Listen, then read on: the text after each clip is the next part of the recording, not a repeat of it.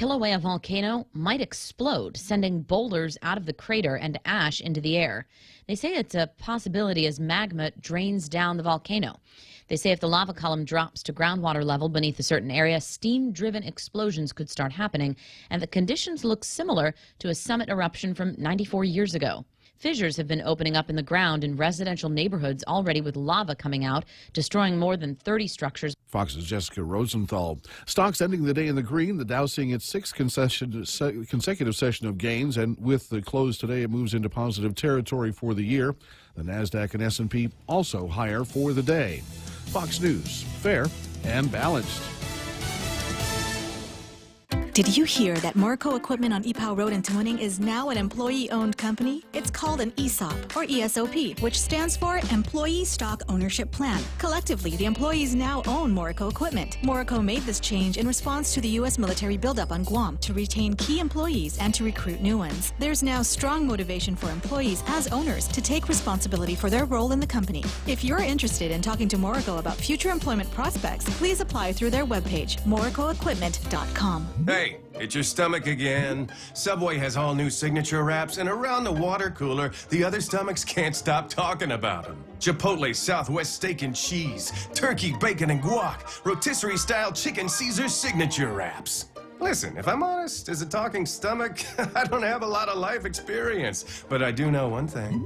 These signature wraps are jam-packed with meat. So what are you waiting for? I'm growling over here. Subway, make it what you want. A prominent Republican expressing opposition to the Senate confirmation of Gina Haspel as the next CIA director. Republican John McCain, who's suffering from cancer and won't be able to vote, issued a statement saying Haspel failed to address concerns about her involvement in the post-9/11 rendition and interrogation program at her confirmation hearing. The former prisoner of war said he believes Haspel is a patriot who loves our country, but that her refusal to acknowledge torture's immorality is disturbing, adding, "I believe the Senate should exercise its duty of advice and consent and reject this nomination." In Washington, Rachel Sutherland, Fox News. Missouri Governor Eric Greitens appeared in court today as jury selection got underway in a criminal trial accusing him of taking a compromising photo of a woman with whom he's admitted having an affair. The Republican governor faces potential prison time if convicted of the felony invasion of privacy charge. He's denied all criminal wrongdoing.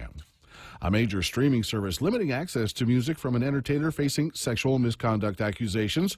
Fox's Michelle Polino joins us live. Rich, Spotify's removing R. Kelly's music from its playlist, reflecting its new policy on hate content and hateful conduct. His music is still in the service. However, a spokesperson says the R&B singer's music on their cultivated playlists and algorithmic recommendations are gone. Spotify will not actually promote it. I believe I can fly.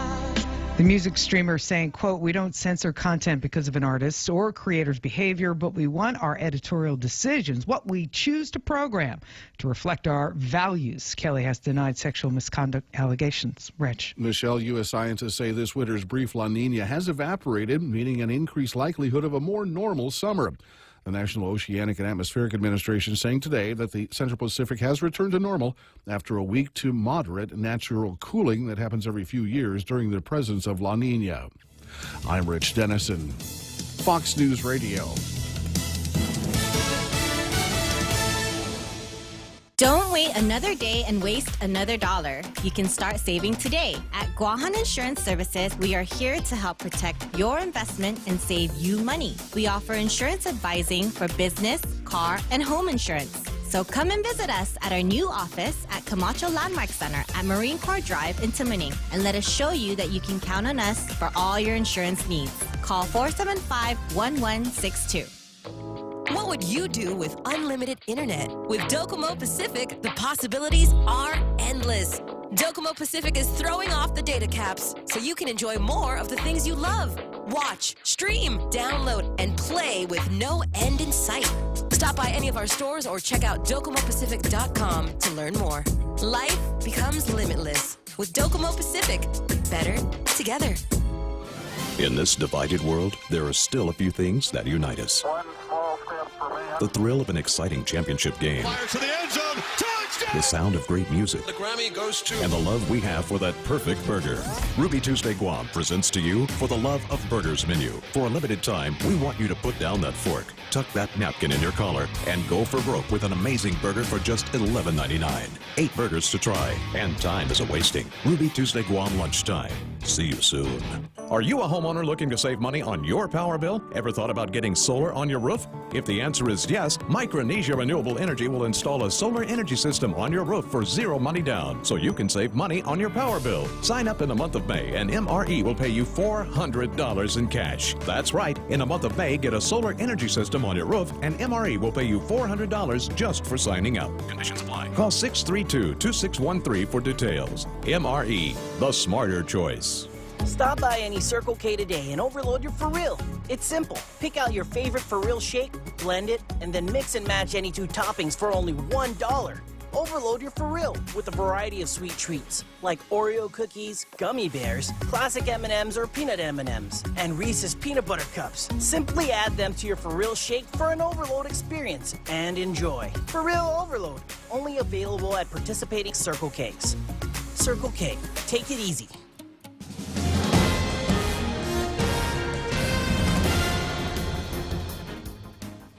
Half a day and good morning, Guam. News time here at The Point is 8 minutes past 6 a.m. this Friday morning. I'm Kevin Kerrigan. Here's a look now at some of the top stories from the Guam Daily Post. Troy Torres filing another complaint, this time with the Guam Election Commission, calling for an investigation into alleged violations of campaign finance law.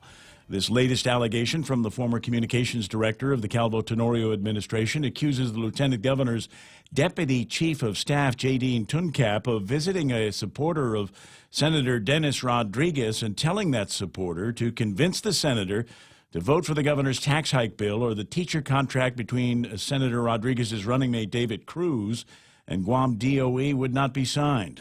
The alleged threat purportedly made by Tuncap in March while lawmakers were in special session debating the governor's tax increase legislation. Rodriguez did not vote for that tax hike. Torres, who is the former campaign manager for Rodriguez, made his allegation in a letter to GEC Chairwoman Alice Tyron and Executive Director Maria Pangilinan. It is the latest in a slew of allegations from Torres, who was arrested on drug allegations last month but never charged. Meanwhile, allegations of misconduct against a member of the Guam Solid Waste Authority management team have been raised by the federal receiver, who's been overseeing Guam's trash collection and disposal services for the past 10 years.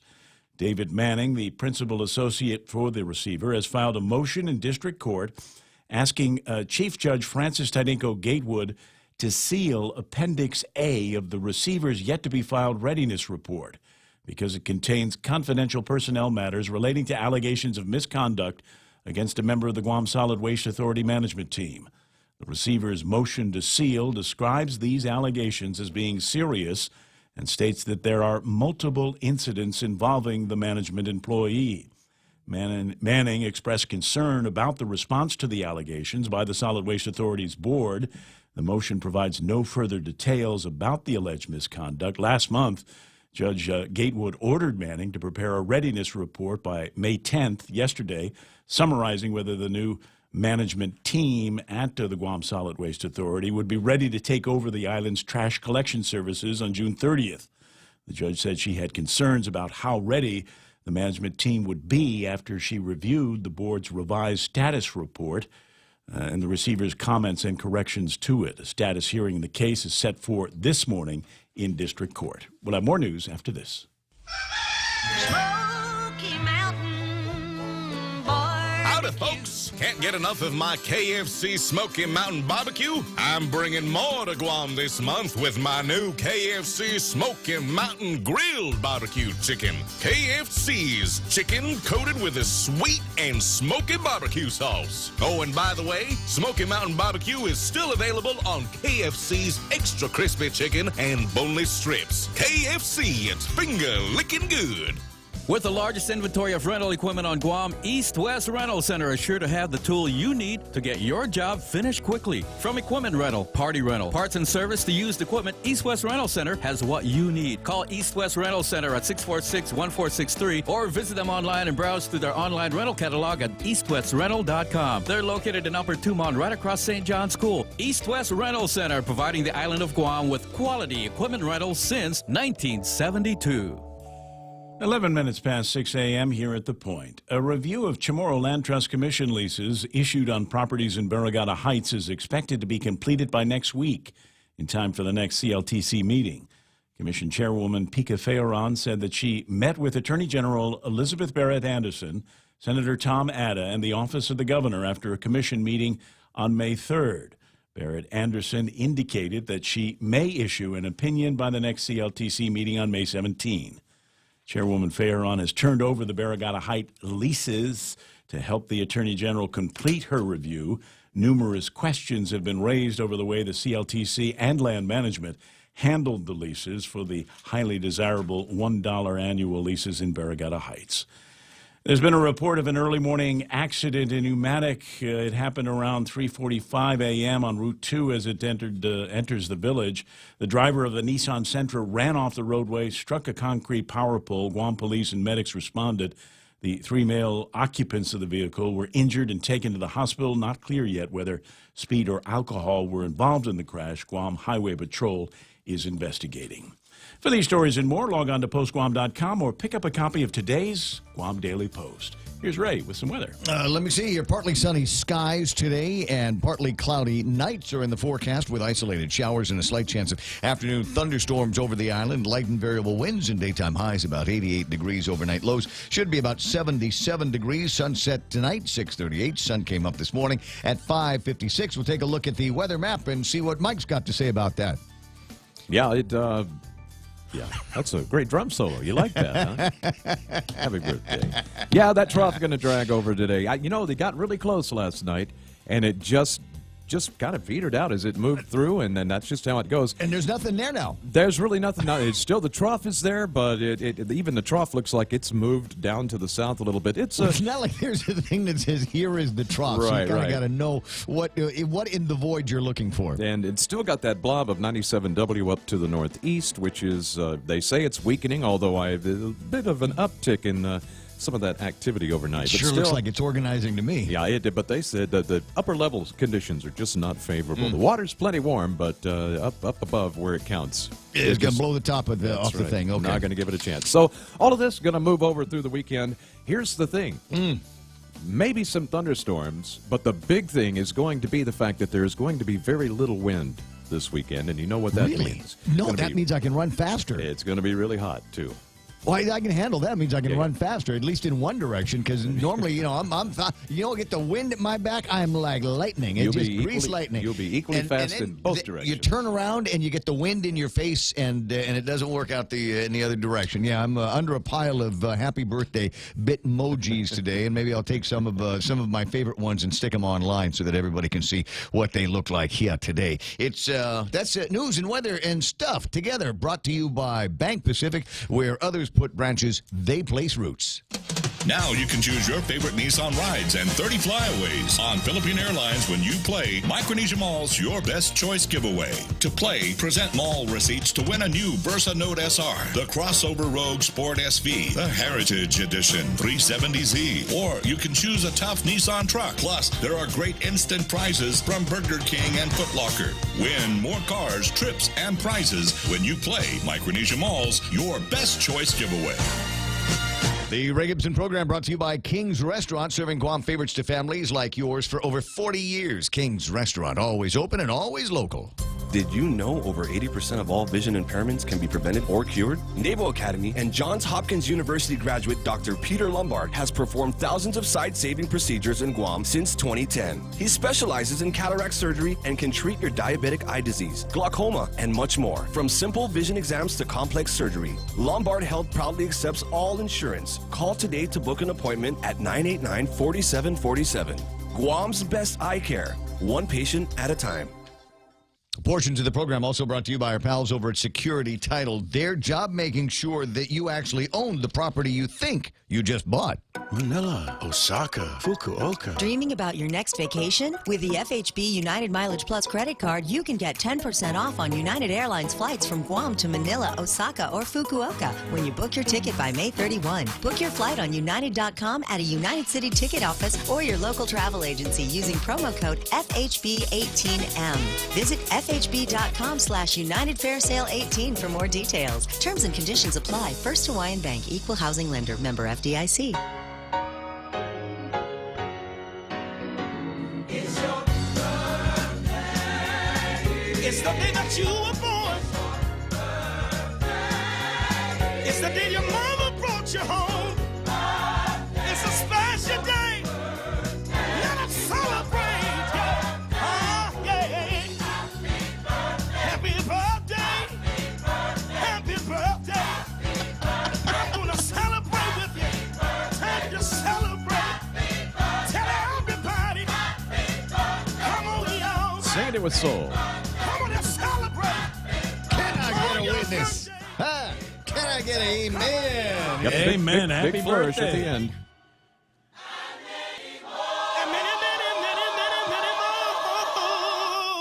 Yeah, so, happy birthday, man. Hey, good find. Appreciate that. But I was kind of excited about the drum solo one that you were talking about. We ought to do that.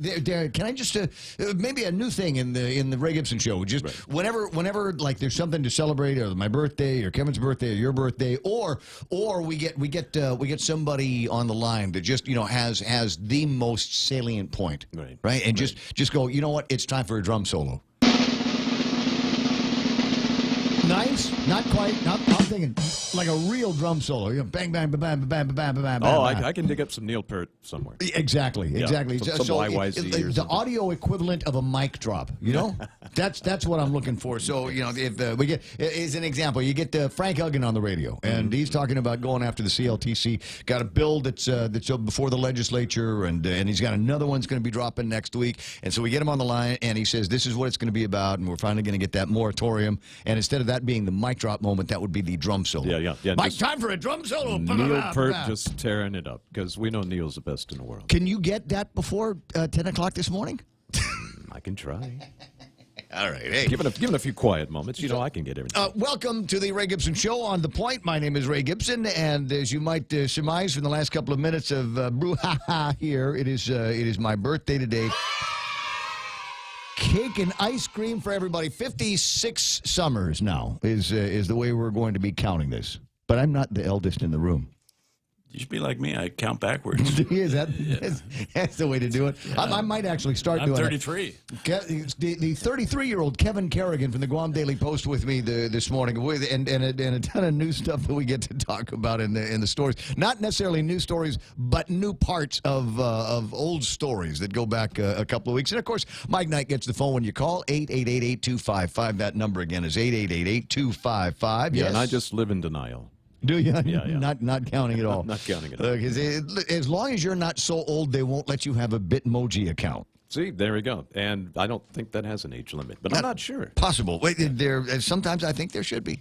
I think there ought to be. What are you trying to say, Ray? Nothing. No, nothing. Don't try not to read anything into that. 6:19, and I got a note from my buddy Mark Cruz, who said he says take a different route to work today. Yeah, because he knows the way I get to work. He says, go by where Mid-Pac Far East's office is. Okay. And I said, okay, I'll go by Mid-Pac Far East. And didn't know what I was going to see until I got there. and this is something that I've wanted to see for a while, is just, they've got those message signs on the highway that says, left lane is closed and all of that. I thought it would be great if somebody got one of those things and put down, listen to Ray Gibson on 93.3 FM. And he did. It's the picture Does not lie. You have to go by Alligator to go see it. You need to go by the front office of Midpac Far East to go see it, but it's there. And so I snapped a picture of it this morning, and I'll leave that up there for another 10 or 20 seconds or something like that as I pour through the morning's headlines and what I like to call the pre-ramble on the program. Anybody been listening for a long time knows this is the way I like to get it started. And because you know how it is. There's a ton of stuff going on in the world, and if you only going to be able to listen for this one part of the program and try to jam as much information as possible in there. Unfortunately, I fail at that miserably every single day because almost every single item that I bring to you in the pre-ramble on the program has got something that I might be able to riff on, something I might be able to rant over for just a couple of minutes. And so I might be able to get like 2 or 3 things in here today. All right, so the thing that I want to start with, number one, is tax refunds are out. They've found another $2 million. So we add that $2 million to the $33 million that should have already been picked up, gotten from the mailbox, cashed, and spent. We'll add another $2 million to that, and I think that's going to be. I think that's going to be the way it works. Between here and the rest of the it would surprise me if we saw some of the big $10 million, $13 million deals like we have before. I think now that the money, the bulk, I think of that early money is in and taken out. I think now it's just going to be here's a trickle, here's a trickle, here's a trickle, and that's suppose that's going to be all right. I'm not expecting a tax refund this year, so it's not like it's something that I'm going to be holding my breath on. But I do know a lot of people. So if you are waiting for your tax refund and you filed early, and by early I mean any time before the 17th of April, they are, I believe, at part of the 5th. That's they're able to track. I don't know which part of it. Is it late in the day or was it early in the day when they got there? I don't know that part. But they said it's a part of the February the 5th is what they're up to now for tax refund. Oh, nice. So if you're waiting now, what was your date? Do you remember yours? Do you remember when you filed? Was it the last 5th? Week? Okay. Yeah. I owed, so I was in no hurry. I owed $100, even though I lived in poverty all year long. Nice. That's a nice neighborhood. Yeah, poverty. Yeah, that's great. So we'll follow up on that see if there's any other new information that we might be able to provide to you on that. But again, tax refunds. If you got yours in on the 4th or the 5th or so, check the mail. Not today. Wait until Monday, Tuesday, because I think Eddie's still putting the stamps on the envelopes. Oh yeah, he's got to lick each one. Working through all of that. And then this with the question, when will it end? Will it ever end? I'm holding on to a printout of email that was sent to Alice Tyron, chairman of the Guam Election Commission, care of Maria Pangolin. And then this is another one of these salvos from Troy Torres. I write to you under the authority granted by the legislature and codified in 8104 of Chapter 8 of Title 3 Guam Code Annotated. Starts off citing chapter and verse. Yeah. I am capable. This is a complaint I am filing for the disposition of the Guam Election Commission under the authority granted in 8104, and thus I invoke the Commission's obligation to conduct an expeditious investigation under Section 2106 of Chapter 2 of the same title of the Guam Code. Starting with legalese. That's how you get somebody's attention. I'm going to whack you with Section 2104. I asked that, following a review of the facts of your investigation, that all the members, only a majority being required, vote to recommend criminal and civil action by the Attorney General, and following affirmative action by the courts, the disqualification of Lieutenant Governor Ray Tenorio from office, and such jail time and fines as can be levied against J. Dean Tooncap and Peter Alexis Atta.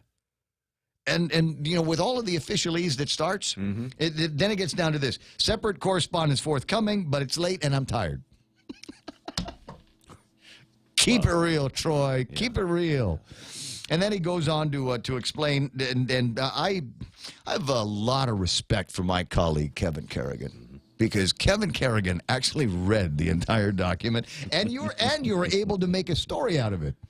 It kind of rambles. It is Mindy Uggin's story. It is Mindy. All credit is due to her. So she, this is her. Okay, story. but I still respect you because you read it without. But yeah, I had to condense it into 30 seconds. Yeah, but which is a different story. But you didn't laugh while you did it. When you were reading it, no, you kept a straight face the entire time. He fought it, though. He fought it. I was watching. Reading it. Yeah. Okay, so help me out with the gist of this. There's he thinks that there was undue pressure placed on, or suggesting that Ray Tenorio put undue pressure on Dennis Rodriguez when it came time to An vote. aide to the lieutenant governor.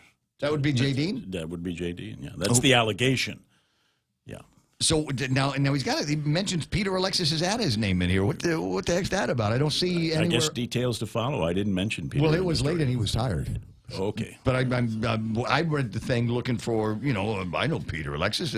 I just have a house with a mango tree that he gave me years ago. Oh, nice. When I was still living in Kenyatta, he brought me a mango tree. It's like right after Pung Sungwa or Chatan or something like that. And I'm a good nephew, so I stuck the thing in the ground and I watered it and I prayed over it and I gave it food spikes all the time. Right. And the entire time I lived in that house, 5 mangoes. Five total. 5 mangoes off this But tree. I bet you fixed those up really nicely. And so the year that I sold the house to somebody else, I sold the house, and that year they told me mangoes by the thousands. Yeah, they take about it takes the tree a few years. Well, I know it, and I'd had it for a few years. My point is the thing when I was the owner and the manager of that tree, it gave me zada, not a zilch. But the second I move out, now it's blooming. There are probably so many mangoes on this tree that the yard stinks of mango, of fermented mango, because we've had it. We can't pick enough of these. You can't give them away to your friends. Anyway, so Peter Alexis gave me this and it's a great mango tree. It was a specific kind of mango, and it's really, really good. So I'm curious as to what the allegations are against him, and I guess we're going to have to wait until Troy writes another letter off to Alice Tyron, etc. There is a point that he makes at the end of all of this, and again, it's basically they were saying they had something on Dennis Rodriguez and Dave Cruz. And Cruz needed a contract in order to stop being a classified employee and become unclassified so he could run. And there was this thing about a contract, and they said, if you don't support us in this tax hike bill, the contract will never see the light of day. Sounds like it didn't work because the senator didn't vote for the tax hike, did he? Yeah, they're still passed, though. And that's the point that Troy makes at the end of this. A cloud of suspicion rests upon the circumstances of this vote and whether other senators voted in the affirmative under duress or direct threat of bribery by the administration. If so, the higher taxes we have all been paying has been an illegal and corrupt sham. Wow. Yeah. Wow. So I guess, if you are one of the senators, members of the 35th Guam legislature that voted for this tax hike, and maybe I'll find the list. Right. We'll just call them and say, did J. Dean Tuncap threaten you? Was there something that the front office was lording over you that led to your voting of that? Or was it just because you're all suck-ups to the governor? Thought that's the way it looked to me, right? Hey, I'm staying away from this. Now, I've been trying to follow along with this Troy Torres thing. This is actually the first complaint that he has actually filed. Everything up to now has just been trial by media. Yeah. Yep. So this is the first thing he's actually applied pen to paper and submitted officially. Whether or not the Guam Election Commission is going to have an opportunity to deal with this in a judicious and sober manner is we'll see. Remember, they've got other things in front of them. They've got other things, and the Guam Election Commission it was in executive session at the last one. We still do not know the nature of what it was that they called themselves into executive session for, or what the disposition of it is. We may find out. When is the next meeting? I saw a notice the next meeting is next, I want to say next Wednesday, isn't it, for the Election Commission? Why don't we give Maria Pangolino? We'll, I don't know if I want to wake her up this early. It's 6:29. I mean, we're all still in our beauty sleep mode. But anyway, so we'll see what we can find out about that. But I don't know what they're going to be doing with this. I mean, does it come with any evidence on it? Is there something else that they need at the Election Commission to be able to swim around with this? Right. Based on the names mentioned in that complaint, I am holding on steadfastly to my wild conspiracy theory until given reasons to do otherwise. Well, because now there's a ground for it. Here's the problem. And again, the wild conspiracy theory that Mike has got is that this is an attempt by perhaps all 4 members of the Democrats that are running for the governor's office to smear the potential Tenorio campaign out there. And keep in mind, I say this at risk because I'm actually the ad guy for one of the people that are running. But that's all right. And, but I got to tell the truth. And the place where you live in poverty Tamuning is it run by anybody that we're talking about here? No. Is it possible they could kick you out? No, you'll be fine. No, I'm fine. You know what? If you do get kicked out, I want you to know. I mean, wouldn't normally make this offer, but I will. If something happens to you and you get kicked out of your place, you can stay with Kevin. Hey, I appreciate that. You can thank me later. You can thank me for my generosity later on. So where was I? Where else am I headed? There's another interesting deal about the PACs and the story that Kevin Kerrigan has got, the action committees. And this is a response to Troy's yesterday allegation that said that the governor is shaking people down. Just wanted to find out if there were any $100,000 contributions. That's kind of hit a brick wall on that. There's no requirement for a lot of timely reporting. Not until August 15th is the next required filing date. So. And the people over at the Progress for All PAC didn't want to volunteer anything to you? Not at this time. No, not at this. You'll see it when we report it, I guess, is the line from them. Yeah. All right. And now, are there a lot of PACs here? There's only 4. Okay. Are they all Rates and Oreos? No. Okay. Only one. So and then technically they're not any candidates. Okay, that's right. They're not supposed to. They're just political action committees. But they can, favor a particular candidate if they so choose. But there can't be any direct connection. The candidate cannot order them what to do with the funds they collect. Right. It's the PAC itself. The commission will decide where it's going to spend the money based on whether independent of the candidate. So the law says. Boy, that sounds kind of slushy to me. I guess it can get confusing. But, but the deal is now if you were running for office, there's a limit to how much I can give you. Individually, $1,000 per candidate per year. Okay, that's all I can give you. But if there is a PAC who might be lined up strategically with you or lined up philosophically with you, apparently no limit. I could give them as much money as I wanted to. Yeah. And they could spend it any way they wanted to. If they wanted to buy advertising on your behalf, if they wanted to buy raffle prizes for your fundraisers, they could do all of that.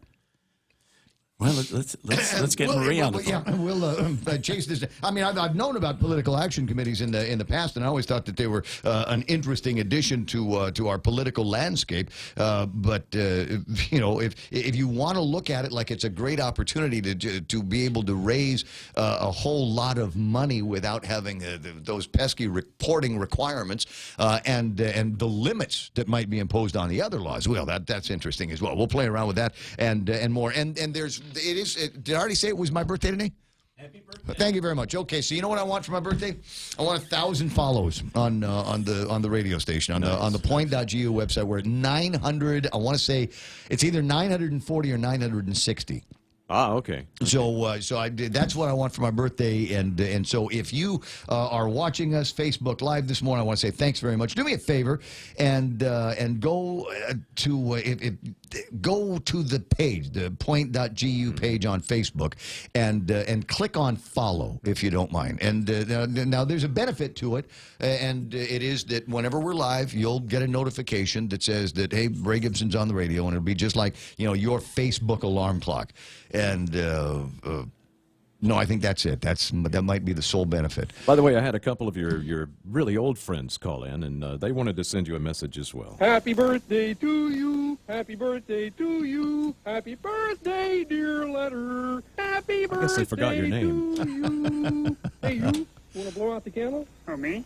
No, not you, Bert. So there you go. I thought, just a little throwback there for you. It's 6:34 and time for our first look at headlines from the Guam Daily Post. Here's Kevin Kerrigan. Half a day and good morning, Guam. News time here at The Point is 34 minutes past 6 a.m. And the headlines from the Daily Post this morning. Father Adrian Cristobal left the Diocese of Phoenix last month, shortly after being ordered to return to Guam by the Archdiocese of Agana. He left, according to the Diocese of Phoenix Director of Communications, Rob DeFrancisco. Cristobal has yet to report back to the Archdiocese of Agana, despite repeated directives for him to come back to Guam immediately. Cristobal went to Phoenix in December 2017 on what was described as a mission. His authority to celebrate the sacraments was removed last month following the first of 2 sexual abuse allegations and now lawsuits that have been filed against him. Cristobal is the former chancellor of the Archdiocese of Agana. He's been accused of sexual abuse by 2 former altar boys while he served as the parish priest at San Vicente Church in Barrigada in the mid-90s. As part of a Guam National Guard enlisted bonus program, 29 soldiers have received $20,000 enlistment bonuses for signing with the Guam Guard. Several other soldiers received enlistment bonuses, according to Major Josephine Blas, Public Information Officer for the Guam Guard, including 4 $17,500 bonuses and 1 bonus for $12,500. At just under 1% enlistment rate, the Guam National Guard has the most guardsmen per capita in the country. And finally, the Pacific Hotel and Restaurant Expo, or Fair, it continues today down at the Hyatt Regency in Tumon. 35 exhibitors are on display, and this year's expo includes Guam brand training in an effort to allow participants to update their Hafaday pledge and learn more about our island. For these stories and more, log on to postguam.com or pick up a copy of today's Guam Daily Post. iConnect time in the studio at 6:36. Connect longer for less with iConnect's incredible mobile and push-to-talk plans. Mother's Day is the sweetest at Cold Stone Creamery. We're celebrating Mom with lemon pie ice cream and strawberry shortcake ice cream, a rich and dreamy ice cream cake, or strawberry passion ice cream cake. Only at Cold Stone Creamery, making fresh batches of ice cream in every store. Also available is an exclusive mango shortcake ice cream cake, layers of moist yellow cake and mango ice cream wrapped in a fluffy white frosting. An array of delicious Mother's Day ice cream cakes available only at Cold Stone Creamery, located at the Guam Premier Outlets and the Micronesia Mall. There's no traffic yet. We don't have any traffic. It's Friday morning, and everybody partied last night, and nobody's going to work on time today. At least that's the way it looks on the traffic maps today. See some traffic that is building up in some of the usual places, northbound towards Route 3, southbound towards Route 3. Nothing major happening at the intersections in front of any of our bases, Navy Hospital. No, it's all clear. That's not bad. You might want to jump into traffic a little bit earlier, noticing that there's not a whole lot that's happening out there. Maybe hit one of your favorite coffee spots or watch the remnants of the sunrise. But that's what I'm telling you right now. The radio station is the point. That feature is right now traffic. The smartphone super sale event is back at GTA. We're dropping our prices on our most popular smartphones, including the Samsung Galaxy Note 8 and the latest Samsung Galaxy S9 and S9 Plus. Hurry in and save up to 60% off. These amazing deals won't last long, so come in and see us today. Conditions apply. Visit GTA.net for details. Offer ends May 31st. GTA, your island, your network. From September 17 to September 19, 2018, the Archdiocese of Agana will be conducting settlement conferences with victims of clergy abuse. If you have a claim and want to meaningfully participate in the September settlement conferences, call Hope and Healing Guam at 1-888-649-5288 before August 1st, 2018. All conversations with Hope and Healing Guam are confidential. If you have filed a lawsuit against the Archdiocese, you are already included in this settlement process. Ray Gibson brings you closer to the action. Any speaker, anytime. Morning talk that matters.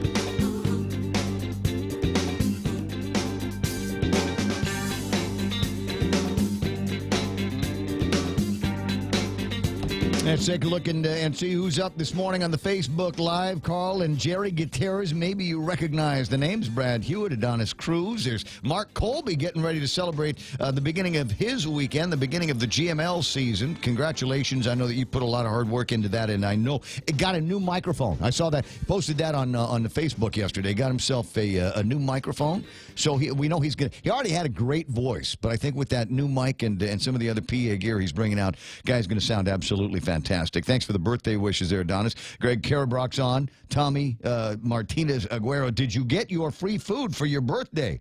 No, I have not. Voila, I don't see any kind of free food in the radio station at this time. Doesn't mean there's none coming, but we'll see. Happy birthday from Josephine Bloss. Thanks, Major. I appreciate you chiming in with that happy message. I see Lillian is on, and there's more that are jumping in all the time. And as I said, I'd like to get to 1,000 follows today on Facebook. So do me a favor, and if you've already followed, thanks. I appreciate it. Go online.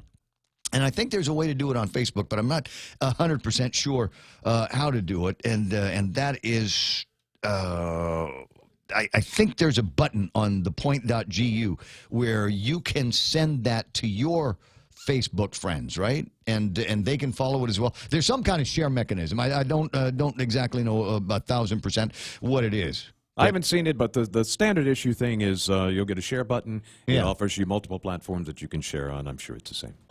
Who'd you get on line one? My thing's not. I got Governor Carl. Oh, okay. Good. It's at 20 away from 7 o'clock in the morning, and one of my favorite pages in the newspaper world is the editorial section. And today's editorial section, there's Attorney Vandeveld, Curtis Vandeveld, who is one of my favorite guys out there. I love talking with him, and I've had him in the studio as a guest on a number of occasions so that he can explain bits and pieces of certain cases that he's on that he was able to do publicly. And I just like the way the guy's brain bends. And the last couple of days, he has done a couple of editorial submissions. Today, he's calling for another constitutional convention. There's a lot of attention now with the One Guam debate the other night, a lot of attention being paid on self-determination and maybe another generation of people that are going, where to, what next? And I thought, well, if we are going to do this, how do you do a constitutional convention? There's only one guy that's ever been through the process here before, and that's former Governor Carl T.C. Gutierrez. Good morning, Gov. Good morning, Ray, and happy birthday. Thank you for the Biba Cumpleaños. I appreciate that. Yeah, the Constitution that started out in April of 1977, and the ratification vote, I think, took place in 1979, which was it didn't pass.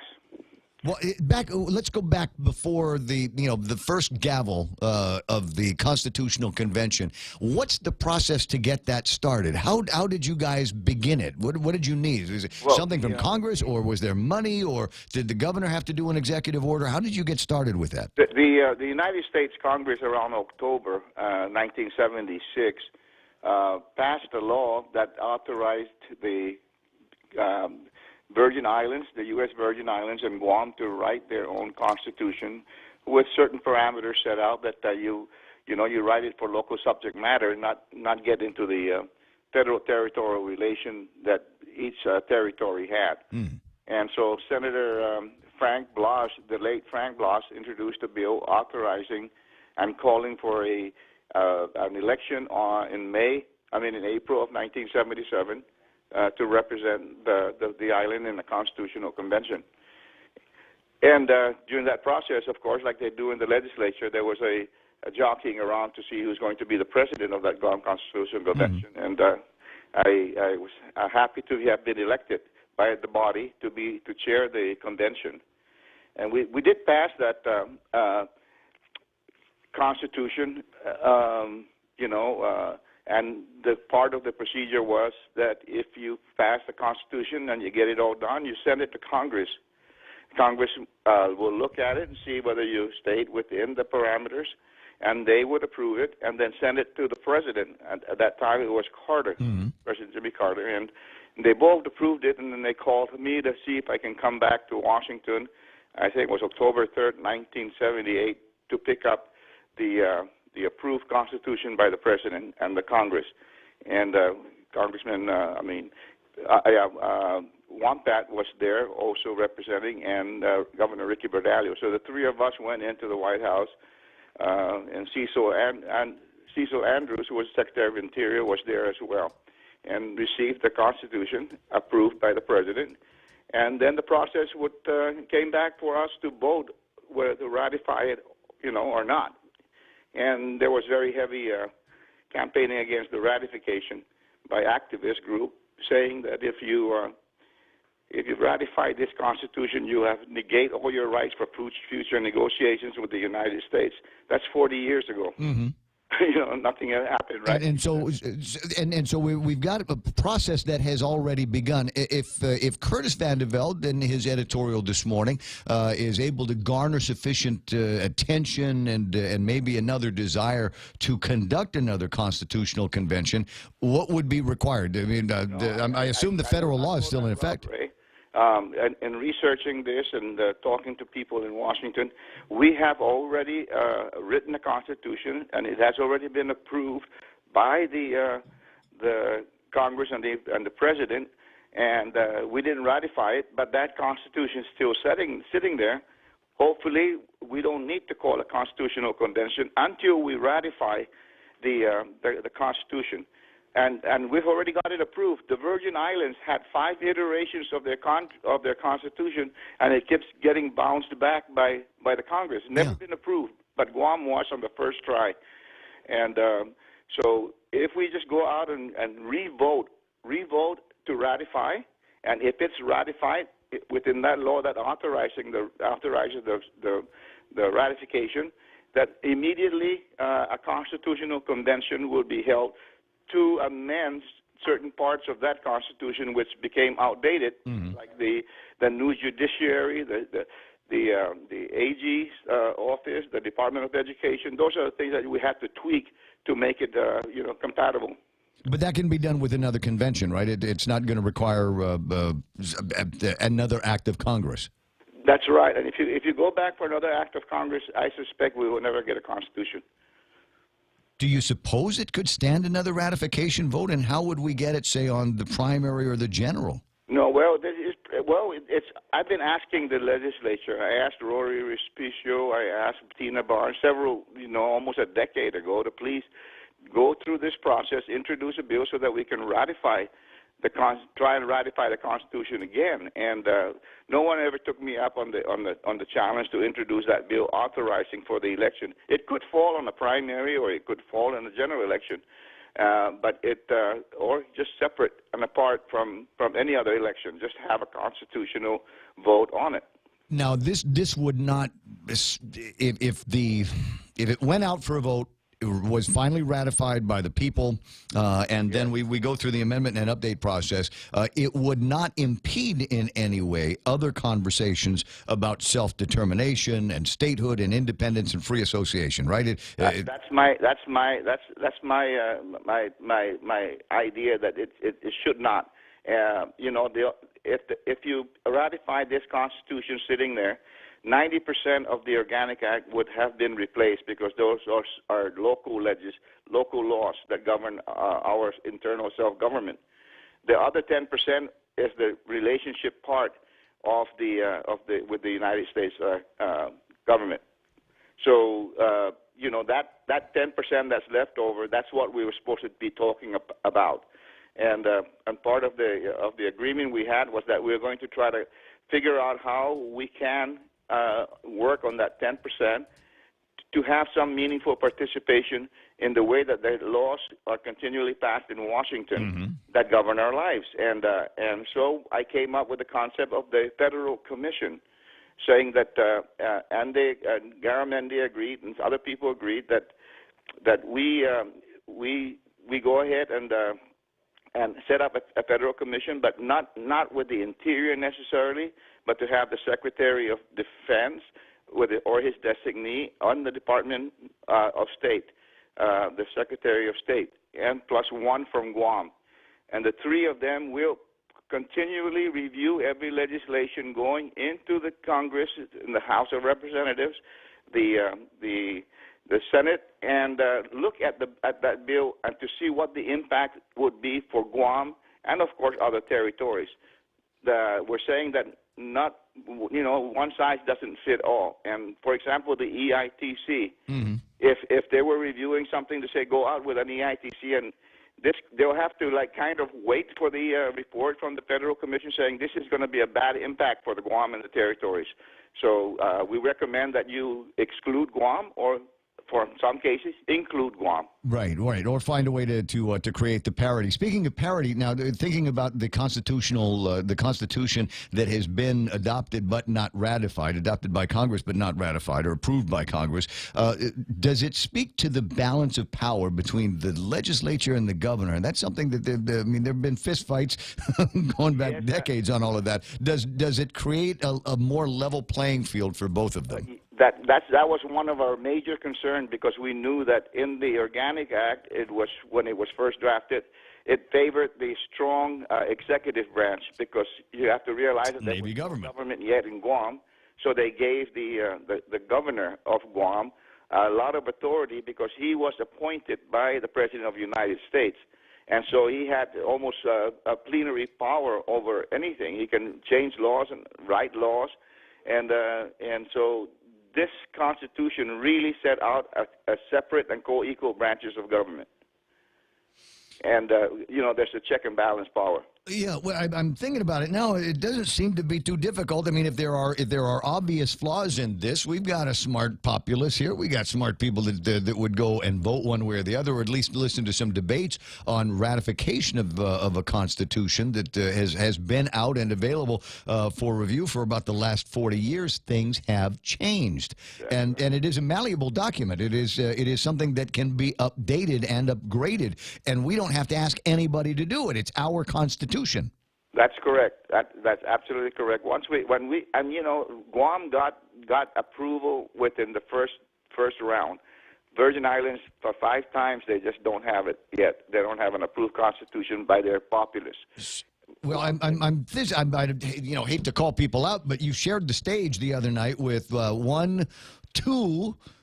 two individuals that are at the legislature right now, and if they thought that maybe there ought to be a way that we could convince them, or you might be able to convince them, that this is a way forward. This is right now available to us, some kind of self-determination based on our own Constitution, not an organic act that was written for us and given to us by Congress, something that we have written, taken to Congress, they have approved, and all you got to do is find a way to get it on the ballot. So I don't know, I'd maybe talk to Dennis or Frang and see if they might be able to be convinced to bring this to the floor, to have at least that conversation, that debate, and make it possible that maybe as we get into this election, we can vote on something that might have some meaningful resolution on our relationship with the federal government. I don't know whether you want to do it that quickly in the middle of an election year that's very well contested. I believe that there's going to be another educational process before you go out to ratify. You got to tell the people what this Constitution says, and so you won't have time to do it for this election. But certainly next year, early next year, you could call a separate election for ratification and have an educational process of a couple of months to let the people know what they're going to be voting on. Okay, well, how much do you suppose that would cost? Probably $300,000. As any election that is called here and run by the Guam Election Commission. Maybe we'll set up a political action committee and shake people down for $100,000.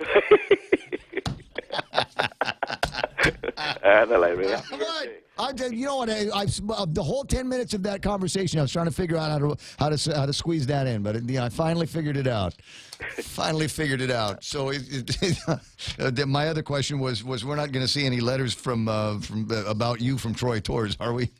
No, I hope not, because if there's a letter, then it's got to be fabricated. I got you. I'll talk to you pretty soon, Gov. I appreciate your insight into this.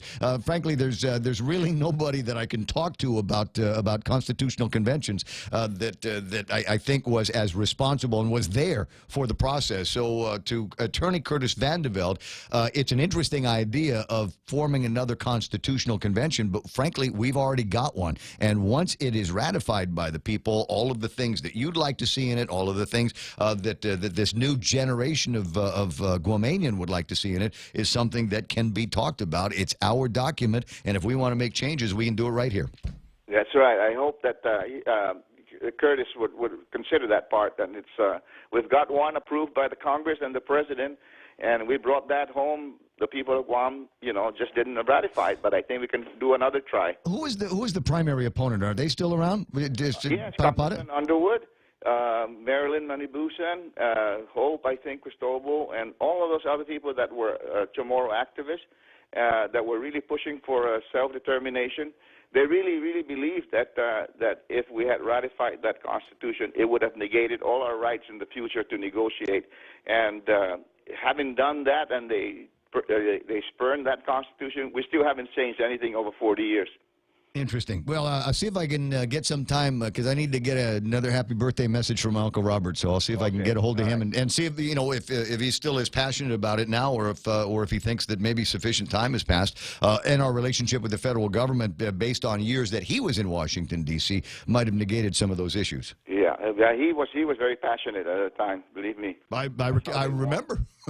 I do remember that. 6:55. Again, I'll talk to you. Thanks. I'll see you pretty soon. Carl Gutierrez, former Governor Carl Gutierrez, and the chairman of the Constitutional Convention back in the 1970s. Decolonization, that's all fine and good. I'm good with people determining their own direction. Yeah. But one thing that must there's be... always a but. There's going to be, because one thing that must be considered is how to patriate the people who actually live here now, who are all on the American immigrant system. Okay? In other words, 40% of this island's population is Filipino. They're not here because it's Guam. They're here because it's USA. Right. We just talked yesterday about how Guam supports one entire province by large part. There's no reason why they could not stay. There'll have to be a system put in place to whether they're citizens of Guam. Oh, exactly. that's so far. That would be so far down the road. It would have to be. It would have so far to be down pretty the road. quick though, because as soon as the worm turned, so to speak, those people would have to find somewhere to go. They're not making American money anymore. The point of being here goes away for them.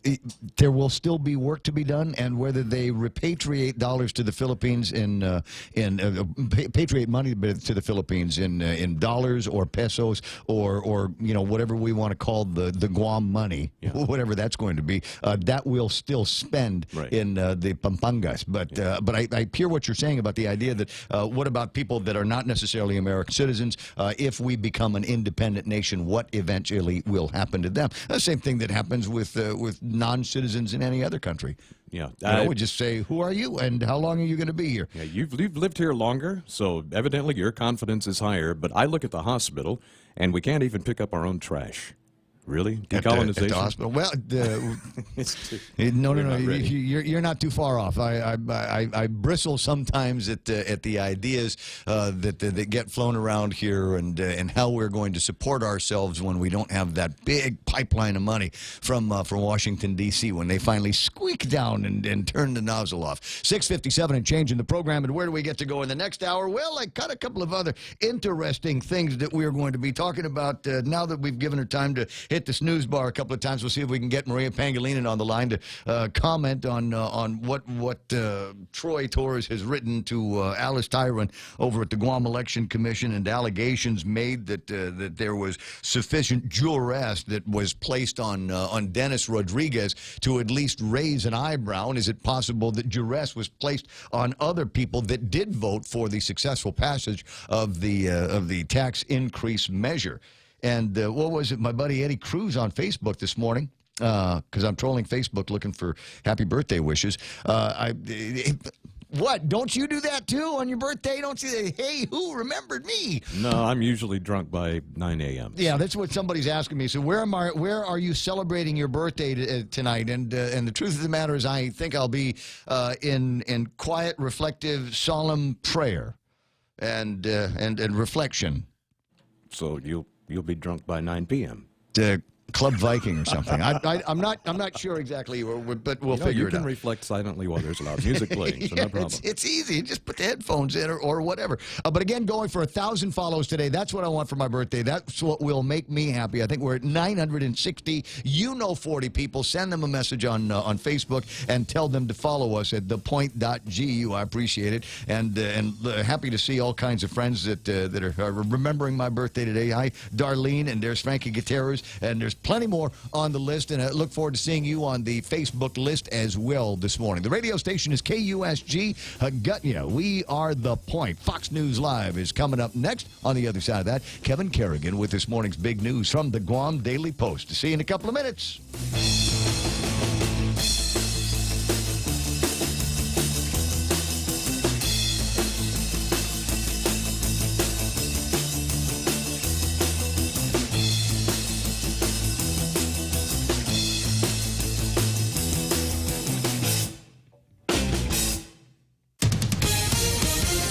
Live from New York, the Fox Report. I'm Rich Dennison. The Dow today finishing in positive territory for the year. The Dow up 197 points, closing at 24,739. The Nasdaq Composite up 65 at 7404. The S&P 500 up more than 25 at 2723. All the sectors finished to the upside, and we saw Apple, Amazon, and Microsoft finish in record territory. Fox Business Network's Nicole Petalides on the floor of the New York Stock Exchange. The White House announcing details about the upcoming summit between President Trump and North Korean leader Kim Jong-un set for June 12th. The choice of Singapore works on a number of different levels. It's neutral ground, at least as far as North and South Korea goes. It's a close ally of the United States, of course. It's a modern city with all the facilities necessary to host a high-level summit like this, and all the people, including press, who will want to come. It's in Asia, because you wouldn't want to have a summit about Asia in places like Sweden and Switzerland, which were also under consideration. Fox's John Roberts. 3 Americans freed from captivity from North Korea getting a pre-dawn hero's welcome by President Trump and Vice President Mike Pence at Joint Base Andrews this morning. The trio undergoing evaluations at Walter Reed Army Medical Center. The House advances a measure to send nuclear waste to a Nevada mountain range. Nevada's lawmakers don't like it, but the House overwhelmingly approved a bill giving the go-ahead to a nuclear waste dump at Nevada's Yucca Mountain. Supporters say it solves a nuclear waste storage problem and also allows separate plans for temporary storage sites in New Mexico or Texas. President Trump's administration supports reviving the plants at Yucca, about 100 miles northwest of Las Vegas, but both of Nevada's senators plan to block the proposal when it reaches that chamber. Fox's Jared Halpern. You're on the Fox Report, fair and balanced. Capture moments with Mom forever and remember her special day. Hi, Mom. Even though I always think about you a lot, you've been on my mind lately, especially with Mother's Day coming up. I'm definitely the proudest of all to be your daughter. Happy Mother's Day, my lady. I love you. Happy Mother's Day. Get $50 off Samsung S9, S9 Plus, and a free wireless charger. Some conditions apply. Docomo Pacific, better together. For more than 40 years, we've managed our island's most precious resource, your health. Take Care's benefit plans allow members access to more than 120 medical providers, 40 dental providers, and 18 pharmacies in the region. Take Care's health plans ensure members in Palau, Saipan, and Guam receive the care they deserve. Our programs and wellness classes have proven results for our valued members, and our commitment to your health never been stronger. Take Care. Our island, your health plan. A Philadelphia nurse facing charges stemming from last month's death of former National Security Advisor H.R. McMaster's father. Pennsylvania Attorney General Josh Shapiro says Kristan Gainey was in charge of Herbert McMaster Sr.'s care, but failed to provide it. She's being charged with felony neglect, involuntary manslaughter, and tampering with records. An investigation found McMaster suffered a fall days after he was admitted to Cathedral Village Retirement Community, which Shapiro said has rules for dealing with elderly patient falls. Tragically, Kristan Gainey did not follow these protocols. McMaster, a retired Army officer, died of blunt impact head trauma. If convicted, Gainey could face 30 years in prison. Fox's Gernal Scott. The Department of Homeland Security asking for 700 additional National Guard troops to help secure the U.S. border with Mexico. The request, an addition to last month's deployment of 1,400. Police in Wisconsin on the hunt for a caffeinated man. Sometimes you just need a little pick-me-up. That may be the story behind the man police in Burlington, Wisconsin are looking for. It seems last weekend this guy rolled out of a grocery store without paying for his Red Bull. And I'm not talking about an errant can. He left with a cart full of the stuff, which police say was worth about $250. And here's the kicker. He was caught on surveillance video pushing the cart while yawning. It's about $50 for a 24-pack of 12-ounce cans of Red Bull. So do the math. Let's see. Carry the 2, divide by 7, add. And that's like 120 cans of Red Bull. It may be easy to find the guy, though. He'll be the one who hasn't slept. Tanya J. Powers, Fox News. Carnegie Mellon University in Pittsburgh offering the nation's first undergraduate degree program in artificial intelligence. The university was a pioneer in AI research, writing some of the first AI programs in the 1950s. I'm Rich Dennison, Fox News Radio. As we journey through the new year, we here at APL continue to find ways to better deliver our island's resources with innovative and cost-effective solutions, lending our helping hands by carrying your freight safely from the U.S. mainland or anywhere in our global network. We humbly honor the opportunities to continue to work and connect with you and your business. We are APL, and we are here for you. Manila, Osaka, Fukuoka. Dreaming about your next vacation? With the FHB United Mileage Plus credit card, you can get 10% off on United Airlines flights from Guam to Manila, Osaka, or Fukuoka when you book your ticket by May 31. Book your flight on United.com at a United City ticket office or your local travel agency using promo code FHB18M. Visit FHB.com/United Fair Sale 18 for more details. Terms and conditions apply. First Hawaiian Bank, Equal Housing Lender, member FDIC.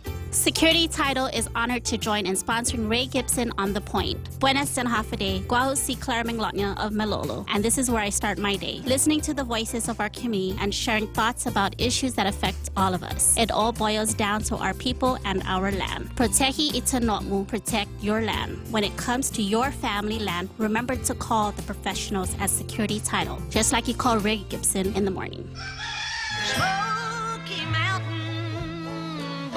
Howdy, folks. Can't get enough of my KFC Smoky Mountain Barbecue? I'm bringing more to Guam this month with my new KFC Smoky Mountain Grilled Barbecue Chicken. KFC's chicken coated with a sweet and smoky barbecue sauce. Oh, and by the way, Smoky Mountain Barbecue is still available on KFC's Extra Crispy Chicken and Boneless Strips. KFC, it's finger licking good.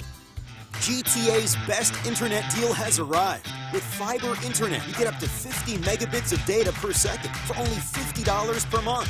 And if that's not enough, Fiber Internet 50 plan includes free Wi-Fi. But this offer will only last through the month of May. So sign up today and get ready for faster downloads, more streaming, a better gaming experience, and a stable connection across multiple devices. Conditions may apply. Visit gta.net for more details. GTA, your island, your network.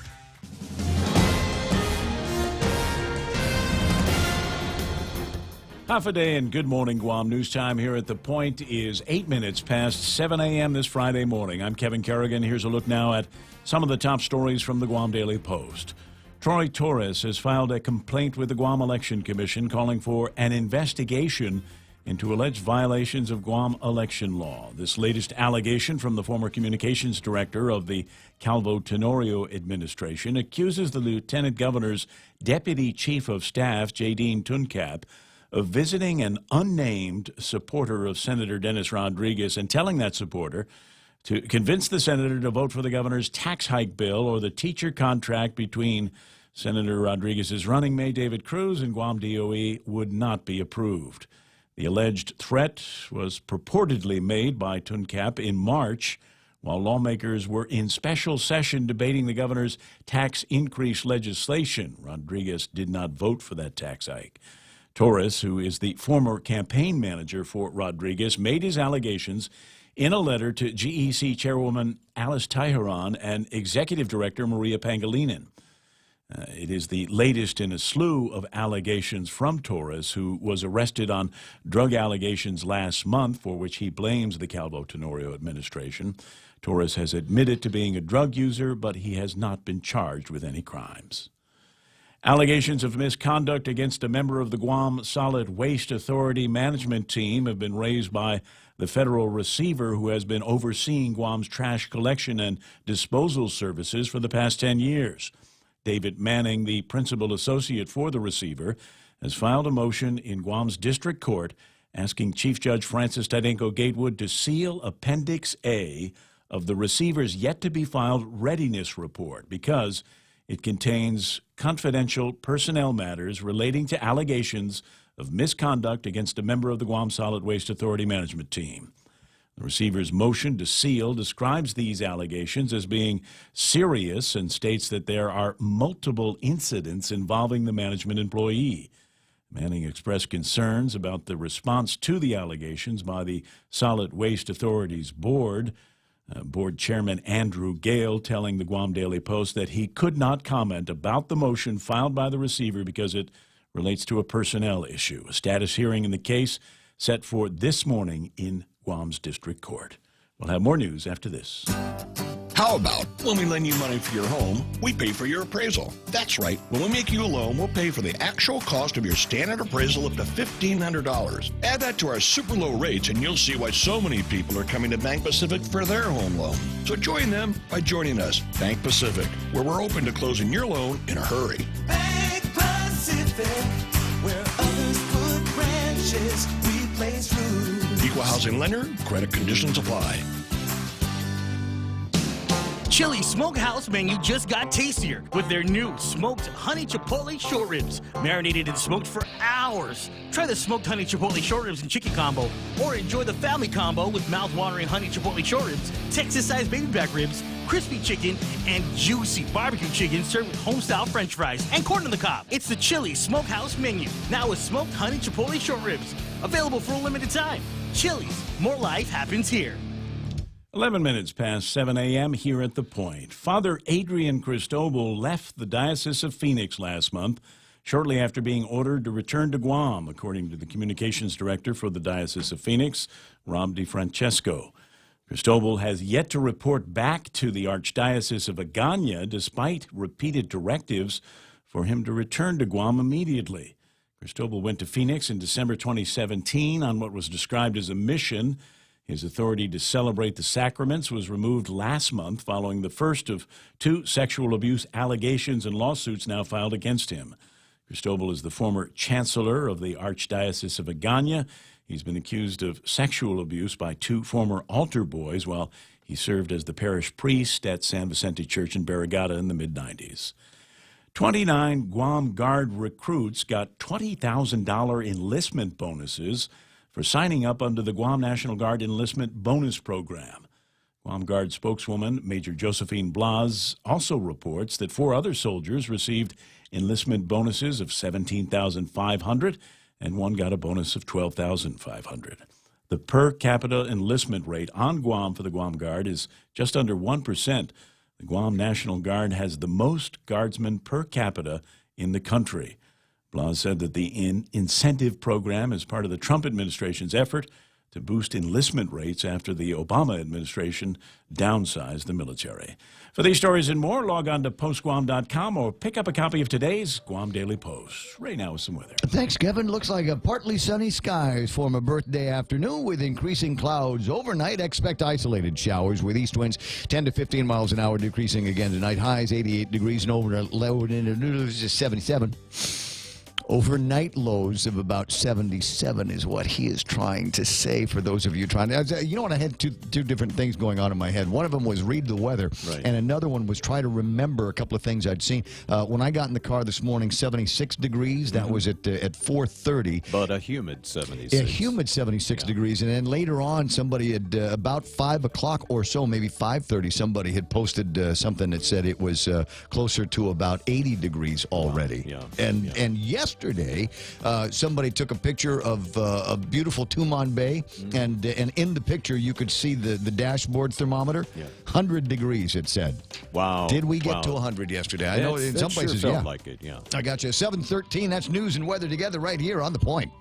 The employees of Morrico Equipment on Guam have something very special all to themselves every morning they go to work, and that is pride. They have pride in the Morrico Equipment logo, and they have pride in wearing the Morrico Equipment uniform. They have pride in driving each Morrico Equipment service truck and in operating the Morrico Equipment lowboy heavy haul tractor. Morrico Equipment employees have pride in their company because they own the company. Morrico Equipment is now an employee-owned company. If you would like to join the Morrico Equipment ESOP team, please apply via morricoequipment.com. Portions of the program also brought to you by my friends over at First Hawaiian Bank. Here's the thing, and normally I'd go, it all starts with yes, and they have said yes, there is tragedy. Yes, there are people in need in the big island of Hawaii, Kilauea, and the big lava flows that they are talking about, and now they're concerned that there could be some kind of eruption that will put boulders the size of your house up in the sky. And that's crazy stuff.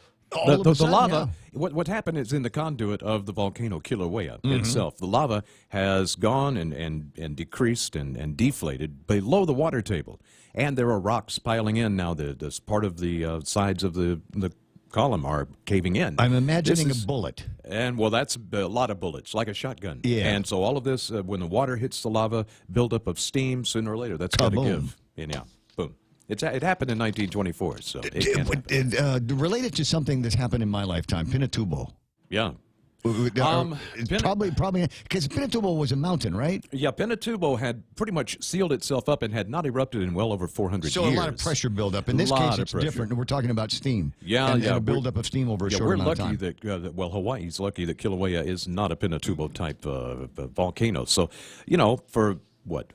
Since 83, Kilauea has been pretty much constantly erupting, so a lot of that pressure is being let off of for all these years. But there are a lot of changes going on over there right now, which happens with volcanic islands. I suppose. So there we are, friends. And there are a lot of people in need now, and buildings that are gone, and memories that are gone. So they're looking for ways to help out. Swing by the nearest First Hawaiian Bank and ask about how you might be able to help out with the Kilauea relief. And if you're too busy for that, but you see Ed at lunch or something like that, put 100 or a 50 or 20 for me in his hand and help out. It does all start with yes at First Hawaiian.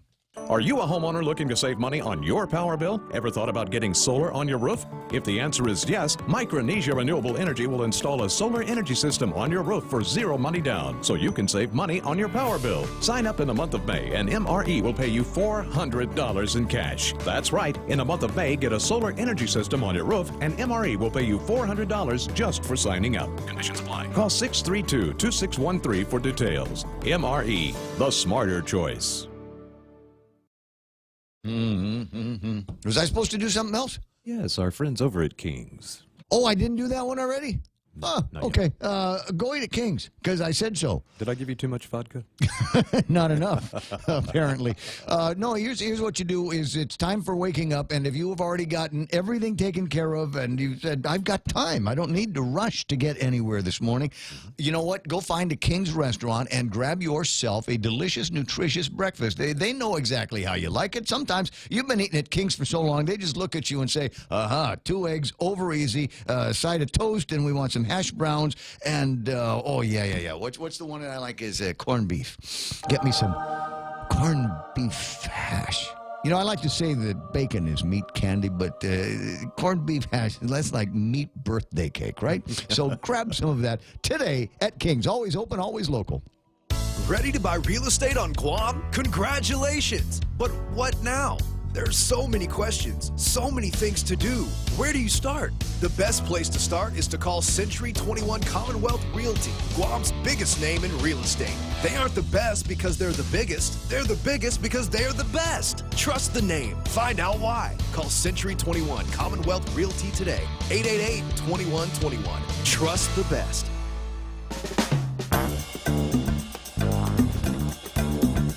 The Coconut Wireless is back. Morning talk that matters. The Ray Gibson Show.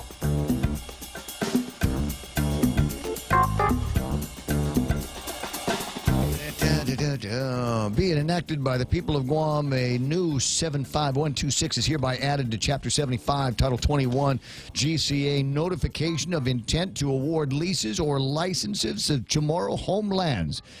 The director of the Department of Land Management shall issue or cause to be issued a notice of intent to award any lease or any license of Chamorro homelands in a newspaper of general circulation no less than 30 days prior to the award of any lease or any license under this chapter. The notice of intent to award any lease or any license of Chamorro homelands shall include, but not limited to, the following: type of lease or license, lot number, block and tract number, municipality of lot, lot description, and the period of the land or license, and the date and time the lease will be awarded. That's just one section of a piece of legislation that has been introduced by Senator Frank Uggan, who has been watching the actions of the Chamorro Land Trust Commissions and Land Management, as well as DPW and EPA over the last now month or so, asking if for nothing else, there needs to be a requirement of notice so that when the Department of Land Management and Chamorro Land Trust Commission are awarding these licenses, people have got 30 days with which to put their arguments together and say, what are you talking about? That's which one of Mike's relatives has not gotten a piece of land yet? So they're going to start to give you an opportunity to point some fingers on that. Not to change the subject, but man, I'm getting inundated in here. We all know that you're really closely tied into the music industry, especially after the Grammy incident in 1997 that we don't talk much about. Jennifer Hudson called in, had this to offer. Happy birthday to you.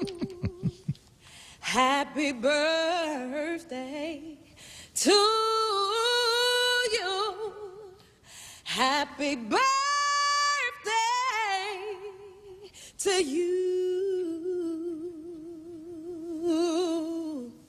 Happy birthday to you. Little oversung. Giving up is not an option. Happy birthday. I appreciate it. Thank you very much. What do they call that? Flaring, I think, is what the kids call it. 888-8255. We'll return to that and a few other topics that I need to get to. But first, let's take a look at how the markets all fared today. And just about everybody is up. S&P 500 closed 2,723. They're up by 25 points. The NASDAQ at 65 plus. 7,404 is where they're going to open up tomorrow morning. Dow Jones Industrial Averages closes deep green, 196, almost 200 points in the green to 24,739.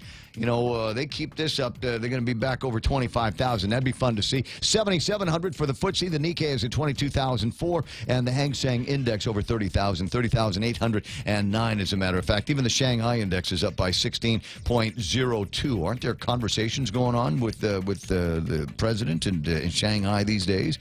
Dow rallies nearly 200 points. A 6-day winning streak. Now it's beginning to feel like the beginning of the Trump administration again. On the commodity side, well, let me give you... let me tell you what's happening on the dollar. Dollar is off after a consumer price index miss. I'll get you more on that in a minute. Between here and Japan, 109.3 yen in exchange for your greenback, 110. And we like to see that number up a little bit higher because it makes it easier for Japanese to come to Guam. That means that they get more dollars in exchange for their greenback. So that's a good thing for us to keep an eye on. Oil trading at $71.40. Brent crude, which was one of the more expensive oil commodities yesterday, trading at $77.45. You remember what the number was for tapas yesterday? What was that number? Where was I breathless? 77, wasn't it? Try again. That number is too high? I want to say, 76? yeah, 76 something, yeah. Actually, you were right, Kev. The number yesterday was 77. I kept thinking it was 74. All right, so would you like to guess at where the number is That was today? the day before then. Right. Yeah, it was earlier in the week. It was 74, and it takes a big jump up. All right, so where do you want to say Tapas is today? It was $77 and a penny yesterday. Did we get a hint? That Which number direction? That number is too low. The new direction is up. 78, 79? $78.25 Holy today. smokes. It's not even like just barely over 70. It's way up there. It took a big jump. It's $78.25 for a barrel of Tapas crude. I took my own advice yesterday and went to the gas station and put some gas in my car, and I brought it up to $50. Got me close to 3/4, right? And so that's where I am, because I fully anticipate that soon there is going to be a change. It hasn't happened yet. When I passed by this morning, all the numbers were still $4.22 cents. You got to figure when they buy it at that price yesterday, it takes about a month to get here, right? So maybe we have a little breathing room. Well, yeah, but it's been a while since there has been an increase, and since then the numbers have gone from 74 to 77. We'll see. So I'm wondering why it's taken them so. Frankly, I mean, I'm not encouraging. I'm just wondering why it's taken so long. It feels like this shoe is ready to drop. I heard one fall, and I'm waiting for the other shoe to drop, and it's just not. It's not happening yet. But listen, the weekend is coming up. There's tax refund money in the mail. Put some of that into getting some gasoline into your car, because I got a feeling that at 78 and 25, there is probably not much that's going to be holding them back from increasing the price of gasoline on you. 7:24 in the morning is the studio time, and about time for, wow, what have I been doing here? Why is it 7:24 already? What have I been yakking about? Oil and other things, and clearly the vodka's working. It's like I've missed a whole section of the show. Was I good?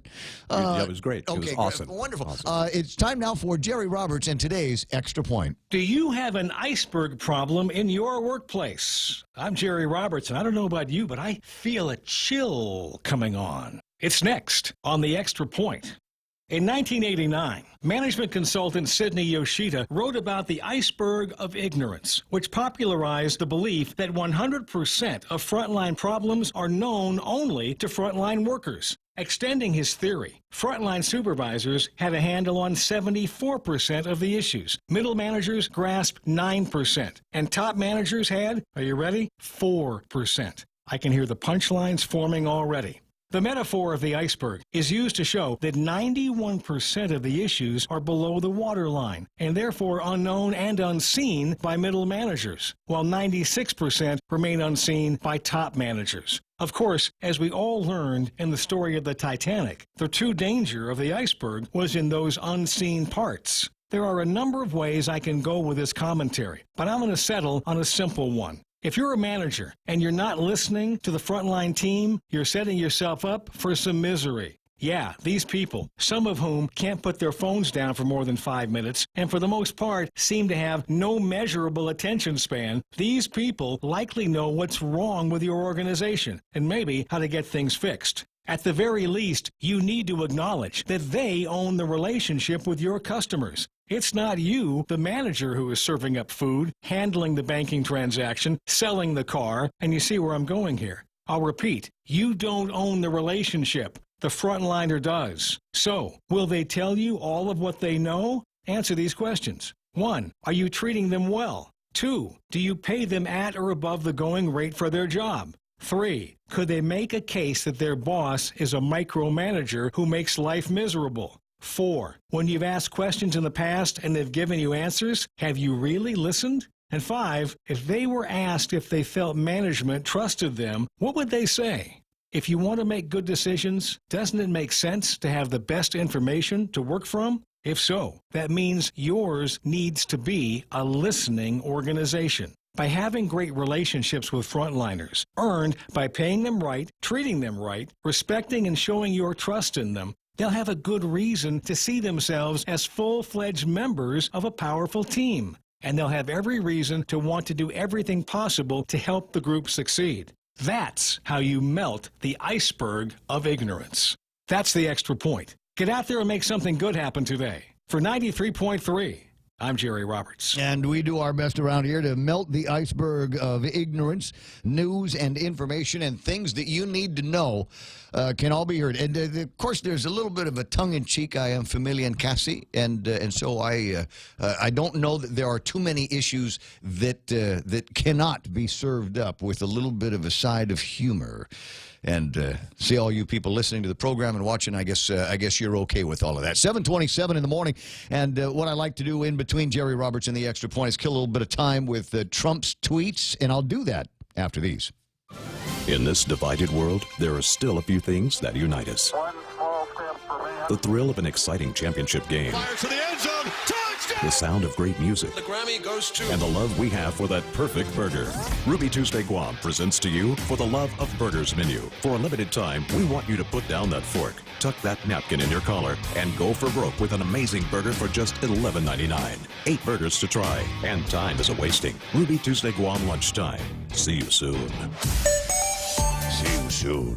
Is there going to be traffic today? Well, it's Friday, and my guess is, yeah, there might be a little bit of traffic. Not too much. It's not payday Friday traffic or anything like that, but let me just take a quick look at the traffic gizmo and see if there are some spots that require your attention. I see traffic is building in all of the usual locations, but I don't see it slowing down too much. The distinction is that we can see generally where there are a lot of vehicles, more so than usual, and when things get slow, I get a different color on some of that, and I'm not seeing that different color this morning.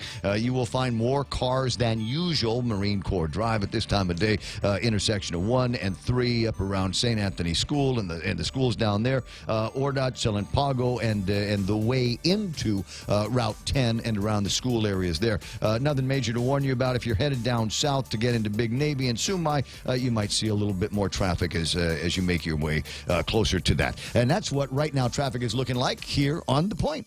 Rain. It's nature's way of cleansing the earth. Yet by the time that rainwater makes its way to your home, it may not be exactly the same as nature created it. A Connecticut water treatment system can improve the quality of the water you and your family drink and use throughout your home, so you can be sure your water is clear, clean, and fresh, just as nature intended it to be. Connecticut, for refreshing ideas on water. American Water Tech. Smarter water, better water. Call American Water Tech, 649-2301, or email info@americanwatertech.com.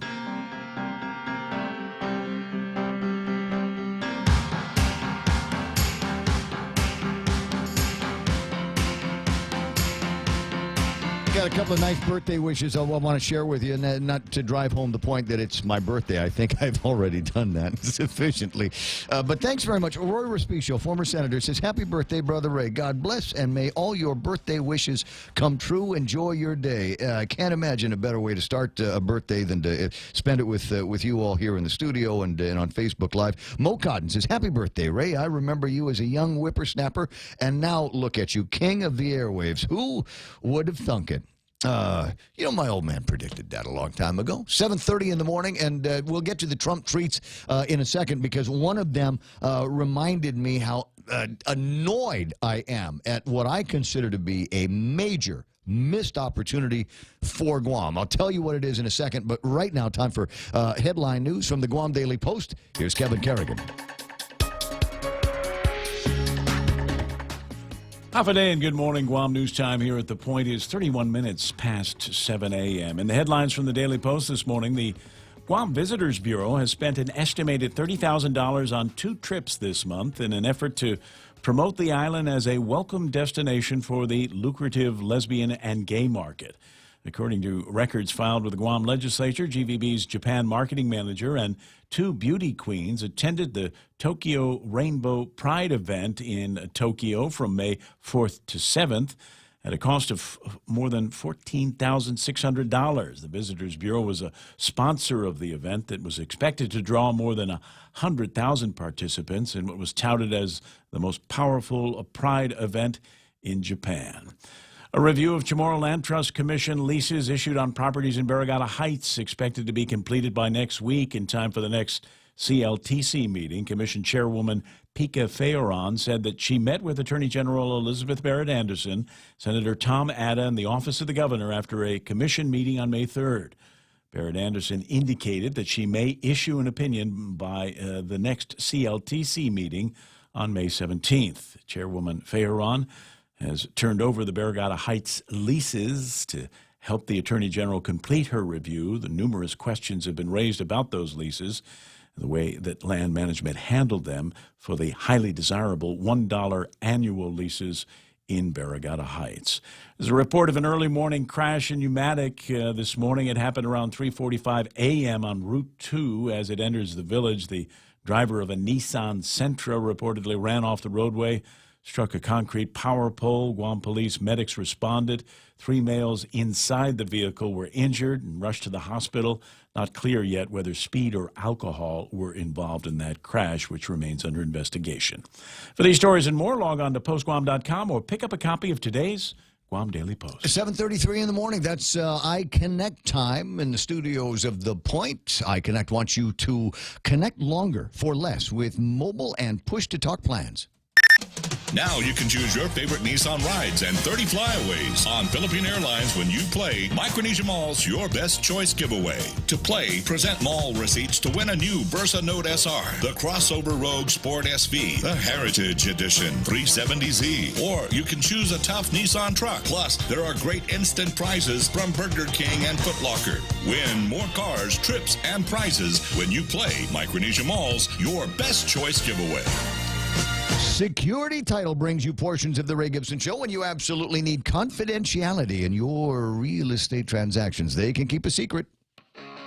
Circle K has just made it easier to select products that are better for you and your healthier lifestyle. When looking for items that are low carb, low sodium, low calories, low sugar, high in antioxidants, or high in protein, just look for the easy to spot better for you labels so you can find these items at a glance.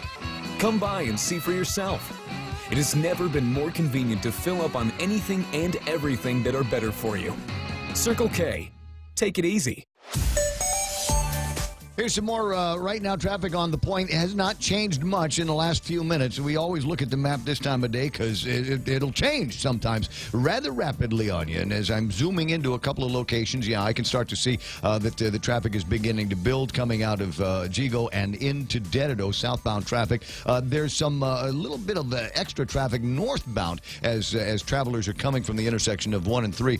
Traffic building there, but I don't see it slowing down too much on the way out of Route 3 onto Marine Corps Drive. A little bit of a line of traffic that's people trying to get from Marine Corps Drive onto Route 3 this morning. And as I said, a little bit of delays you might expect if you're on Challenge San Antonio in the St. Anthony area. There's a couple of schools there, and I think everybody is in car line this morning. 7:35, that's right now traffic on the point.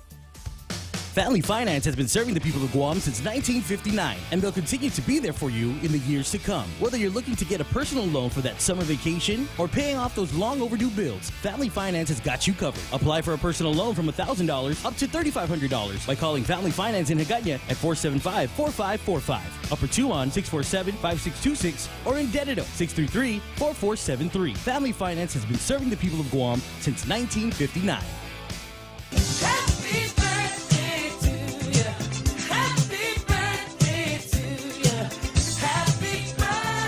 Okay, and that's all we can play. Otherwise, the Facebook guys might not let me do video on demand. We got to roll that stuff down. Otherwise, there could be some problems. They'll send me a note that says, "Wait a second, did you just play some copyrighted music in your thing?" And then, but if you know what, if they do, just an FYI, programming note, if you will, that if for whatever reason you cannot get to me on a video on demand at thepoint.gu, go to YouTube and look up Ray Gibson Show. Ray Gibson Show, and it will take you to a page that we have set up. And that page has virtually every program that we have done since we started the program back on February the 1st. I think it goes back that far. And if you can't remember that, go to thepoint.gu, and on that website you'll be able to just click on where it says Ray Gibson Show, and it'll take you to a blog that has got a link to every program that we did. So if there was something that I said or did that was just beyond brilliant, you can't believe it, and you want to listen to it again or share it with somebody, that's one of the ways to do it. We'll see, before we get into anything else, I did want to go over the Trump tweets this morning, and there's one of them that reminds me about a certain annoyance that I had yesterday. I was walking between my Skunkworks office, where I play with all of the toys and the technology of radio, and my own office, where I've got junk and paperwork. And I passed by and by the producer area where Mike sits, and he says, "Oh, looks like Singapore. Looks like we're going to be doing the summit in Singapore." And I went back into the Skunk Works room, and I found a piece of aluminum, a rod of aluminum, and I bit all the way through it because it irked me so much. And I've been preaching this for weeks. Kim Jong-un and Donald Trump were to have a summit. And they have decided, and here's the Trump tweet today, the highly anticipated meeting between Kim Jong-un and myself will take place in Singapore on June 12th. We will both try to make it a very special moment for world peace. I wanted that to be the highly anticipated meeting between Kim Jong-un and myself will take place on Guam on June 12th. But as far as I know, I was the only one that brought it up. Kim's plane can't make it this far. I don't know if it can make it to Singapore either. Well, they can drive. Singapore they can drive part of the way, drag the plane behind them, and that was a non-excuse to begin with. But you know, if the guy wanted to get to someplace, he would have found a way to get to someplace. They would have sent an Uber to pick him up, for heaven's sakes, wherever the guy was. But as far as I know, nobody even asked. There could have been a resolution from the legislature, right? I hear what Brad says. Well, Singapore is neutral ground, but Singapore wasn't threatened. Guam was threatened. Guam could have. And the point is, Brad, even if we had asked, the likelihood, the odds that it would have happened for us, that they would have come through and said, yes, we'll do it on Guam, are practically nil. I get it. Almost non-existent, but still we didn't ask. We could have gotten all kinds of publicity for this, and we could have gone through and said, we've already designed our peace monument. It looks like the ones we did for the Japanese, but we could have just renamed one of the old ones, right? But we could have said, we've got this whole peace monument thing going on. We were the ones that were threatened, yada yada yada, and we could have gotten all kinds of love from CNN and NBC and all these other places, and be known and at least get the word out to the Japanese that this thing is happening. It's safe to come back to Guam now, but it didn't happen. Well, I'll riff on that a little bit more, but I want to get to this lady here because she's got the most important information for me on today's date. Good morning, Prima Marie Benito from the Department of Revenue and Taxation. Well, good morning there. Hey. Wait, before we begin, can I say happy birthday to you? I want you to. That's the only reason why we called, was so that you could say happy birthday to me. Wow, what an honor. Thank you for calling me on your birthday. Hey, where's the tax refunds? I got word that I guess the governor's office is going to be sending out a couple $1 million more. Yes, correct. That's true. $2 million, and we will be refunding the filing date of February 5th. Okay. Now, I was going to say, because people are trying to fine slice this, can you tell me whether they were returns that got in early on the 5th or later on the 5th? Okay, are you saying in the prior? No. This round of refunds, because people are going to say, well, I filed on the 5th at 9 o'clock in the morning versus I filed in the 5th at 5. Can you get that granular on this? I know that how they send it back. So as they batch it, they send it back. So it's just batched that way. I see. So it just the 5th is the best way to describe it. All right, that's no problem. Yes, it's not by time. On the tax amnesty, are you having a lot of people coming in and taking advantage of the offer, or is that started already? I am so glad you brought that up, because we really want to, if you can, mention it at least twice a week to remind them. There are people calling in. I mean, they've been flooded with calls and inquiries on email. And if you just come in, if you can't get a hold of us through phone calls and emails is also the best communication avenue. And then our emails are all on our website. Everybody's email is on there. So go to our website, email us.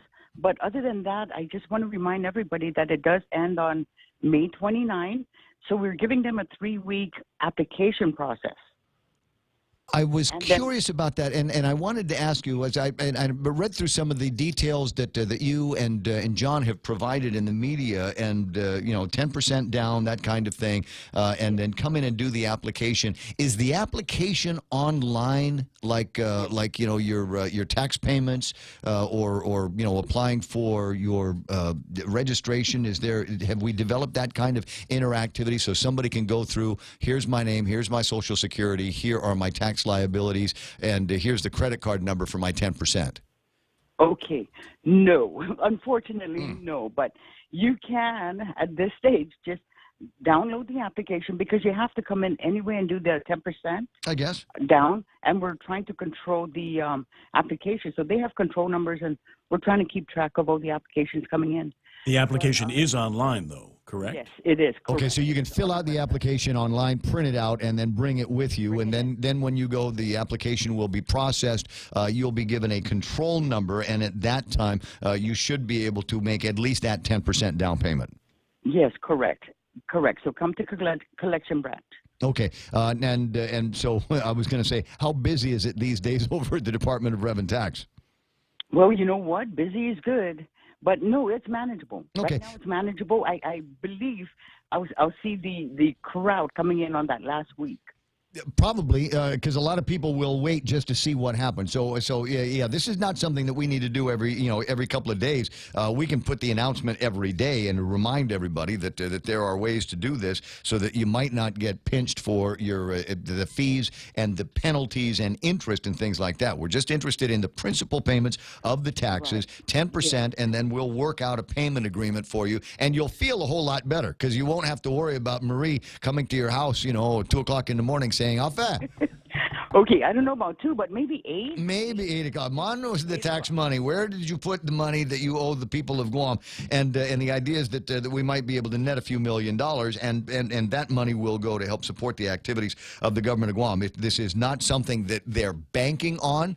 My understanding from talking to Les Carlson is that there's sufficient savings in their $30 million plan, plus the increase in the business privilege tax. Are you seeing some of those additional dollars coming in on the BPT side?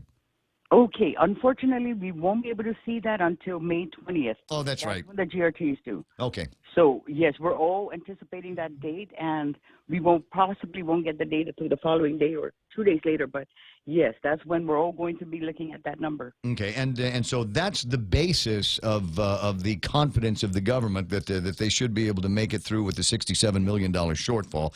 Anything additional to that will be gravy and probably thrown into the tax refund fund so that you can continue to send that out. Yes, correct. So, that is so correct. The money that's in the tax refund fund now, that's coming from actual collections that are based on tax returns that have been filed? Is that your understanding? Yes. Daily, correct. And DOE monitors that account. Okay, so we had a period in April where obviously after the 17th or so, there was a big chunk of money that went through, $33 million before the end of the month, right? Yes, we had really great collections in April. Okay, and so what we're seeing now is a significantly smaller amount as we're cruising through May. That's reflective of the peak in terms of payments in April, and then the natural decline afterwards. Yes, you're right. You're right. You got this down, Pat. I think so. So, well, I guess the point that of that statement here is for people that are owed tax refunds, you will get them. But I think the days of seeing $10 million checks, another $10 million, another $3 million, $33 million, all at the same time going out, are going to be slim now, because it's going to be based on collections and cash that comes in from the remaining tax returns. Yes. So we'll try and, at least weekly, do a weekly refund of, $1 million or $2 million. So we're doing our best on our end to go ahead and meet the demand as far as the refunds going out. Okay, roger on that. And maybe the most important question, and I'm not asking for me. I'm sure there are other people who have birthdays on May the 11th that need to go to the Department of Revenue and Taxation and get them replaced. I was the guy over at First Hawaiian. I was opening up another account there the other day, and he says, "Hey, your driver's license is about to expire," and I know that I turned even whiter than I already am. at the prospect of having to go to the Department of Revenue and Taxation. So tell me about the line. Now, do I have to go to Harmon, or can I just go to a Gagnon shopping center? Okay, you can do either one, whatever's closest to you. And let me tell you, you won't have to turn gray because there is no line. There are no longer any lines. They come in, they go out. The process is faster, I guess, because of the satellite. I mean, not definitely because of the satellite. So, we have the crowd dispersed between the two areas. Okay, so either one of the places will be all right. Yes. Okay, so that's the good, because I didn't make last time. Because you've got that appointment system, and I made that. I made the appointment, and it was perfect. It was like 10 minutes. I was so happy. I tweeted everything right from the beginning to the end, but I didn't make the appointment this time. Frankly, my birthday's kind of snuck up on me. And you're telling me the lines are a lot faster for driver's licenses now. Yes, absolutely. And should be even faster. Should be even faster because I'm 56 años. Yeah, but I know you don't want to use that privilege of the senior citizens or the Manamco line. Wait a second. I think you got the wrong radio station, babe. Wait, Ray. Are you a closet elderly person? Yeah. Well, that's what the guy said. He was looking at my driver's license. It's going to expire. I said, that's okay because I'm a Manunco. And he looks at me and says, no, you're not. And I said, yes, I am. Look at the number. 1962. I'll be 56. I am going to stand, and I'm going to stand in all the short lines. So I don't know whether, now that you said that, I'm going to have to go hide. You're going to have to go in disguise. I'll talk to you later, Prima. I'll see you soon. All right. I appreciate the Happy information. birthday again. Thank you so much. I appreciate you saying so. To 748, Marie Benito from the Department of Revenue and Taxation this morning as we're playing around with a couple of topics. Tax amnesty is on. They're getting a lot of inquiries, but frankly, they need to get a lot more applications in. So if, I'm sure I'm not talking about you in particular, but if you've got know somebody, remind them that there is a tax amnesty program. It's only going to be good until the end of May. And then after that, I think they're going to be going full force and putting, heels on necks in order to get some of that tax refund money in. 749, last hour about this time, I was on the phone with Carl T.C. Gutierrez, former governor of Guam and former chairman of the Constitutional Convention that took place back in the 1970s. And he told the story of how that happened and where it's been. A document that has already been accepted and approved by Congress and then President of the United States, Jimmy Carter. The only thing that needed to happen was a ratification here on Guam of that document, and then it would have replaced the Organic Act as our governing document here on Guam. And at the time, when it went before the people of Guam for ratification, it unfortunately, or fortunately, depending on which side of the issue you were on, failed. And when we were talking about some of the opposition to it, Carl had mentioned, Governor Carl had mentioned former Congressman Robert Underwood as among those activists that opposed the ratification of that particular constitutional document. So I figured I'd see if we could relive some of those moments with Uncle Robert this morning. Good morning. Buenas den Hafaday. Buenas den Hafaday, and happy birthday, and welcome to the world of Manumco. Well, I certainly enjoyed that first year of Manumcoism, so I'm wondering where else the fun can take us, and I think I'm going to take it out for a test drive today when I get my driver's license renewed. But tell me, Uncle Robert, as I sit on your proverbial knee here, tell me the story of the Parapada days and the activism in particular against the draft Constitution. Well, basically, the main argument was that you needed to figure out what your political status was first before you design a constitution to match it. So, the base argument was that the United States became independent in 1776, and it took a while to finally determine what their constitutional, what the governing document would be, which is the U.S. Constitution, which occurred, I think, about 13 years later. So that was the main argument at the time. And of course, what proceeded from that argument is that once we started to say, okay, let's shift this conversation to that, then the question of, well, if we're going to go down this road, then we'll have to figure out who actually gets, since we're talking about self-determination, then to define the self. And then coming out of that actually helped create the Organization of People for Indigenous Rights. So if your view of Guam history is that it's all been downhill since then, then you can credit me and a few other people with that. If, on the other hand, your view of Guam's development is that this was a counter message which was necessary, then you can give us some credit for that. But actually, even though Primo Carl was the president of the Constitutional Convention, also, of course, Primo Jim, your uncle, Jim Underwood, was also a member of the CONCON, and we actually had a couple of televised discussions between him and I. But it was that was a little bit of fun because it was, it had the sense of Underwood versus Underwood. Yeah, I think if everybody was still alive, we'd still be having those conversations of the disagreements between the two of you. But that's what happens when you've got two very passionate and intelligent people that find themselves at opposite sides of an issue, whether they're in the same family or not. I like to go down the middle so I can watch the spit fly in both directions. If you will. But that was always kind of interesting to me. So that's the basis of kind of that disagreement there. Do you suppose that the disagreement would continue today?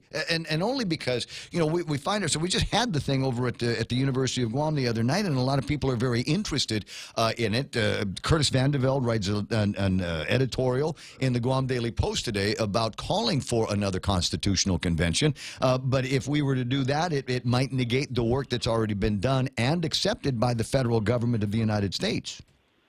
Well, what would happen, and I may be a little bit, because I haven't thought about this in a while, but of course that was accepted by a different Congress and a different president, and that was a long time ago. Sure. So now we'd have to consider whether you'd need to resubmit it in a formal way, and of course the resubmission has to be pursuant to the approval of the people of Guam.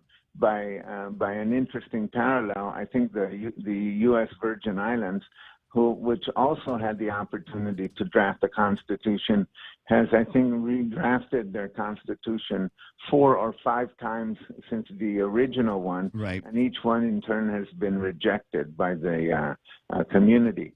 So once you get past just the argument as to whether you should figure out your political status first and then build a constitution around it, you then started to argue about the exact provisions in the Constitution.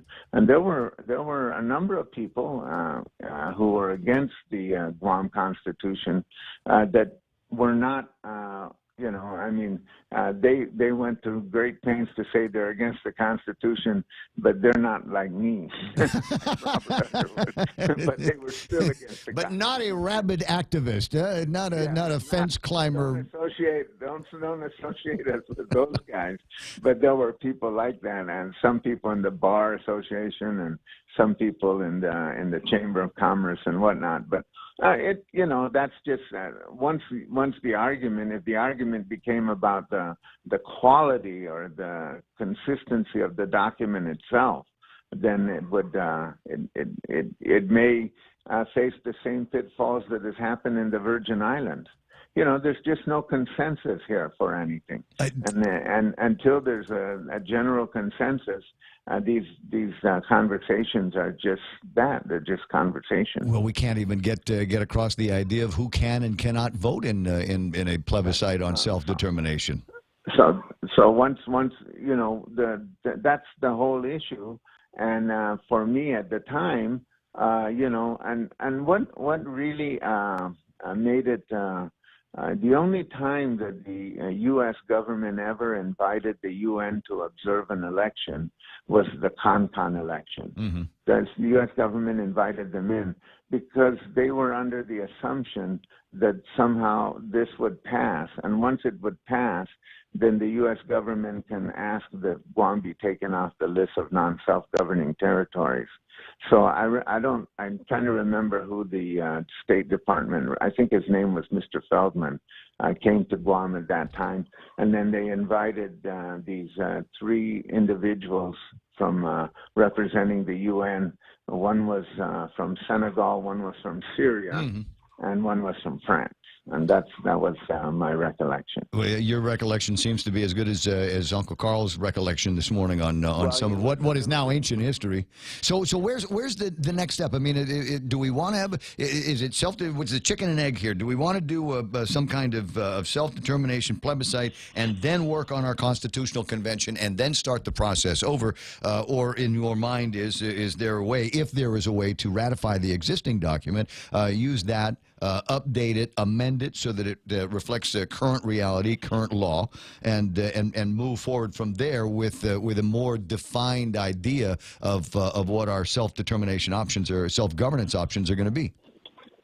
Well, I'm more in favor of just going through the process before we craft a new document. So. And then there's some people who argue that you could actually change your political status by adopting this document. All of that implies a kind of risk. And of course, in some instances, some people are risk averse. But, I think it's important to see what the document says. I think we ought to examine it.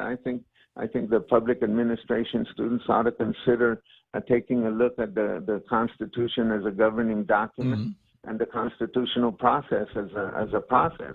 But they have to be aware that what has happened, it was rejected, not just because it was, in terms of the process, I think, misaligned, but it was rejected because the document itself was found wanting or faulty by many segments of the community. And so when you look at those things, and so if you want to go back into history and look at that, but if you want to move forward, let's look at what's happened in the Virgin Islands and kind of learn a lesson from that. I think they're now tired of talking about the Constitution. Well, I'm certainly not, because it just there's a feeling like we might be able to do something soon, and that would, I think, be the worst sin, is to come off of the one Guam debate that took place at the university the other night, and then go through another period of complete and total inaction as we have. Somebody needs to do something. It's 7:59 and change. I'll talk to you pretty soon, Uncle Robert.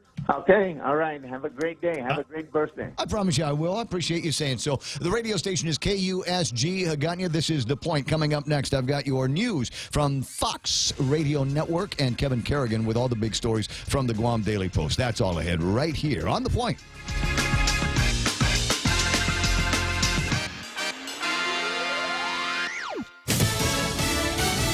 Date and location set. I'm Lisa Lacera, Fox News. June 12th in Singapore. That's when President Trump and North Korean leader Kim Jong-un will sit down for a face-to-face meeting. The announcement came just hours after U.S. Secretary of State Mike Pompeo returned from a 13-hour trip to Pyongyang, where he worked on laying the groundwork for that summit. He also secured the release of the remaining 3 American prisoners in North Korea.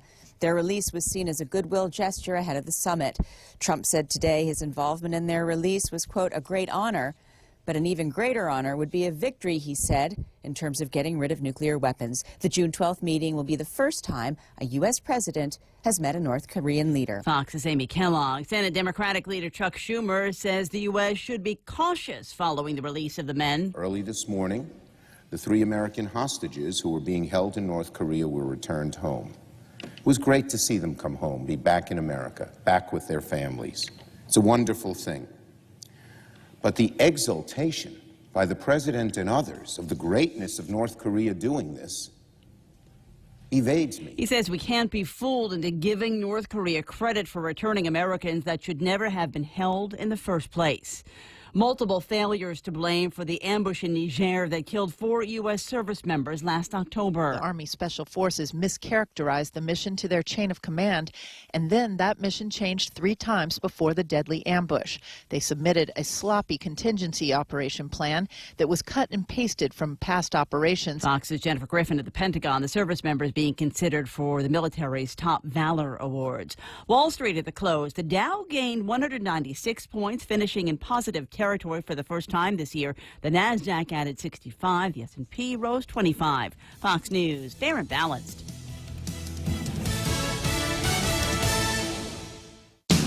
Chili Smokehouse menu just got tastier with their new smoked honey chipotle short ribs, marinated and smoked for hours. Try the smoked honey chipotle short ribs and chicken combo, or enjoy the family combo with mouth-watering honey chipotle short ribs, Texas-sized baby back ribs, crispy chicken, and juicy barbecue chicken served with home-style French fries and corn on the cob. It's the Chili Smokehouse menu, now with smoked honey chipotle short ribs, available for a limited time.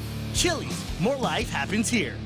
Security Title is honored to join in sponsoring Ray Gibson on The Point. I'm Kim Anderson of Chalampago, and this is where I start my day, listening to the voices of our community and sharing thoughts about issues that affect all of us. It all boils down to our people and our land. Protehi Itanotmo, protect your land. When it comes to your family land, remember to call the professionals at Security Title, just like you call Ray Gibson in the morning.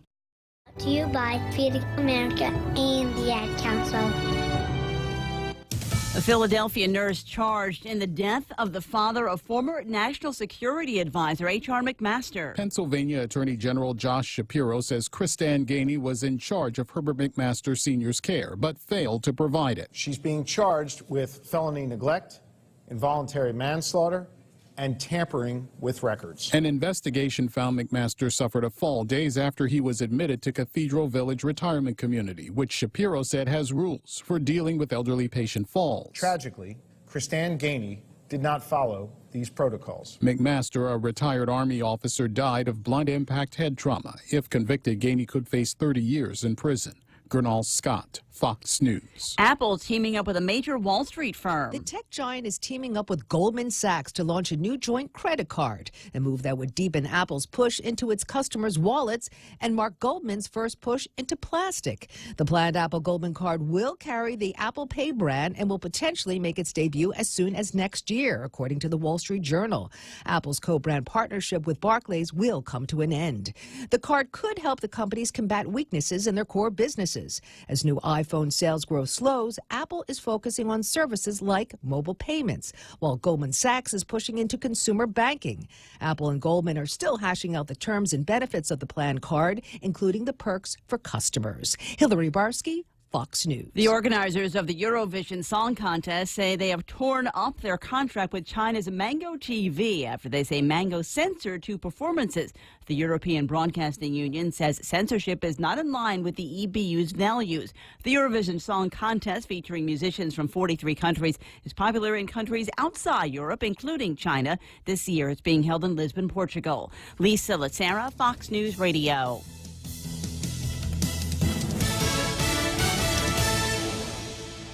As we journey through the new year, we here at APL continue to find ways to better deliver our island's resources with innovative and cost-effective solutions, lending our helping hands by carrying your freight safely from the U.S. mainland or anywhere in our global network. We humbly honor the opportunities to continue to work and connect with you and your business. We are APL, and we are here for you. From September 17 to September 19, 2018, the Archdiocese of Agana will be conducting settlement conferences with victims of clergy abuse. If you have a claim and want to meaningfully participate in the September settlement conferences, call Hope and Healing Guam at 1-888-649-5288 before August 1st, 2018. All conversations with Hope and Healing Guam are confidential. If you have filed a lawsuit against the Archdiocese, you are already included in this settlement process. Did you hear that Marco Equipment on Ipoh Road in Tuning is now an employee-owned company? It's called an ESOP, or ESOP, which stands for Employee Stock Ownership Plan. Collectively, the employees now own Morico Equipment. Morico made this change in response to the U.S. military buildup on Guam to retain key employees and to recruit new ones. There's now strong motivation for employees as owners to take responsibility for their role in the company. If you're interested in talking to Morrico about future employment prospects, please apply through their webpage, morricoequipment.com. Don't wait another day and waste another dollar. You can start saving today. At Guahan Insurance Services, we are here to help protect your investment and save you money. We offer insurance advising for business, car, and home insurance. So come and visit us at our new office at Camacho Landmark Center at Marine Corps Drive in Tamuning, and let us show you that you can count on us for all your insurance needs. Call 475-1162. Hey, it's your stomach again. Subway has all new signature wraps, and around the water cooler, the other stomachs can't stop talking about them. Chipotle Southwest steak and cheese, turkey, bacon, and guac, rotisserie-style chicken Caesar signature wraps. Listen, if I'm honest, as a talking stomach, I don't have a lot of life experience. But I do know one thing. These signature wraps are jam-packed with meat. So what are you waiting for? I'm growling over here. Subway, make it what you want.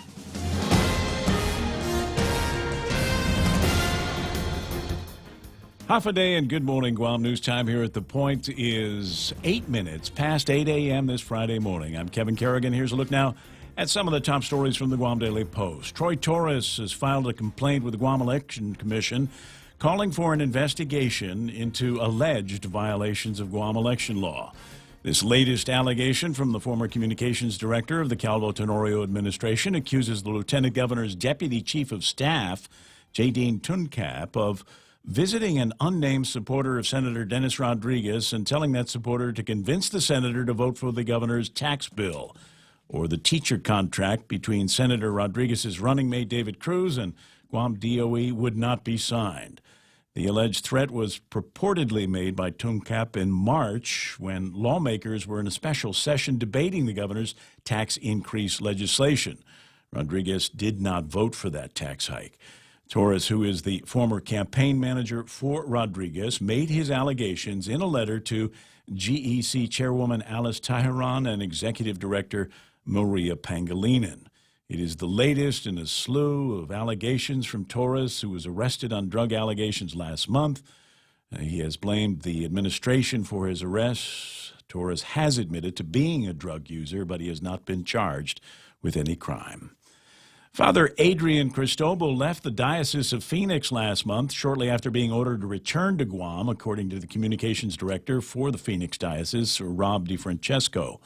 Cristobal has yet to report back to the Archdiocese of Agana, despite repeated directives for him to come back to Guam immediately. Cristobal went to Phoenix in December 2017 on what was described as a mission. His authority to celebrate the sacraments has now been removed. It was removed last month following the first of what are now 2 sexual abuse allegations and lawsuits filed against him. Cristobal is the former chancellor of the Archdiocese of Agana. He's been accused of sexual abuse by 2 former altar boys while he served as the parish priest at San Vicente Church in Barrigada in the mid-90s. We'll have more news after this. With the largest inventory of rental equipment on Guam, East West Rental Center is sure to have the tool you need to get your job finished quickly. From equipment rental, party rental, parts and service to used equipment, East West Rental Center has what you need. Call East West Rental Center at 646-1463 or visit them online and browse through their online rental catalog at eastwestrental.com. They're located in Upper Tumon, right across St. John's School. East West Rental Center, providing the island of Guam with quality equipment rentals since 1972. What would you do with unlimited internet? With Docomo Pacific, the possibilities are endless. Docomo Pacific is throwing off the data caps so you can enjoy more of the things you love. Watch, stream, download, and play with no end in sight. Stop by any of our stores or check out DocomoPacific.com to learn more. Life becomes limitless with Docomo Pacific. Better together. 11 minutes past 8 a.m. here at The Point. The Guam Visitors Bureau has spent an estimated $30,000 on 2 trips this month in an effort to promote the island as a welcome destination for the lucrative lesbian and gay market. According to records filed with the Guam legislature, GVB's Japan marketing manager and 2 beauty queens attended the Tokyo Rainbow Pride event last weekend at an estimated cost of more than $14,600. Visitors Bureau was a sponsor of the event that was expected to draw more than 100,000 participants in what was touted as the most powerful Pride event in Japan. The Visitors Bureau spent another $16,000 for 3 representatives to attend the International Gay and Lesbian Travel Association Global Convention in Toronto, which is taking place this weekend. Speaker Benjamin Cruz is attending the event, along with the Bureau's Director of Global Marketing and a member of GVB's management team. Senator Luis Muña has introduced a bill in the Guam legislature that, if passed, would impose a minimum 20-year sentence for anyone convicted of first-degree criminal sexual conduct involving a victim under the age of 12. The maximum sentence proposed in her Bill 282 would be life in prison without the possibility of parole. Senator Muña said that there are too many cases of child sexual abuse on Guam involving young children. She said the perpetrators of this horrific crime have a high rate of recidivism, and the lengthy sentences proposed in her Bill 282 will help keep these pedophiles out of our community for a very long time. For these stories and more, log on to postguam.com or pick up a copy of today's Guam Daily Post. Here's Ray with some weather. All right, here's the look. Partly sunny this afternoon with increasing clouds overnight. You can expect isolated showers with winds east about 10 to 15 miles an hour. Should calm down a little bit more this evening. Highs around 88 degrees. Overnight lows of about 77 degrees. Sunset tonight at 6:38 and sunrise tomorrow morning at 5:55. Now, let me just quickly refresh the map, get an idea from Michael Knight if there's been any significant changes in what the map is telling us since we originally looked at it at 6 this morning. Anything? No, it's all pretty much the same. Now, we were talking about 97W, which was looking like it's kind of trying to get organized, and they always try. But as you observe, and it's right up at the top of the screen. It's moving west. Yeah, and you notice how that left side of that system kind of flattens out. That's a sign of the upper-level wind shear that's kind of pushing against the tops of those thunderstorms and blowing them off. And as long as that happens, the system simply will not develop. It's just going to keep sliding across the Marianas over the weekend and just kind of make the air hot and stale and make things kind of hot over the weekend, and maybe a little rain. Could be some thunder. We'll see how it goes. All right, gotcha. It's just after 8 o'clock in the morning. That's news and weather together here on The Point. Are you a homeowner looking to save money on your power bill? Ever thought about getting solar on your roof? If the answer is yes, Micronesia Renewable Energy will install a solar energy system on your roof for zero money down, so you can save money on your power bill. Sign up in the month of May, and MRE will pay you $400 in cash. That's right. In the month of May, get a solar energy system on your roof, and MRE will pay you $400 just for signing up. Conditions apply. Call 632-2613 for details. MRE, the smarter choice. You will no doubt be hungry at some point today, and you're thinking, you know what, I want something fast, I want something easy, I don't want to have to look over a menu and there's too many choices. I just want to go someplace where they already know what I want. King's Restaurant knows what you want. They've been feeding you since before you remember being fed over at King's. They've been doing this for 40 years, and they're going to keep doing it. Always local, always open. That's King's Restaurant.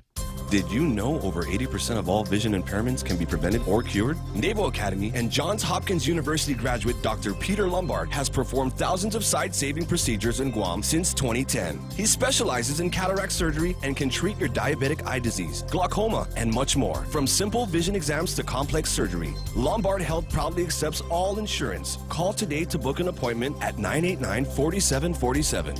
Guam's best eye care, one patient at a time. Happy birthday, happy birthday, happy birthday to you. Happy birthday, happy birthday, happy birthday to you. Open your eyes, here's a present. More crazy creatures, don't worry, they're pleasant. They're upside down dweebs on inside out swings. They do things backwards, and backwards they sing. Aw, how nice. Where was that from? What TV show is that? I didn't get the show of it. I want to say that's Disney.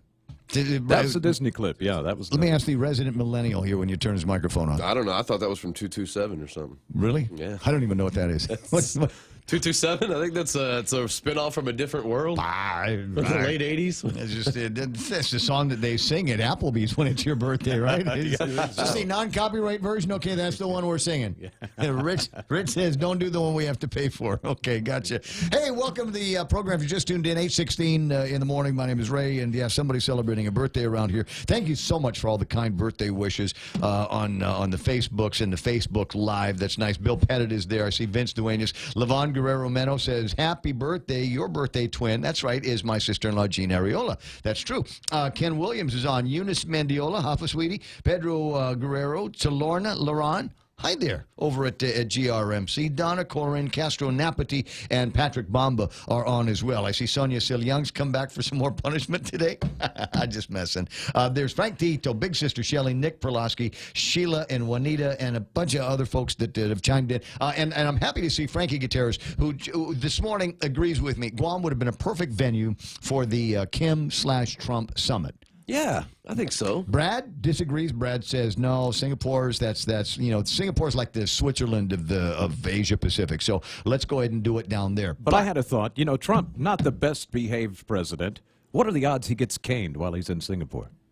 High. I'm just saying. Well, no, you can't cane. I mean, I see what you're saying. Well, it depends on where. Now he could get. Maybe in he'll trouble. pay for it. There are ways to get in trouble, and the canes just got 10 feet longer. They're bigly. I got caned bigly. Not big league, bigly in Singapore. But there's places where you can go and say, I didn't realize this until I was there. He's not allowed there, right? Didn't he? Because he did that to his brother, or who are we talking about? Kim Jong-un. Didn't he? Isn't that where his brother was killed by? No, that was down in Indonesia. I thought that was in Singapore. No, I thought that was in the Singapore airport. I want to say it was Kuala Lumpur. Kuala Lumpur.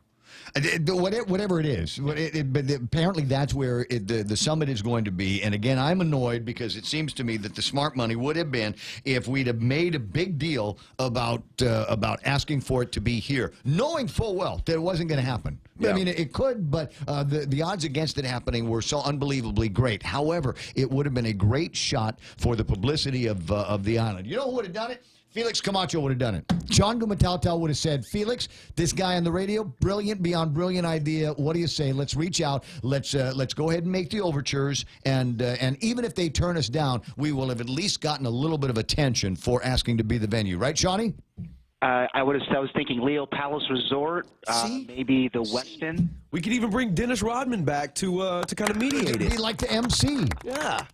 He's buddies with those guys. Okay. So he was okay right up until we got to D-Rod. I see. Okay, all right, understood. Sean Gumatauta is joining us this morning in his capacity as a member of the judicial system and the guy that is now going to invite everybody with all of the details that he needs to the race judicata, which is a takeoff on res judicata, right? Yes, the 11th annual race, the Carabao Run, again Saturday. The show time is 5 o'clock in the morning. Go time is 6. It starts here at the Judiciary, Ray. Okay. And I found out where all the how you can get in on the action. Again, you can register at Hornet, obviously, which is a big partner of ours for this race. Mm-hmm. Also, here at the Judiciary, down at in our HR, we have some of the forms there. Our Northern Court satellite.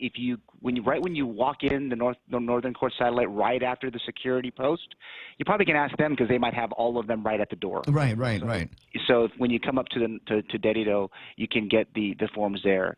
And so we're really excited about the run, Ray. And it's a gratuitous plug for all the sponsors for the event. No, of course. Listen, anybody that supports you guys deserves to be acknowledged on the air. Yeah, so we'll start with Seville and Tang, the law offices, Meenakshi Hemlani, Security Title, Coast 360, Cabot Matanonia, Calvo Fisher Jacob, the law office of Jacqueline Taitano Terlahi, the law office of Cynthia Akubi. Am I missing anybody? Of course, the courts. But you got Ariola in there. You got Cook and Cunliffe. Are they part of it? I'm just looking at the one that has logos on them. Yeah, sometimes hard to make The visual, make all of that visual. stuff out. He's just looking at the pictures. Page. I'm reading their Facebook page. No, that's all right. So now, did you find the important thing is it's a nice race. It's 3.1 miles downtown Agagna. Those are fairly rare these days. A lot of people will go Marine Corps Drive over to the governor's office or Lupang and back. But in this case, you actually get to run through the downtown streets of Agagna. So that in my mind is in and of itself is a great reason to participate in this race. Having said that, and knowing that I'm probably not going to beat Derek Mindell again tomorrow, you got a chance.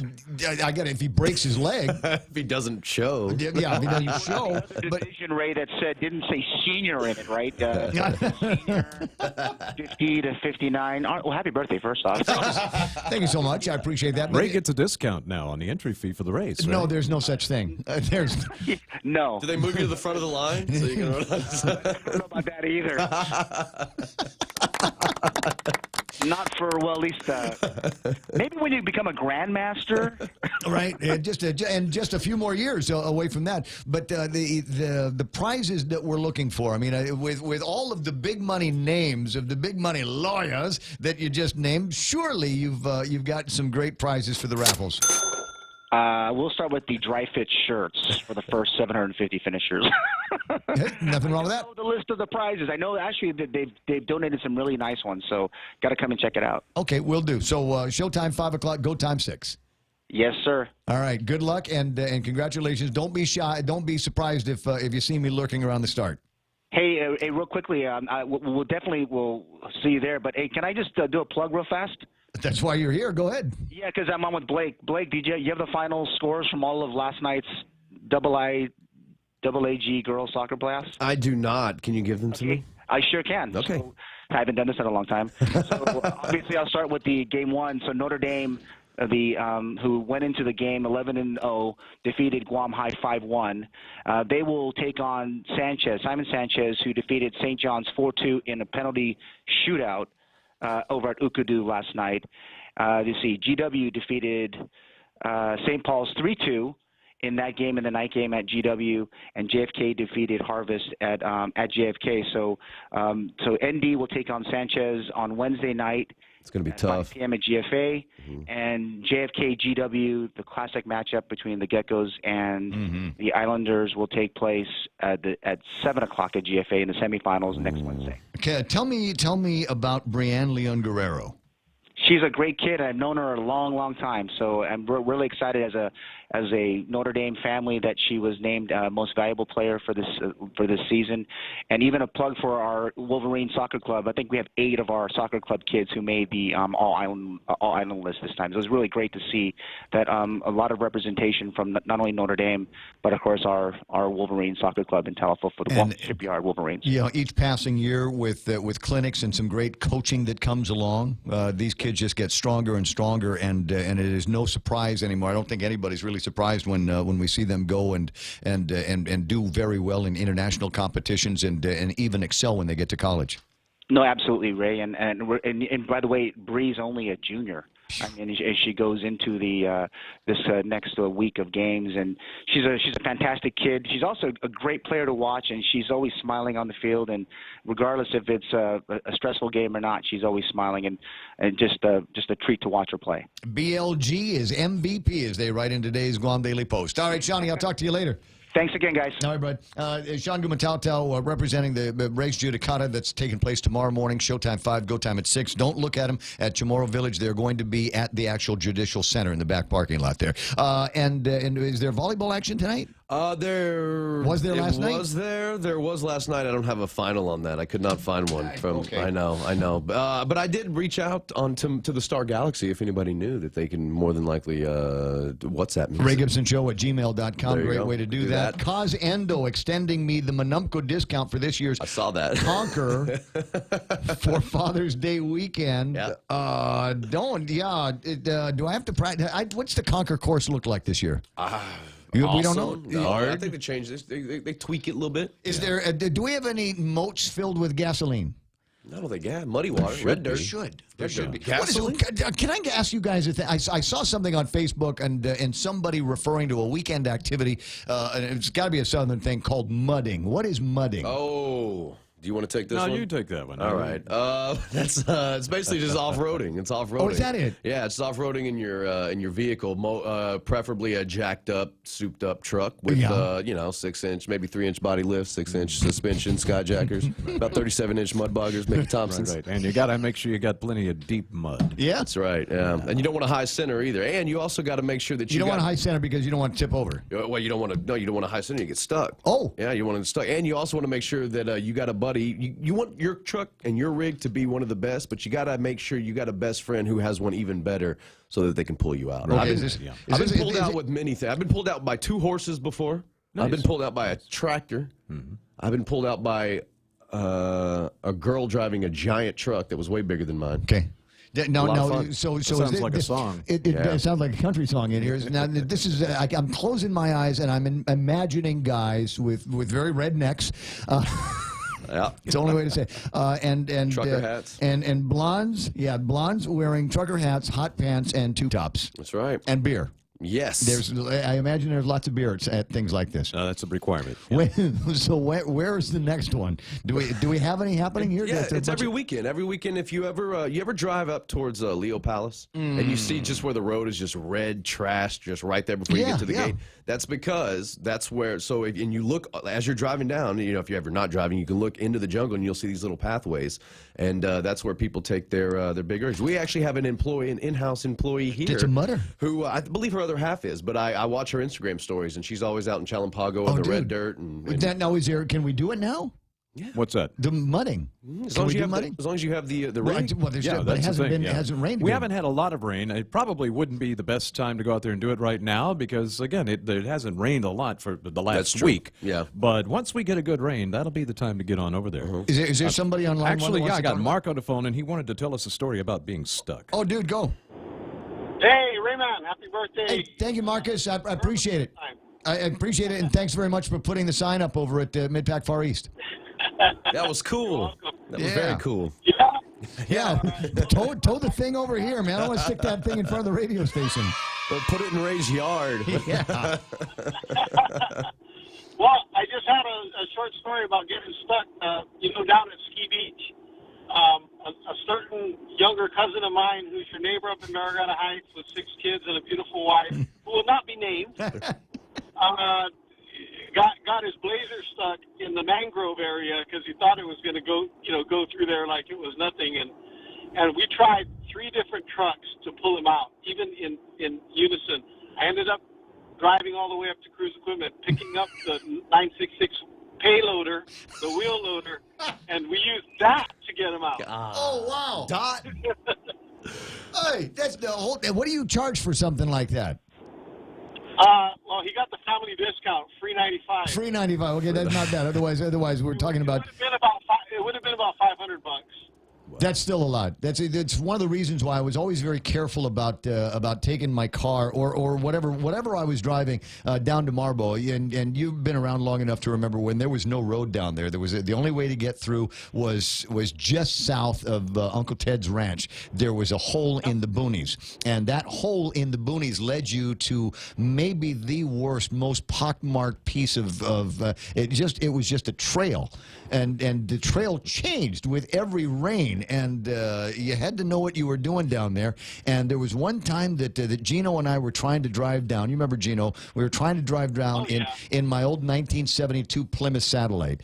And I got to a point in the road, and I hit the brakes, and I said, I'm not doing this because I don't want your old man to have to come down and rescue me. It'll cost me a fortune to get the car out of there. And frankly, if the car was sold, it wasn't worth the tow. It wouldn't have been worth the $500 to tow it out. It would have been something that we just kind of left there. But great old memories of Oldo, not necessarily mudding, but learning to drive on some of these streets. So do you get a chance to go out there at over by Leo Palace at all?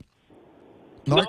No, but I know, you need to get hold of Jay Jones. Every time I go there for something on a Sunday, he's sitting on the side of the road covered in mud. Yep.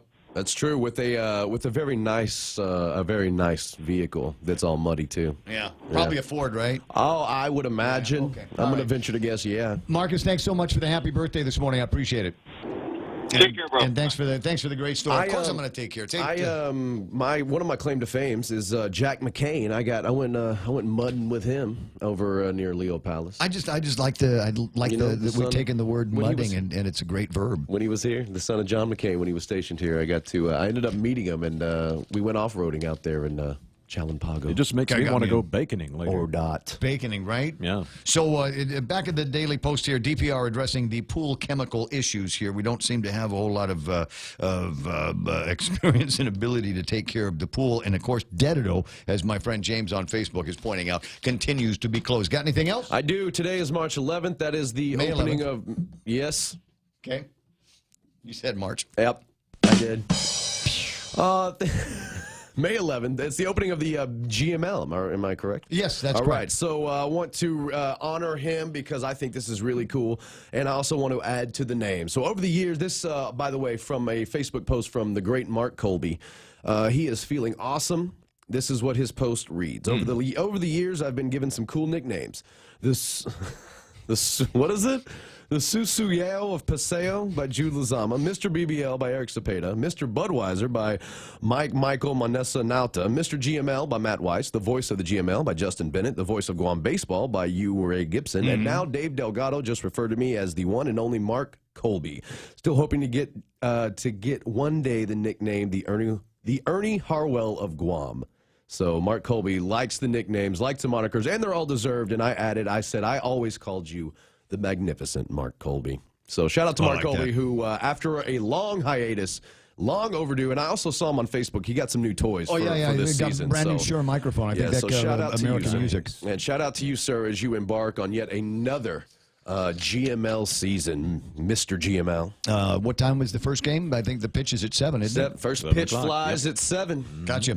And so for you baseball lovers, something new for us to report on Monday morning. Yes. All right. That's what's that guy's name? Balake. Blake from Star 101. I'm going to let you get back to your morning show, and I'm going to continue ours. Okay. Appreciate it. Have a good weekend.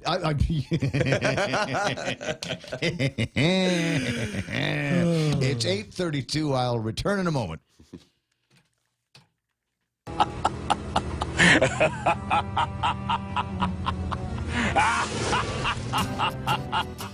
Are you waiting too long for a home loan decision? Are you looking for a bank that understands your needs and can close your loan quickly at today's super low rates? Then come no further than Bank Pacific. Our home loan specialists are friends and neighbors from your community, and our decisions are made right here in Hagåtña. Bank Pacific, where we're open to closing your loan in a hurry. Bank Pacific, where others put branches, we place roots. Equal housing lender, credit conditions apply. Viva Bank Pacific. Taking a look at the traffic gizmo here for just a second. Oh, look, it needed to reset. Did you lose the island of Guam, Mr. Traffic Gizmo? I might have to come back to this here in a minute. We'll see if I can call the thing up. I'm not sure if I'll be able to bring it to you and let you know whether there's any major traffic issues to look at right now. And I'm looking at the traffic gizmo. No, there's no major problems that I'm seeing here today. If you are in front of something that the other motorists need to know about, 888-8255. Near as I can tell, the only place where traffic is slowing down is around the University of Guam area, and that drive that will take you just before you get to the intersection that takes you onto the University of Guam. You might see a little bit of a slowdown. You're headed towards the University of Guam. In front of the Guam International Airport, the turn that comes off of Tiedzin and then onto Route 10, looks like there's a little bit of a snag there and traffic slowing down on East Sunset Boulevard, leading to that intersection on Tiedzin. I think just everybody getting to work at the same time now. 8:34, that's right now. Traffic on the point. In this divided world, there are still a few things that unite us. The thrill of an exciting championship game. Fires to the end zone. Touchdown! The sound of great music. The Grammy goes to... And the love we have for that perfect burger. Ruby Tuesday Guam presents to you For the Love of Burgers menu. For a limited time, we want you to put down that fork, tuck that napkin in your collar, and go for broke with an amazing burger for just $11.99. 8 burgers to try, and time is a-wasting. Ruby Tuesday Guam lunchtime. See you soon. Half a day and good morning, Guam. News time at the point is 8:34 in the headlines from the Guam Daily Post this morning. Allegations of misconduct against a member of the Guam Solid Waste Authority management team have been raised by the federal receiver who's been overseeing Guam's trash collection and disposal services for the past 10 years. David Manning, the principal associate for the receiver, has filed a motion in district court asking Chief Judge Francis Tadenko Gatewood to seal part of the receiver's yet-to-be-filed readiness report because it contains confidential personnel matter relating to allegations of misconduct against a member of the Guam Solid Waste Authority management team. The allegations are described as being serious, and there are multiple incidents, according to the motion. Solid Waste Board Chairman Andrew Gale declined comment, saying it's a personnel matter. A status hearing on the case is underway this morning in district court. Kevin Kerrigan will be there, and that's why I'm reading the news. 29 Guam Guard recruits got $20,000 enlistment bonuses for signing up under the Guam National Guard enlistment bonus program. Guam Guard spokeswoman Major Josephine Blas also reports that 4 other soldiers received enlistment bonuses of $17,500. One got a $12,500 bonus. The Guam National Guard has the most guardsmen per capita in the country. Blas said that the incentive program is part of the Trump administration's effort to boost enlistment rates after the Obama previous administration downsized the military. There's a report of an early morning crash in Umatic. It happened around 3:45 on Route 2 as you enter the village. The driver of a Nissan Sentra ran off the roadway and struck a concrete power pole.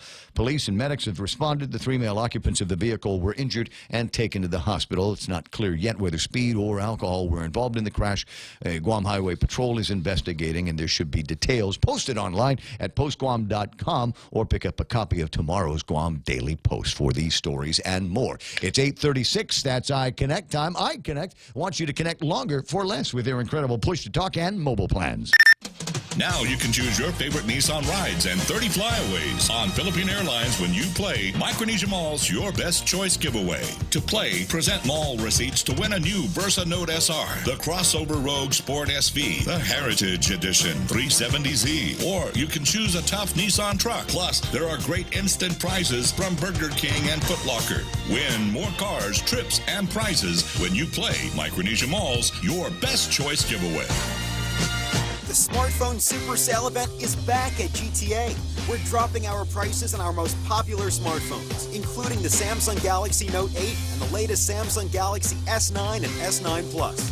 Hurry in and save up to 60% off. These amazing deals won't last long, so come in and see us today. Conditions apply. Visit GTA.net for details. Offer ends May 31st. GTA, your island, your network.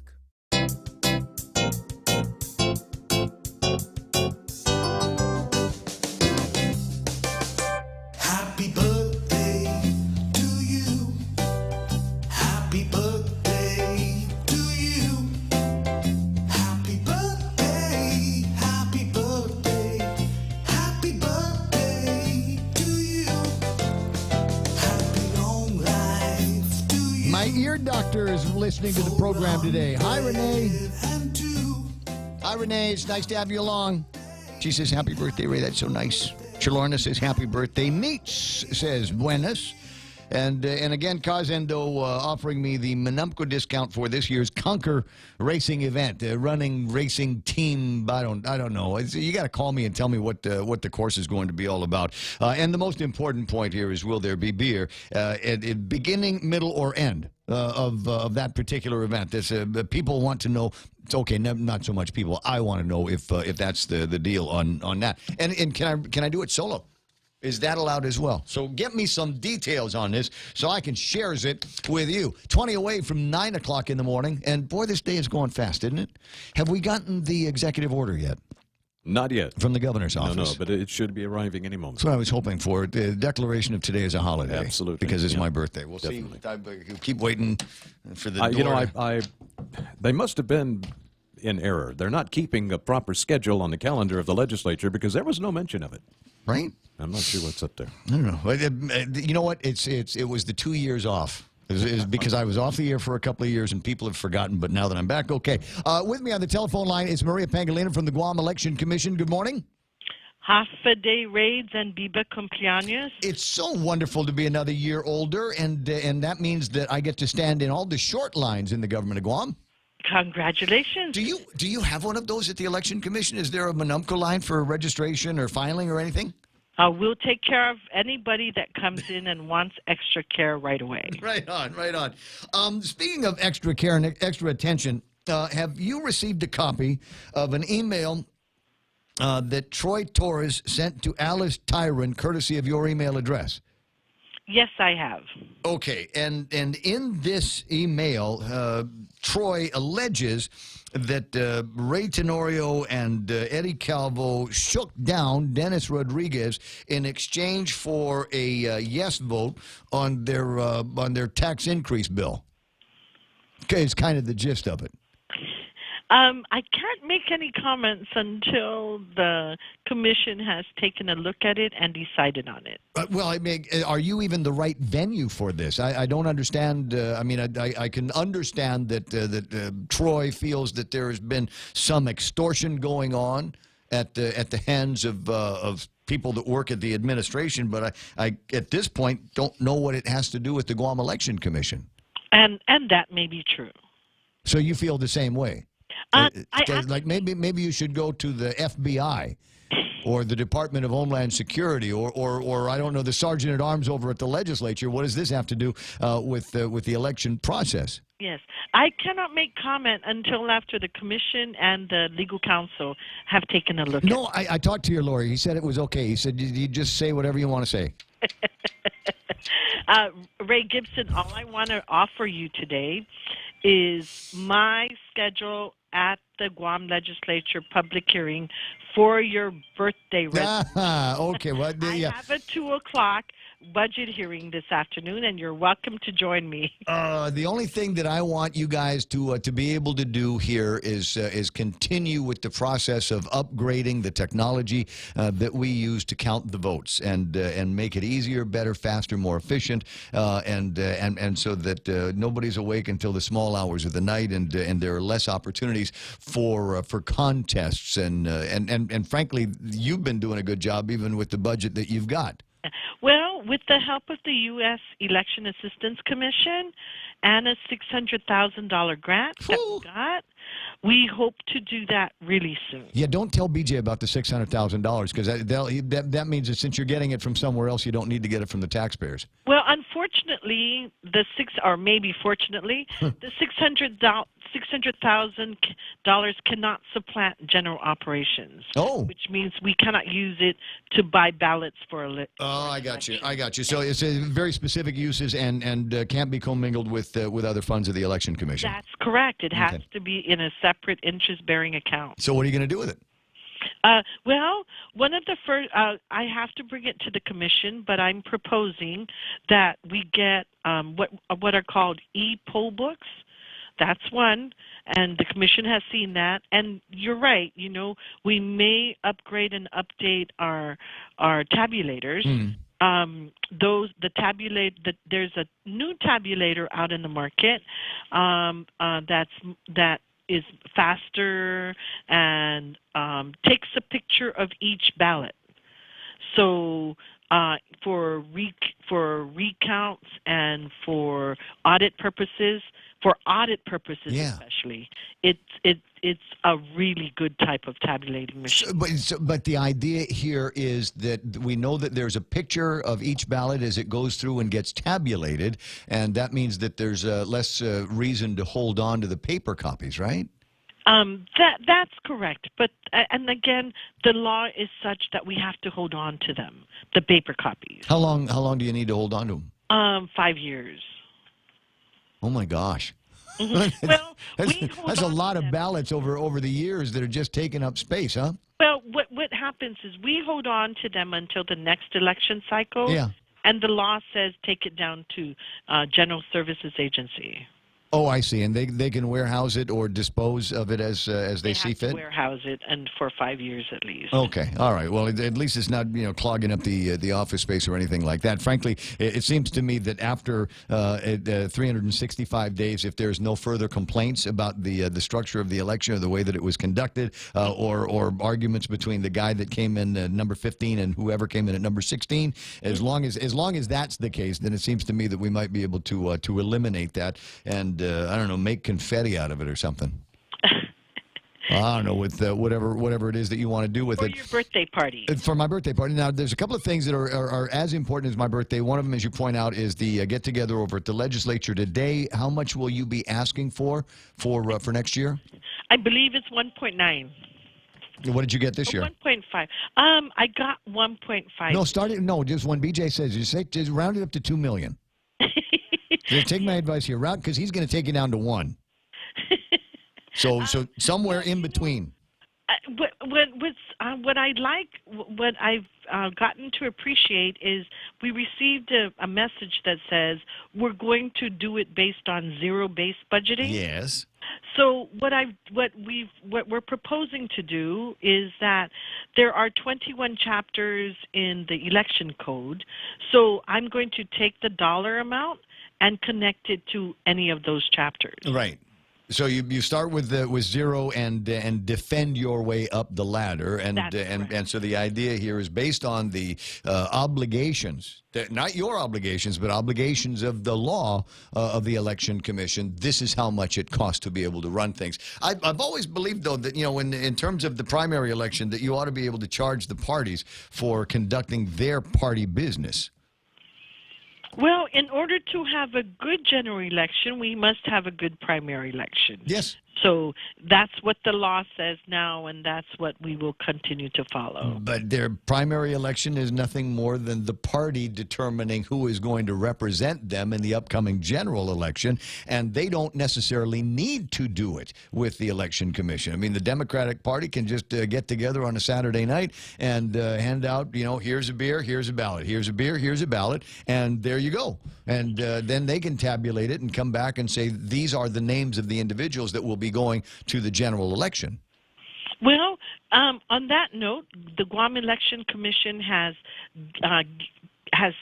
submitted to our oversight chair a recommendation or I guess a request to cancel the primary elections when it's unnecessary. Yes. For example, if we cancel, for this upcoming primary, the Attorney General is on the ballot. What we're recommending is that if there are only 2 candidates for the Attorney General, let's cancel the primary for the Attorney General. Mm-hmm. Just by canceling that, if it happens, we will save only in printing costs $20,000. Do it. Do it. I'm the same way. If as an example, there's no reason to print on the Republican gubernatorial side because there's so far only one candidate there. So if there's no requirement for Ray to run up against anybody in the primary election, then just don't put that ink on the paper and put something else in there. We want to. Wait. No, you can't do that because by law, Ray has to get a certain number of votes.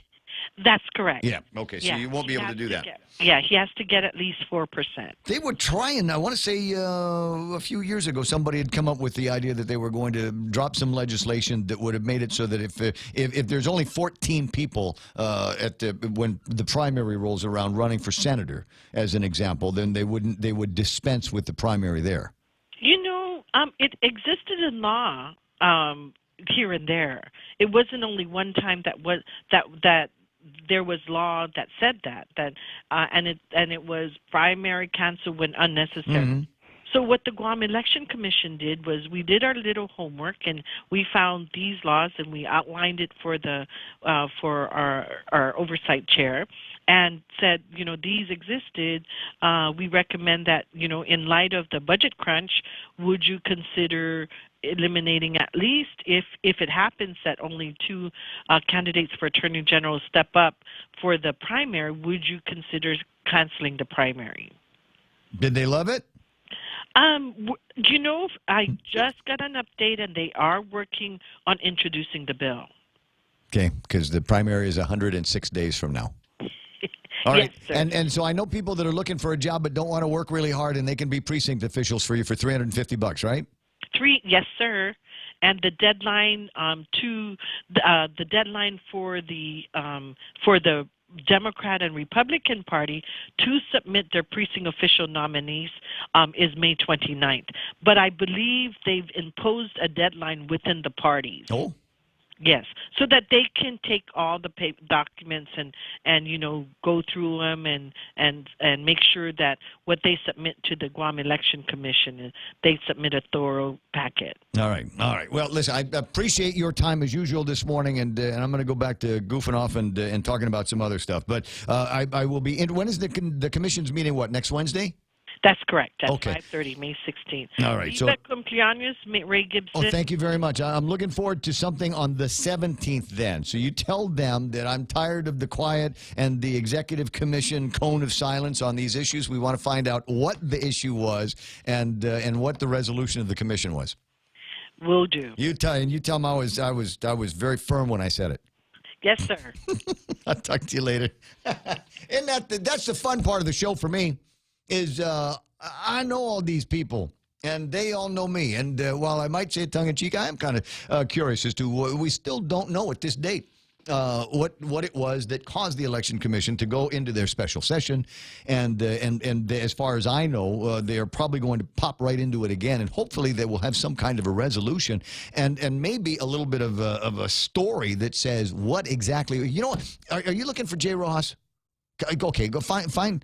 He's there. I just I might could bounce this to you. I'm not sure if you've got the right number. The reason why is there's a story about a lease that Gita is pursuing on the Old Star Press building, and the Old Star Press building from a long time ago. There was a fire, and it will take something to rehab the building so that somebody will use it. Well, the government of Guam doesn't have the money to rehab the building.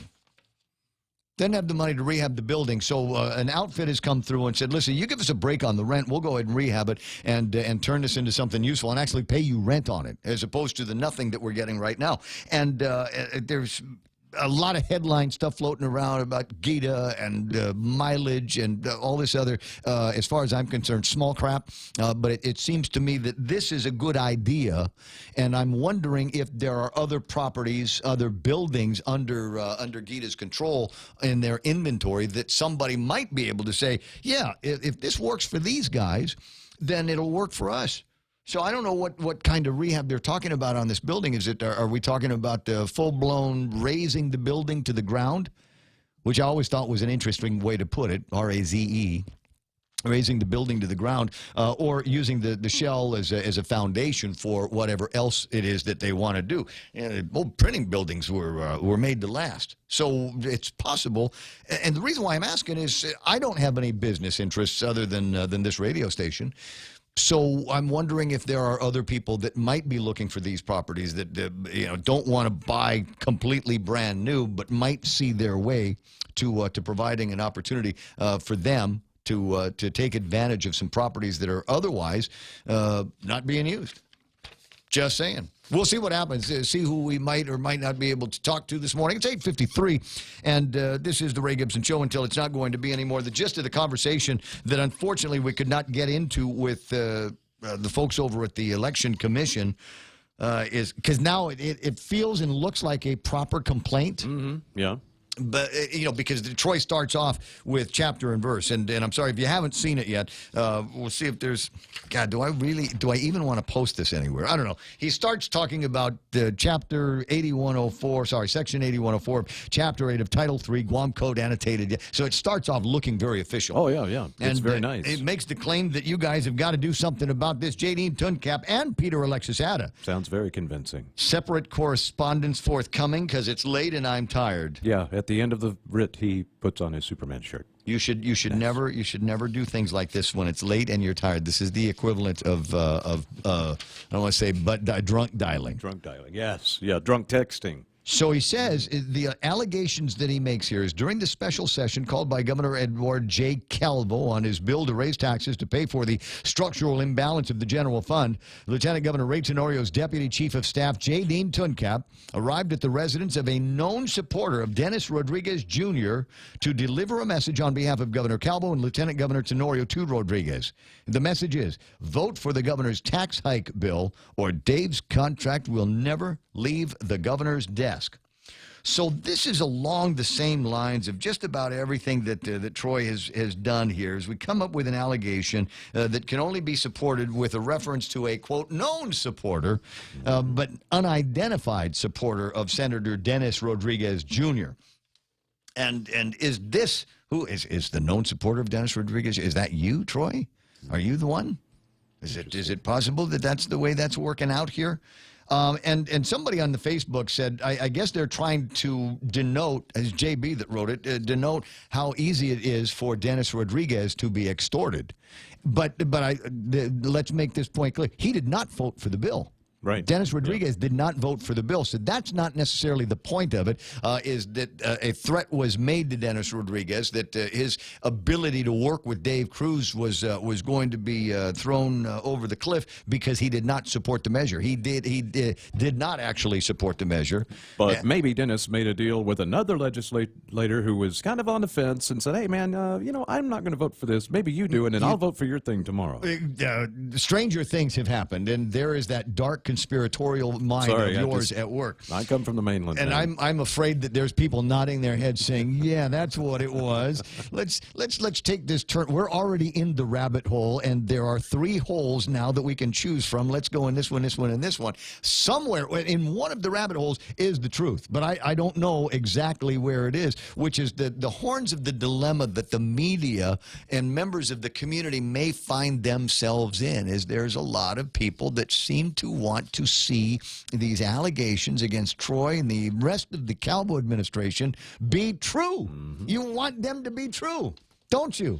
Just admit it. You don't have to admit it to me. It just, if you're driving around, just tap the dashboard just a couple of times. That'll be your recognition that you want it to be true. You want to see the bodies dragged through the mud here, don't you?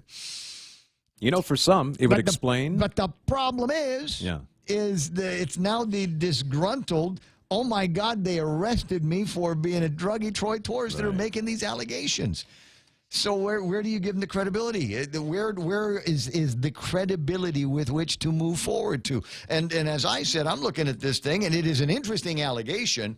Why he took it to Alice Tyron, the chairwoman of the Guam Election Commission, I don't know, because it doesn't look like there is anything in here that is a violation of any of the Guam Election Commission's rules and regulations. If there is something criminal that took place, don't take it to the Guam Election Commission. That's not, they've got no standing. It seems to me they would have no standing in this. You would want to take this to, I don't know, the Attorney General's office, unless you're going to drop a dime on her. I don't know. Or maybe if does it look like there's some kind of a federal crime here? Did we use the U.S. mail to pass this along? Or no, just messages. So I don't even know if you could take it to the FBI. Yeah. And Mini Hatch Act, maybe. Maybe a Mini Hatch Act violation. Wow. No. The Mini Hatch Act violation would have been on Dave Cruz if he had continued without the contract, if he had continued running for office without the contract. So there's still in all. There's still, where's the smoking gun that J. Dean Tuncap and Ray Tenorio and Eddie Calvo are holding on to? Thankfully, the document goes on to say, Rodriguez sent back the following message. Tell her she's out of her mind and that I will be voting my conscience. Can I just say that reeks of spokesperson speak? Yeah. That's what that looks like. Well, and the fact is, it's hearsay, regardless of whether it's in writing. Right now, it's just he saying that he heard that somebody said this, and without some sort of documented proof or tape or something, You'll never make that stick, man. And the last place where it's going to stick is over at the Guam Election Commission. He writes, he concludes, a cloud of suspicion rests upon the circumstances of this vote and whether other senators voted in the affirmative under duress and direct threat or bribery by the administration. If so, the higher taxes we've all been paying has been an illegal and corrupt sham. And tell you what, apparently the ICE makes you very creative on the writing. Because that's what it looks like to me. If you got something else to say about it, 888-8255. Again, that number is 888-8255. This is the Ray Gibson Show on KUSG Haggadah. We are The Point. Fox News Live is coming up next.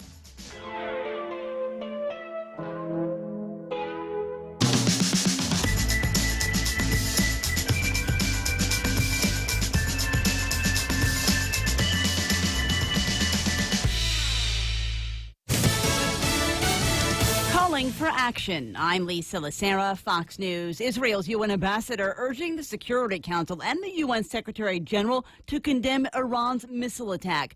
Danny Danon sent letters to the Council and to Antonio Guterres after yesterday's incident. Iranian forces fired about 20 rockets at the Israeli military in the Golan Heights. Those rockets were all either intercepted or they fell short. Just hours later, Israel responded, and in a big way. By Thursday morning, the country's air force had destroyed nearly all of Iran's military infrastructure in Syria, taking out all 50 of the sites on their hit list. Fox's Benjamin Hall in Jerusalem. President Trump will sit down with North Korean leader Kim Jong-un June 12th in Singapore. The details of the meeting worked out with Secretary of State Mike Pompeo when he traveled to Pyongyang this week. The secretary made it very clear about our expectations for the summit. Complete, verifiable, irreversible denuclearization of the Korean Peninsula. State Department spokeswoman Heather Nauer. Pompeo also returned with 3 Korean Americans who had been held in North Korea. New charges filed against the man suspected of being the Golden State Killer. Fox's Jessica Rosenthal has more live in L.A. Santa Barbara County's District Attorney Joyce Dudley announced 4 counts of murder against Joseph D'Angelo, a.k.a. the Golden State Killer. Each of the 4 counts carry the potential for a sentence of life without possibility of parole or the death sentence. So now he's been charged with 12 murders in all, including 4 in Orange County, 2 in Ventura, 2 in Sacramento. Dudley says she's meeting with other DAs to figure out what will happen next after Sacramento, where he was arrested and is being held. He was caught when investigators searched public websites where people submit their DNA in order to find relatives, Lisa. Jessica, a jury that convicted an Oklahoma teen in the fatal stabbings of 5 family members, recommending 19-year-old Michael Bever serve 28 years in prison. Fox News, fair and balanced. Manila, Osaka, Fukuoka. Dreaming about your next vacation? With the FHB United Mileage Plus credit card, you can get 10% off on United Airlines flights from Guam to Manila, Osaka, or Fukuoka when you book your ticket by May 31. Book your flight on United.com at a United City ticket office or your local travel agency using promo code FHB18M. Visit FHB.com/United Fair Sale 18 for more details. Terms and conditions apply. First Hawaiian Bank, Equal Housing Lender, member FDIC. Capture moments with Mom forever and remember her special day. Hi, Mom. Even though I always think about you a lot, you've been on my mind lately, especially with Mother's Day coming up. I'm definitely the proudest of all to be your daughter. Happy Mother's Day, my lady. I love you. Happy Mother's Day. Get $50 off Samsung S9, S9 Plus, and a free wireless charger. Some conditions apply. Docomo Pacific, better together. Information. The top Republican in the House dismissing an effort by some in his party to force votes on immigration issues. House Speaker Paul Ryan is rejecting an effort by some moderates in his party to force votes as early as next month on competing immigration proposals. If we're going to spend time on the floor, let's spend that precious time on the floor passing legislation that we know can get signed into law. A group of House Republicans is trying to gather at least 218 signatures, mostly from Democrats, to trigger votes on immigration bills, including a DREAM Act proposal. Ryan says he does want to vote on immigration legislation that includes enhanced border security before the midterm elections, but won't advance something likely to be vetoed by President Trump. On Capitol Hill, Jared Halpern, Fox News. Baltimore Police Commissioner Darrell D'Souza charged with 3 misdemeanor counts of failure to file taxes in 2013, 2014, and 2015. An R&B singer accused of sexual abuse will have less exposure on a streaming music site. Spotify is removing R. Kelly's music from its playlist, reflecting its new policy on hate content and hateful conduct. His music is still on the service. However, a spokesperson says the R&B singer's music on their cultivated playlist and algorithmic recommendations are gone, and Spotify will not actually promote it. I believe I can fly. The music streamer saying, quote, "We don't censor content because of an artist's or creator's behavior, but we want our editorial decisions, what we choose to program, to reflect our values." Kelly has denied sexual misconduct allegations. Michelle Polino, Fox News. Federal authorities say a Massachusetts man took 2 Andy Warhol paintings from his college friend and sold fake versions on eBay. They say 43-year-old Brian Walsh of Lynn, Massachusetts is being held on wire fraud charges after they say he told his friend he would sell the paintings for a good price and took them and stopped responding to his friend. Lisa Lacera, Fox News Radio. Ready to buy real estate on Guam? Congratulations! But what now? There are so many questions, so many things to do. Where do you start? The best place to start is to call Century 21 Commonwealth Realty, Guam's biggest name in real estate. They aren't the best because they're the biggest. They're the biggest because they're the best. Trust the name. Find out why. Call Century 21 Commonwealth Realty today. 888-2121. Trust the best. Portions of the program brought to you by King's Restaurant, serving Guam favorites to families like yours for 40-plus years. King's Restaurant, always open, always local. Are you a homeowner looking to save money on your power bill? Ever thought about getting solar on your roof? If the answer is yes, Micronesia Renewable Energy will install a solar energy system on your roof for zero money down, so you can save money on your power bill. Sign up in the month of May, and MRE will pay you $400 in cash. That's right. In the month of May, get a solar energy system on your roof, and MRE will pay you $400 just for signing up. Conditions apply. Call 632-2613 for details. MRE, the smarter choice.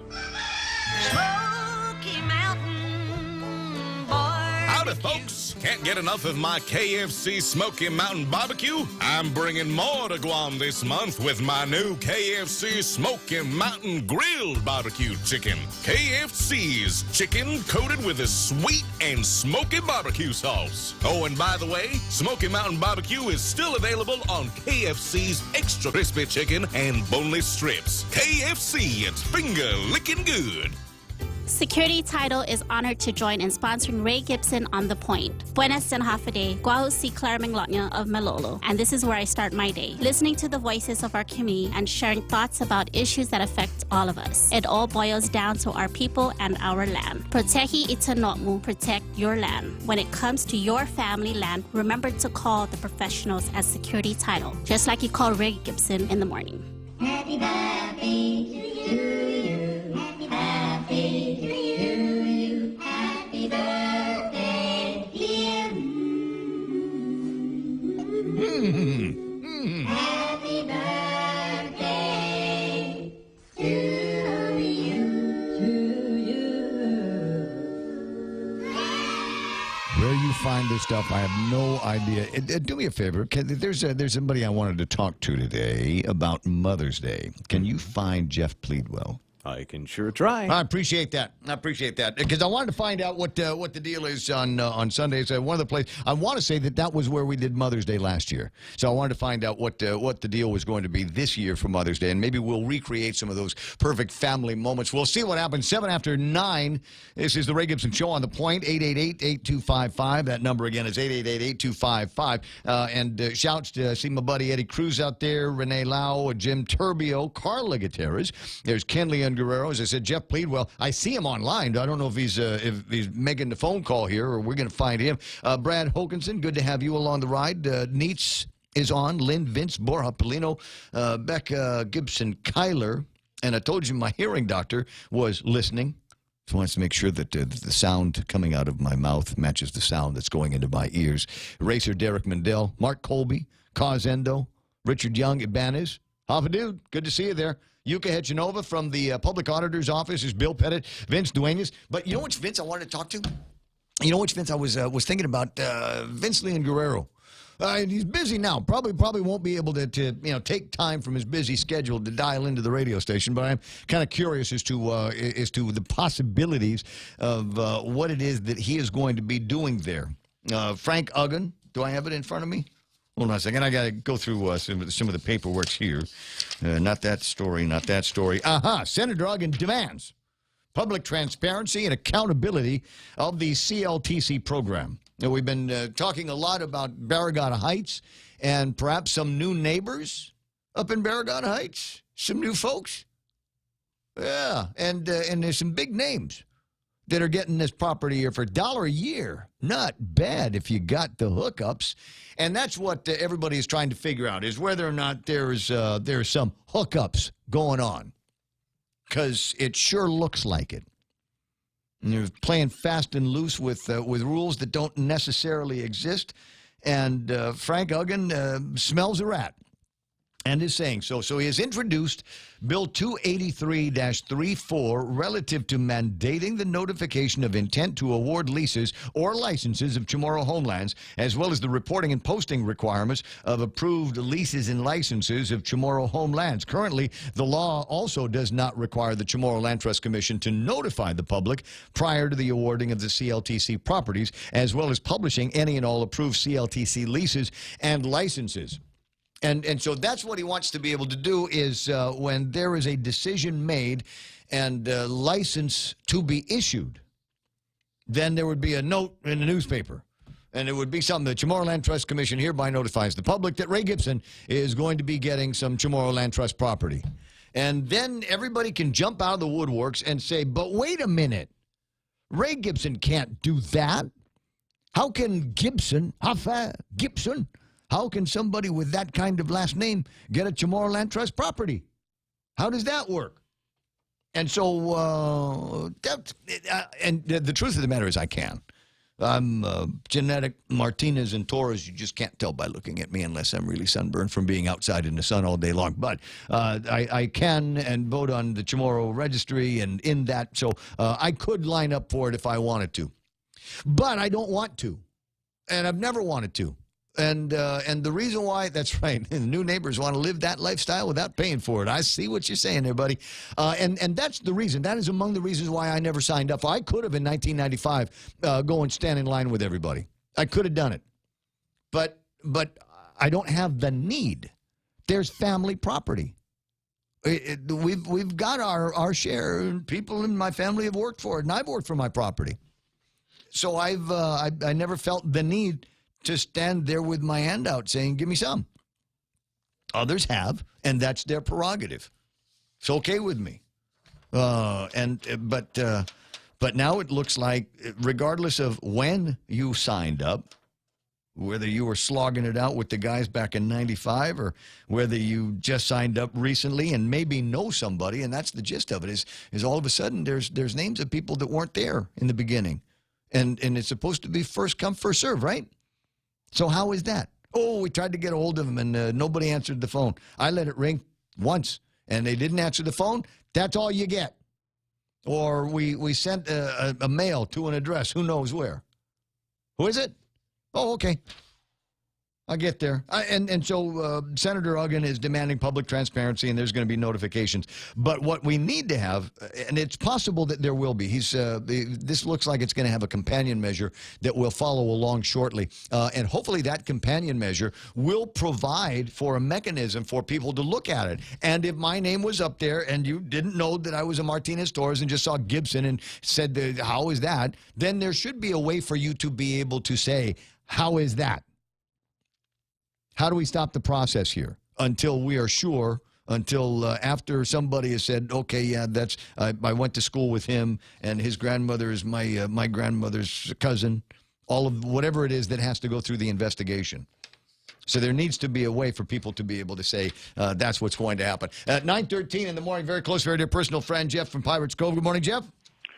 Good morning, Ray. Happy birthday. Well, thanks so much. Thanks so much. You know, one of the things about my birthday is it always falls very close to Mother's Day, so it's a day that I associate, obviously, for other reasons other than the fact that she gave birth to me and gave me a birthday. But there's it's a day that I remember now and think about my mother and my sisters and the mothers in my family. And it seems to me I was at your place last year for Mother's Day.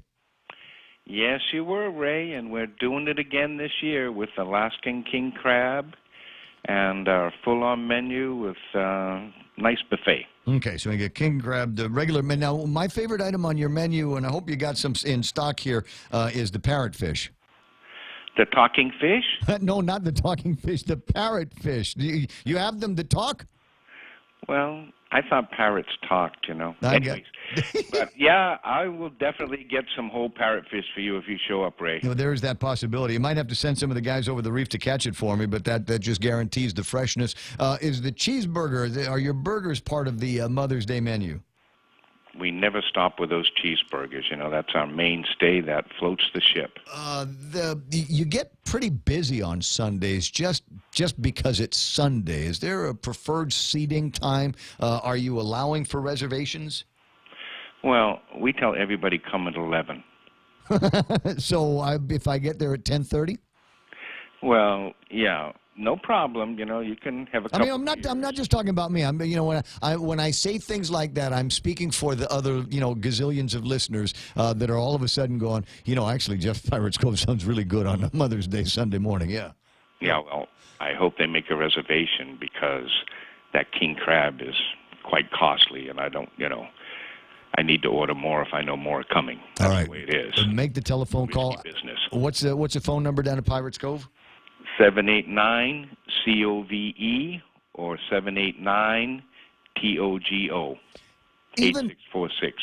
Even if you get there and there's a line waiting for you, there's an opportunity to go into the shop. Now, I've seen on Facebook, in fact, I want to say that somebody did a story on your T-shirts, your corruption shirts.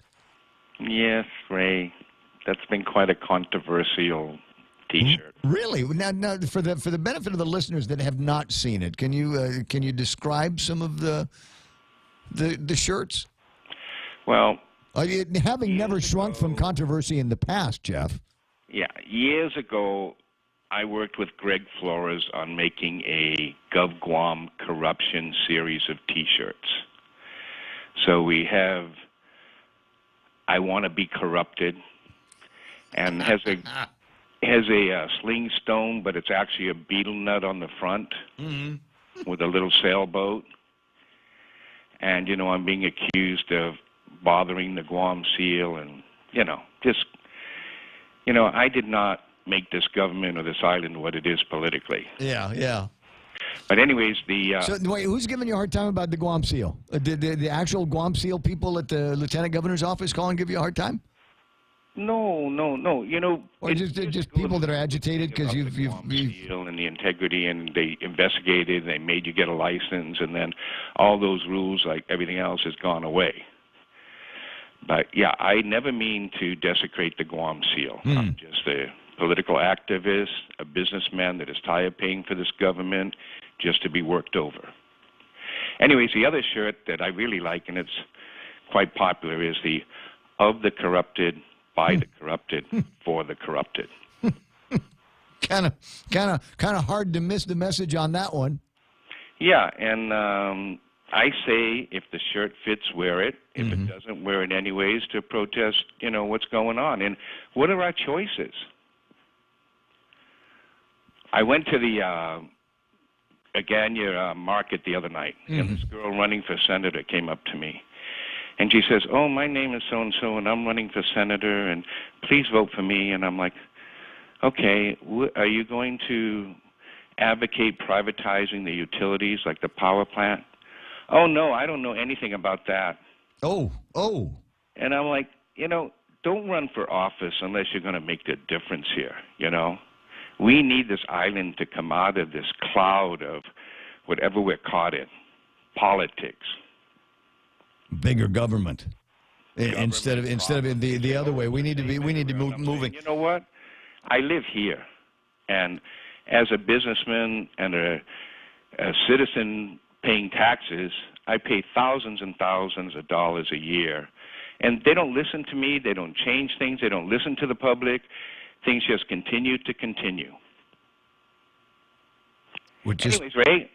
I was looking at a number the other day. It was another story that was talking about the number of people. I think there's going to be GVB is doing something. I think they're going to be. It's one of those thank God for tourism deals that they're going to be doing, and 21,000 people in the hospitality industry. And it seems to me as 21,000 people are supporting the rest of us. In the hospitality, in the restaurant business, in the hotel business, and these are folks that are in support and are being taxed on a regular basis, either on the withholding side or on their purchases, and that goes largely to support just payroll, it seems.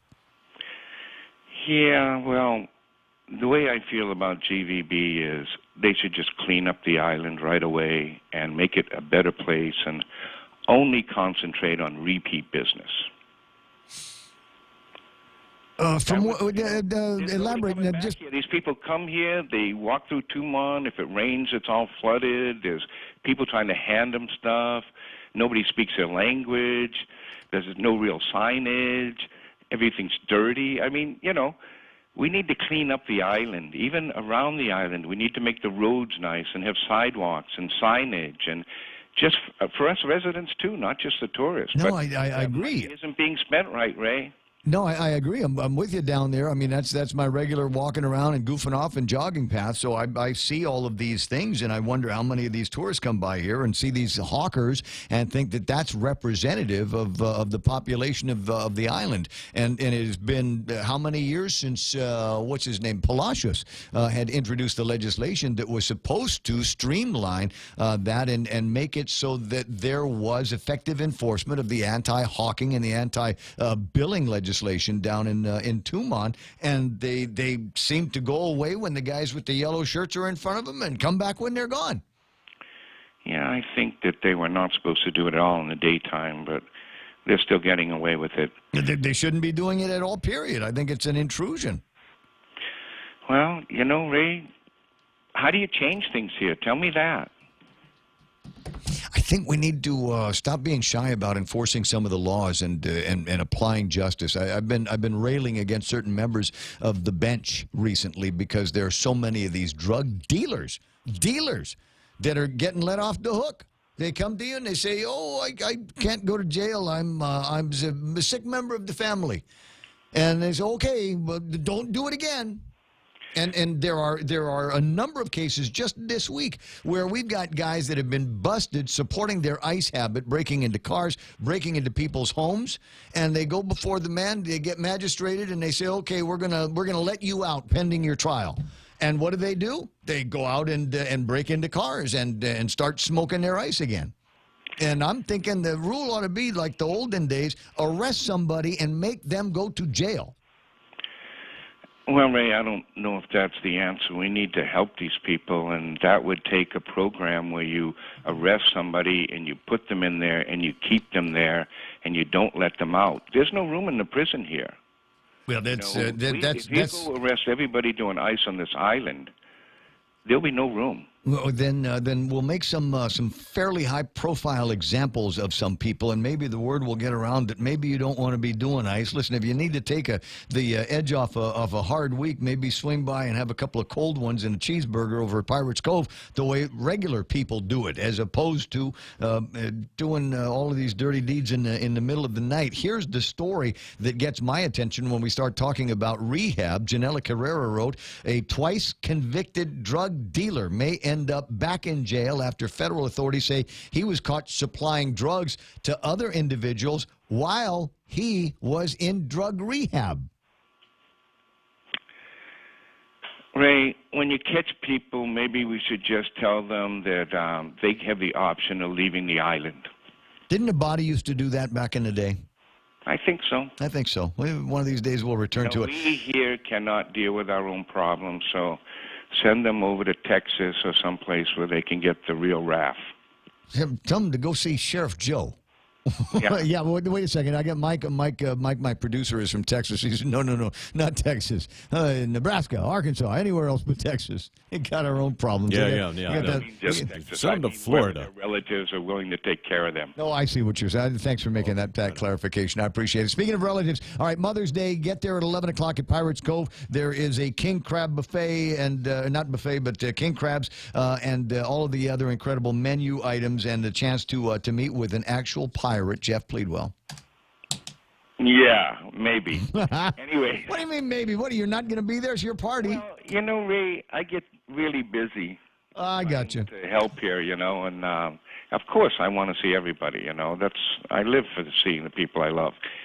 Okay. I'll see you pretty soon. Down, bring the family. Yeah, buddy. Call for reservation, please. I'll remember that. Again, the telephone number. Happy birthday, Ray. I will, buddy. 789-COVE, 789-COVE, 789-COVE for reservations. I got to do that guy a favor. He's a buddy. And I tell you what, if you're on the buddy list here, also known as the sponsor list, and you've got a restaurant, and you got a couple of things going for Mother's Day celebrations, you're welcome to call in 888-8255. Again, 888-8255. As I said, there are a couple of interesting stories, and what I've been trying to do on Fridays is to go over the list of the table of contents from all the previous 4 days, find those big topics, and maybe reprise them, bring them back up, and do a couple of riffs on them to see if there's anything new in the conversations or updates on some of the conversations. But the story that Janella wrote that I just read you a piece of a few minutes ago is one of those where you just kind of get banging your head up against the wall going, what are we doing with this ICE thing if we can't control what's happening in Reba? There was a story earlier this week about a girl, pretty girl, Monahan is her name, and she's got a problem with ICE. And she had been clean, if I understand the story. She had been clean for a while. And then they let her out, I guess, see the kids. It was a feel-good kind of thing. And they say, earned her way to be able to visit with family and all of that. And then come to find out, and she admitted it. She said she admitted when she got back to the rehab place, she admitted to smoking with her family. And I think the member of the family that she smoked with, I think he got busted this week as well on a separate drug charge. And so they went before the judge. And what should have probably gotten her kicked out of the rehab program and sent to jail immediately, the judge said, we're going to leave you in rehab. You've gotten close. Maybe you just need a little bit more encouragement. Maybe you just need a little bit more. And maybe the next time it'll stick. And the question was asked, well, why don't you send her to jail? And the judge even said it. She'd have as much access to drugs in jail as she would apparently with her family. And now you want to talk about your indictments against the Department of Corrections, right there where a judge is hesitant to send somebody to jail to work out a sentence because she's worried that there's drugs, it's accessible to get to the drugs there. And then you get this story here about Albert Portisac Mendiola, which was granted, a warrant of arrest was granted after the Lighthouse Recovery Center informed them that 3 residents there receiving treatment received methamphetamine from Mendiola. Because of this, he was discharged from the LRC. And then they said, not only are you discharged, but we're also calling the probation guys. Mendiola had been incarcerated for violating parole conditions by testing positive for ICE. In March, he was released from prison in order to participate in the residential drug treatment program. Hey, Marcy, I'm so sorry. It'll never happen again. I want to be in the drug treatment program and let these people change my life.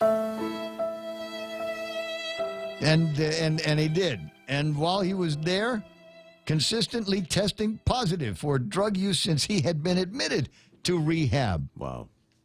He's a pro. That's a pro addict.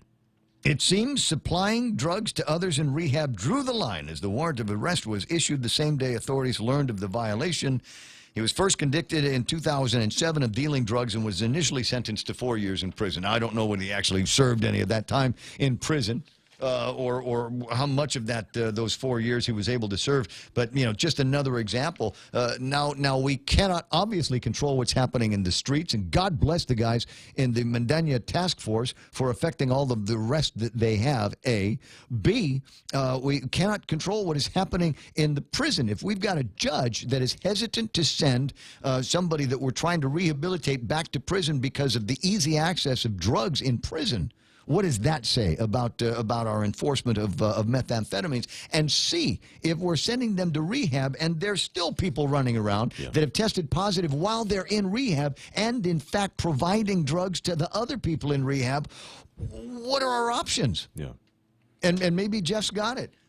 Take some of the millions of miles that we have in the government's mileage bank and put them on an airplane and say, you got somebody that you might be able to stay with? Because if you stay here, you will find the drugs again. Yeah. No, for me, if I were king, if you come here from off island, you get found guilty of a crime, you leave. That's it. There's no discussion, and you never come back. Never, ever, ever again. Because, frankly, we don't need those kind of people here. And if you're locally born, then you got to work through the system because you deserve to stay, even though you've made a mistake. But you got to show some signs of actual remorse and willingness to change. Everything that we've been talking about here is the opposite of the act of contrition. Yeah. It is the opposite of the act of contrition. I'm reminded of a guy, Judge Abadi, and I don't want to refer to him as a hanging judge. Some of you might, but people have disagreed with me on this because they don't remember it happening. But I know people that it happened to, that found themselves in front of the judge, and the judge giving them a choice. Here are your choices, young man. I can put you in jail today. There's going to be jail. After this, we're going to do jail.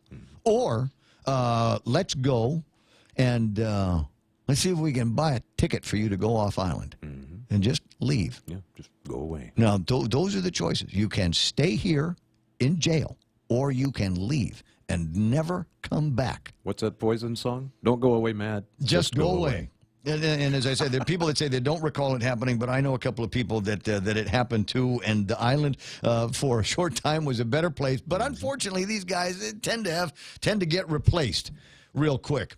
But we need to have, I don't know, folks that are not afraid of doing that. There used to be a time where the judge's offer would go like this: you're a bad dude, you think you're bad, and you're going to go to jail. But if you today go to the recruiting office, this is not sticky yet. There's no conviction. You go to the recruiting office and you sign up and you take an oath, then you don't have to go to jail. But the problem is, there are a lot of people that want to sign up for military service that are way smarter than most of these guys. And frankly, anymore, to get into the service, you better have a little bit more on the ball than a high school diploma or an equivalency. They're only hiring the smart ones now. And so I think that option might be off the table for a lot of people. But whatever the options are, I think we're out of them, and something needs to be done about getting this drug off the street in a big way. And I will take another opportunity. And as I have every day that I've seen a story where it's happened, where the police department, and we're not talking about a task force, we're not talking about SWAT, we're not talking about the GPD SEALs. We're talking about just regular, plain old police officers in squad cars that are looking at vehicles saying there's something about this car. Expired tags, lights not working. Hey, he didn't signal when he made the turn. That's a moving violation. That is sufficient to be able to pull somebody over. So let's pull them over. Do you know some of the biggest busts ever made by police were made because of a simple thing like a faulty taillight or a faulty license plate eliminator? Yeah. So you pull the guy over, and he's acting strangely. And, oh, by the way, is that a shotgun in the back? Can we search the rest of the car? And you see these ice heads, they watch a lot of television, but they maybe don't know all of the law. You can say no. Do you have a warrant for the rest of that search?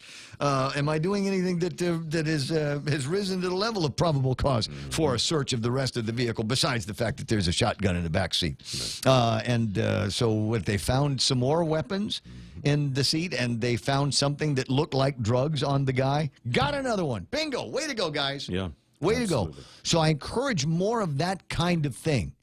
but I'm not going to encourage it loudly because I don't want to spread the word, because I don't want these guys going and fixing their taillights and getting new tags on their license plates, or fixing the headlights on the car. I want them to be driving vehicles that look like rolling probable cause, because I want the cops to be able to affect more of these arrests. You find the little guy, and the little guy will lead you to the medium guy, and the medium guy might be convinced to roll over and snitch on the big guy. And if we can get the big guy in front of a judge that won't let him go, maybe we've got it. Maybe there is the option on how we're going to deal with this ICE problem that we've got. It's 9:33. This is the Ray Gibson Show. iConnect time in the studio is, as I said, 9:33. iConnect wants you to connect longer for less with their mobile and push-to-talk plans.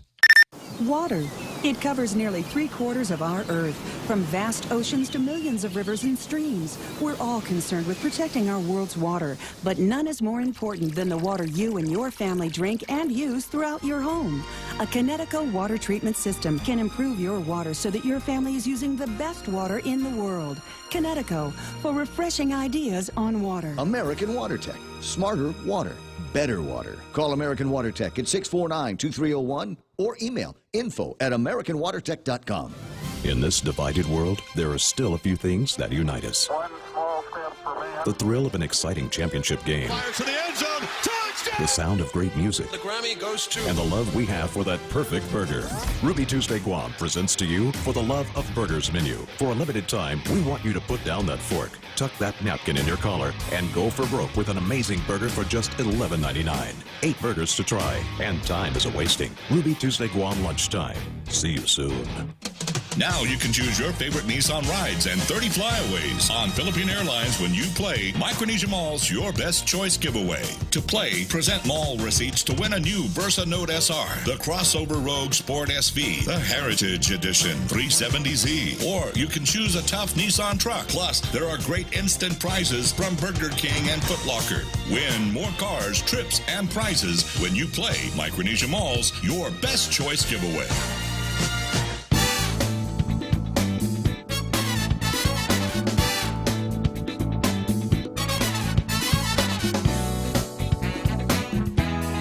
Yeah, buddy, 9:35, Ray Gibson Show until it's not going to be anymore, and then it's going to be Friday. Blessed Friday. A little bit more of an exciting one for me because it's my own 56, and I've got a list of things that I got to take care of today. There's a couple of client meetings, and that's important here, so we can keep the lights on and the transmitter humming on the radio station. And then I promised that I would try to go and get my driver's license renewed.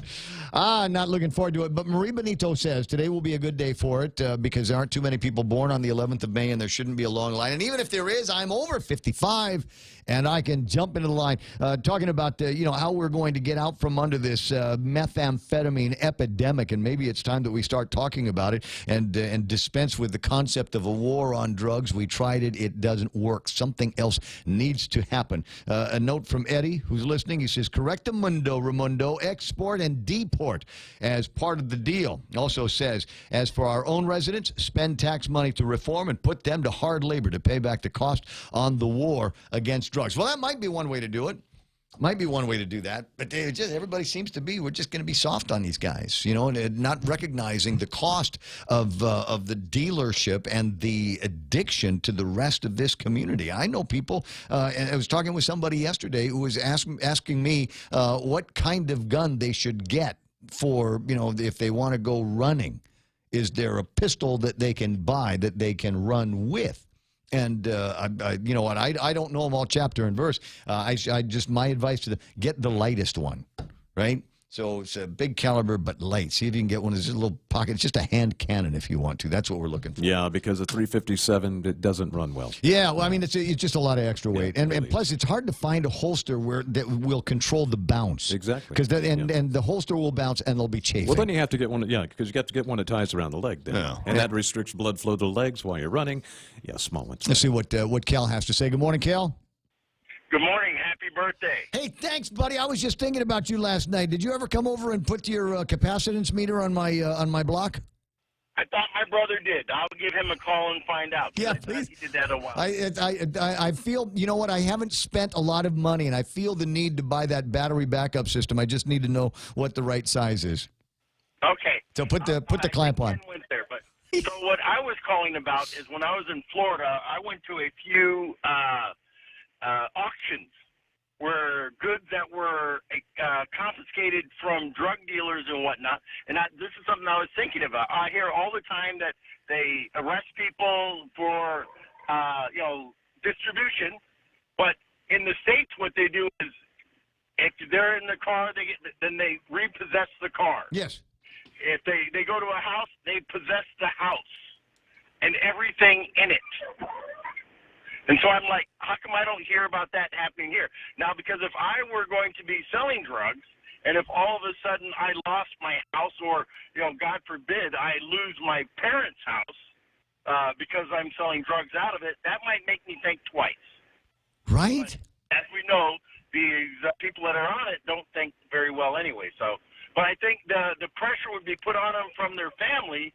If you lose Nana's house or you lose, whatever, if they find someone growing pot in Grandpa's backyard and they lose that.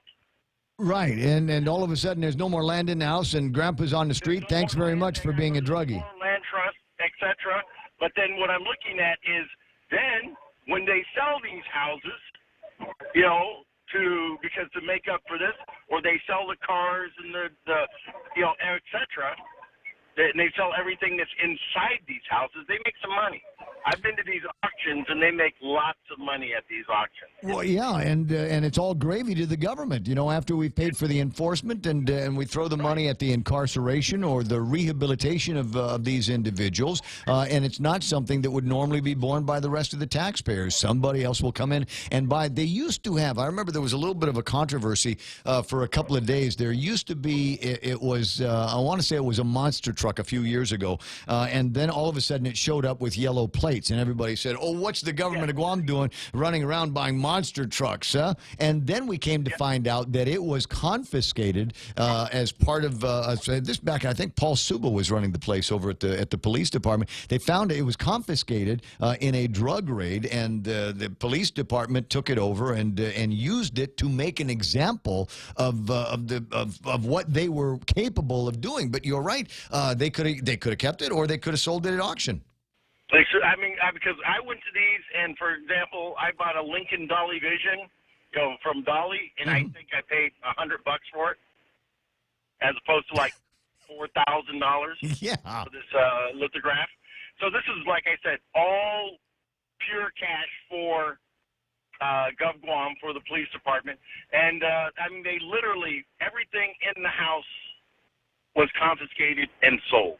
See, this is why we do this in talk radio, because I don't have the answers to all of the questions, but there are people out there that have seen how it was done in other places, and maybe there is a way that we can redistribute this ill-gotten wealth that will bring some semblance of justice in the community. Like for example, I wouldn't mind the chance of getting a Lexus or something like that for a few $1,000s, or because we have these people that are driving around in the nice cars, and they have the nice houses, and they have the I-10s and etc. This is everything that they have that they can sit there and say, you got from ill-gotten gain, now the government of Guam. You know what? I think that we should look into that seriously. You know what? And I'm thinking about, and I'm sure I'm thinking about Eddie, because Eddie's still on the Facebook, and I'm thinking all of the guns that get confiscated. And police don't need them for the armory if they don't need them for the armory. And it's possible that there might be some heirloom type weapons that have been stolen and then fenced and exchanged for drugs that could go back out into the community after they have been cleared by the police department. By the armory at the police department. They look at it and say, hey, this is a nice gun. It's a collector's item 1911. And you know what? We might be able to sell this and make some more money to support whatever it is that they need, crime lab, etc. Yeah. So maybe let's have someone talk to the police chief or to the governor or whatnot and say, can we get this started again? Because if it happened once before on Guam, let's get it again. I'm with you. I see too many people that are just, like you say all the time, it's a catch and release program at the court, But, I mean, if the police catch them and say, okay, then distribution, once they say distribution, everything. Yeah, and no longer at the discretion of the judge, and we'll make it automatic that the confiscation is automatic pending the outcome of a trial. And guilty or not, if you are found guilty in the trial, we forfeit all rights to ownership of whatever it was and wherever we were that caught you. And so even if you don't go to jail, even if you get in front of one of these soft-hearted judges that you can tell a story to, you're still losing the car, you're still losing the house, you're still losing the land. Right. What I'm looking at is, what I think is so funny, they catch these guys with the drugs, and then they're released. It's like, well, wait, you had drugs on you, you lose your car.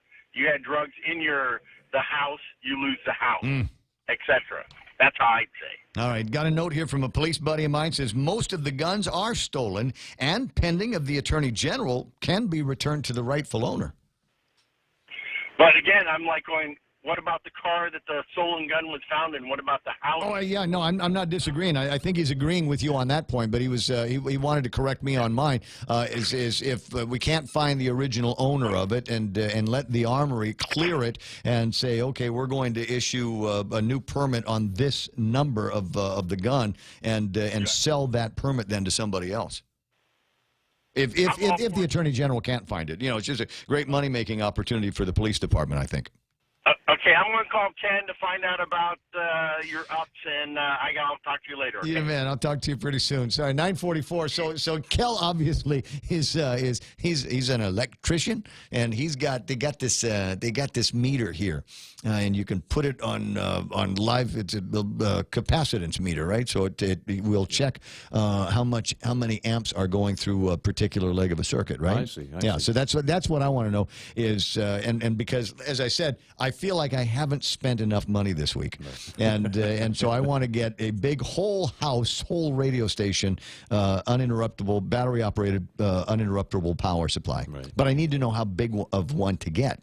Oh, okay. You got to know. And that's so I need to know. Yeah, I need to know how much it is, and that will help narrow down the cost. Of course, when you get into something like that, it's not as simple as this is what we measured and this is what we're going to be using. So somebody's got to figure out how much less we take off for the air conditioner, because I don't want to be running the air conditioner on battery power. I just need it long enough so that our big Morico generator out in the back. See how I wrangled in another advertiser? Nice. Big Morico generator out in the back has time to come back online. There you go. And it's you ever feel like we're in an aquarium? Hey, it's my partner who's over there. Hi, Gigi. Hey, hi, G. It's nice to see you. And Richard's brought me beetle nut. Oh, this is a beautiful day. It's nice. It's nice. If you turn on Kevin's camera, you can see. If you turn on Kevin's microphone, you can see what it is that we're talking about. And my bro Richard Arroyo is handing out beetle nut like it's Christmas. Thank you, Red. Hey, that's nice. So there's when I was talking about I feel like I haven't spent enough money. I think that's when Richard came over and wanted to make sure there was a correction. What do you mean? It's not your money, it's our money. But that's all the stuff that we want to talk about today. 9:46 in the morning, and the call that we haven't yet gotten to. And if I'm lucky, we will before the end of the program. And then I have been advocating for this for years. And that is to encourage travel to Guam, not for medicinal marijuana or anything like that. I've been encouraging for years, not necessarily turning us into a gay mecca, but encouraging travel among the the gay community. Yeah, LGBTQ. Whatever the initials are, however you want to slice it up. Because here's what I know of them, having many gay friends. Mm-hmm. And when I'm with them, I pay for nothing. They all have money. My buddies that are gay always have money, and when I'm with them, it is like the Kardashian buffet that never ends. It's just constantly, and I'm going, how do you guys have all of this dough? And for years it was, well, we can't get married, so what are we going to spend it on? So there's a ton of travel, obviously the clothes and nice cars. It just, I guess gay people are thrifty people. I don't know, and so what they want to do, and they have done. In fact, we were talking about maybe getting BJ on to talk about the budget, but he's out of town. He's out of town. He's one of the beauty queens that they sent off with the Visitors Bureau to this big out thing that they're doing.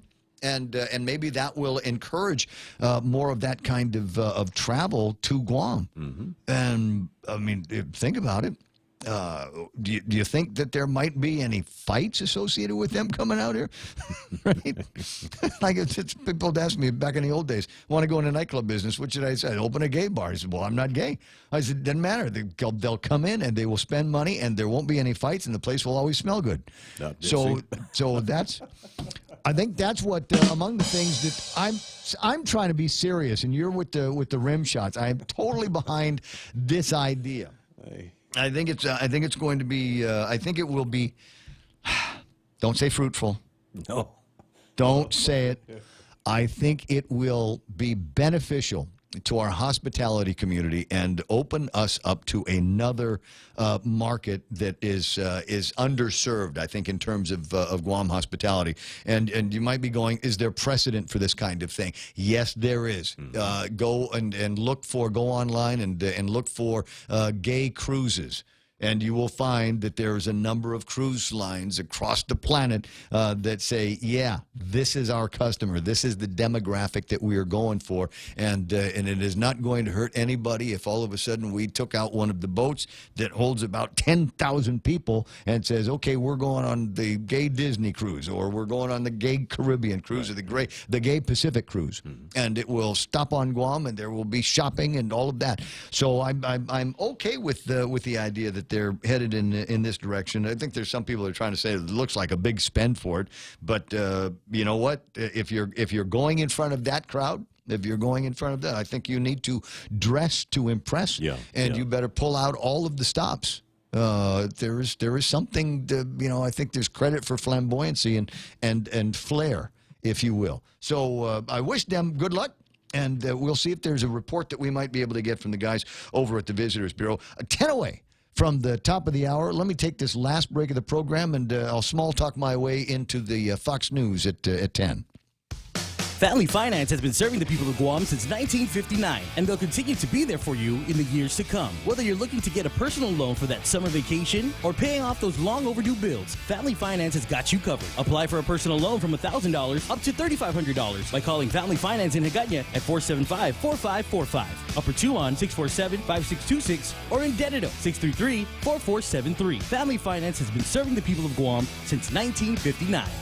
One of the longest-running primary care clinics on Guam, the FHP Health Center, has been your convenient one-stop healthcare clinic for you and your family for many generations. FHP's highly trained and well-known medical, dental, and vision providers and their friendly clinical support team are here, ready to take care of you. In addition to the excellent care, FHP offers a full-service pharmacy, laboratory, radiology, and specialty care center in one location. FHP Health Center, our island, your clinic. Most insurance accepted, including Netcare, Aetna, and TRICARE. As we journey through the new year, we here at APL continue to find ways to better deliver our island's resources with innovative and cost-effective solutions, lending our helping hands by carrying your freight safely from the U.S. mainland or anywhere in our global network. We humbly honor the opportunities to continue to work and connect with you and your business. We are APL, and we are here for you.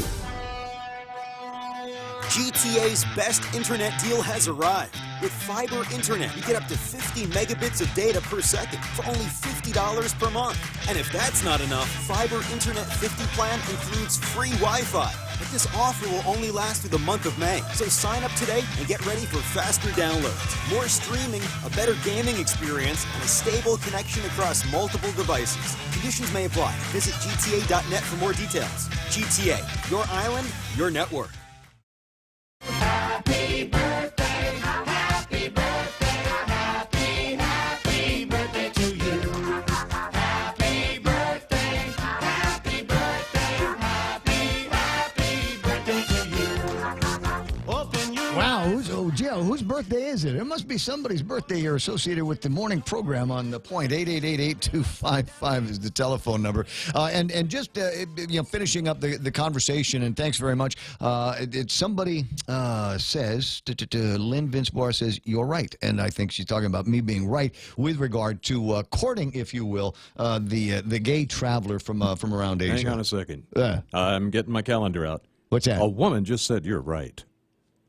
That's unprecedented in history. Let me clarify. All right, so it's Lynn Vince Borja Polino. So that might have been Lynn saying it, but it also might have been Vince saying it. So I don't want to put a hard line on where that came from. But at 9:53, I got Nate tonight from the Visitors Bureau on the line. I appreciate you being able to take the time. I know you guys are busy and you got to roll down to fair and do all of the rest of the stuff. But I wanted to give you guys kudos for having the vision to put together an away team to go and, as I said, court the gay community to come and take part in our hospitality here. Yeah, happy birthday, Ray. Hey, thanks, bro. Yeah, man. How old are you? 56. Oh man, 56 years young. All right, man. But no, you're supposed to say. Well, I thought you were in your 40s, Ray. I thought you were just young. Yeah. No, I was about. That was the next thing I was gonna say. Politicians, I swear. So tell me about now. Where did BJ go, and who did he go with? Yeah, so Ray, about 3 years ago, we really, like you said, we wanted to really start to learn about this market. The LGBTQ market is, really one of the high yield growing markets, and a lot of destinations such as like Hawaii and now even Taiwan are really pursuing these markets because it's, a lot of them are double income with no kids and higher spending and really have like to travel and spend money on travel and experiences. So we joined the IGLTA, sorry, a lot of acronyms. That's the Travel Association for the LGBT. And they have every year a big conference where they get together with all the travel trades. So these are travel agents, airlines, businesses, companies, everyone involved in this market goes to this conference. So this year they invited the speaker. They really found it interesting that, our speaker here on Guam is, a part of that community. So openly gay and has been for years, yeah. Yeah, and he's been really advocating for us as a bureau to go after this market. So we joined that organization 2 years ago, and we've been trying to educate ourselves and learn about the market and best practices. And so this year the speaker was invited. So my team's out there with the speaker promoting Guam, but at the same time, doing meetings with travel agents, trying to attract groups to Guam from this market. And then other activities we did is we brought a famous writer, LGBT travel writer, to Guam to put together some information about Guam from that perspective. And so we have that available to give out as collateral and information about Guam.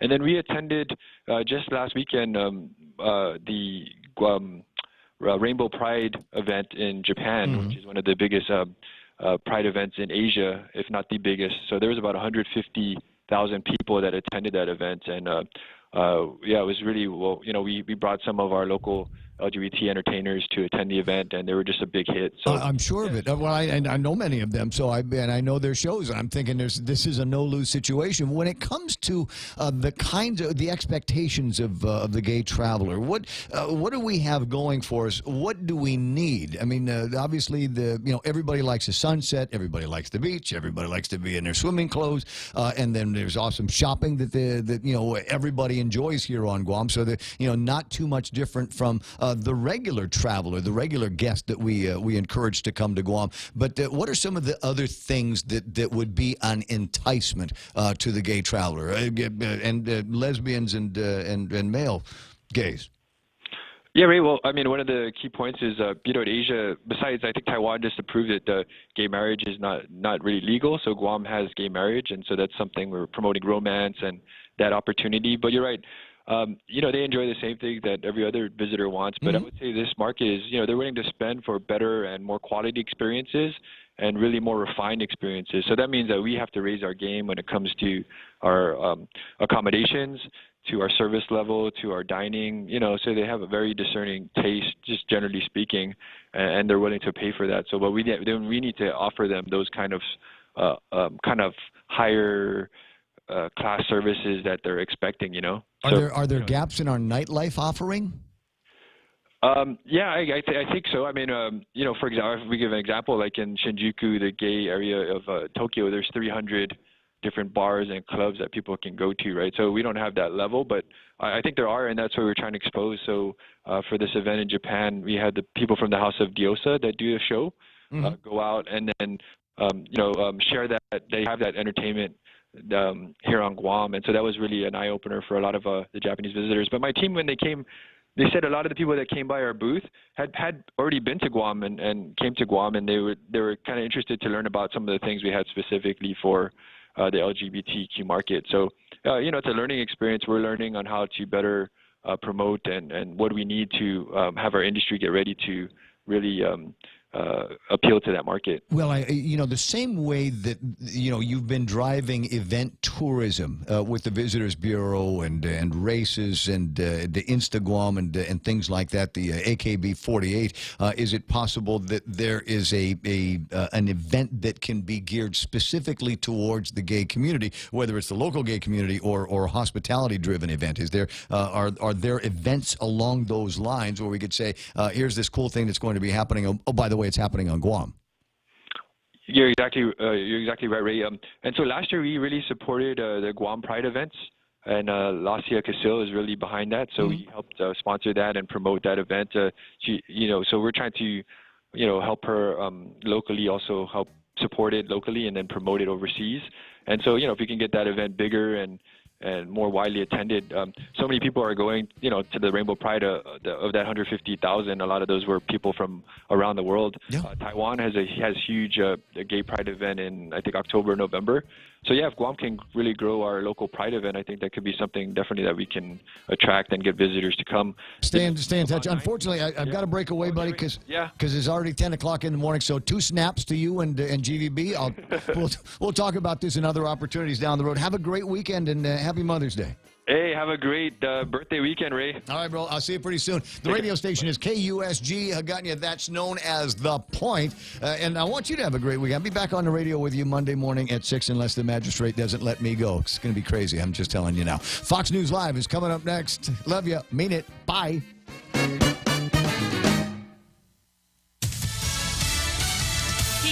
Them near the nation's capital. I'm Lisa Lacera, Fox News. President Trump at a rally in Elkhart, Indiana, talking about meeting the 3 Americans held in North Korea. At 2 o'clock in the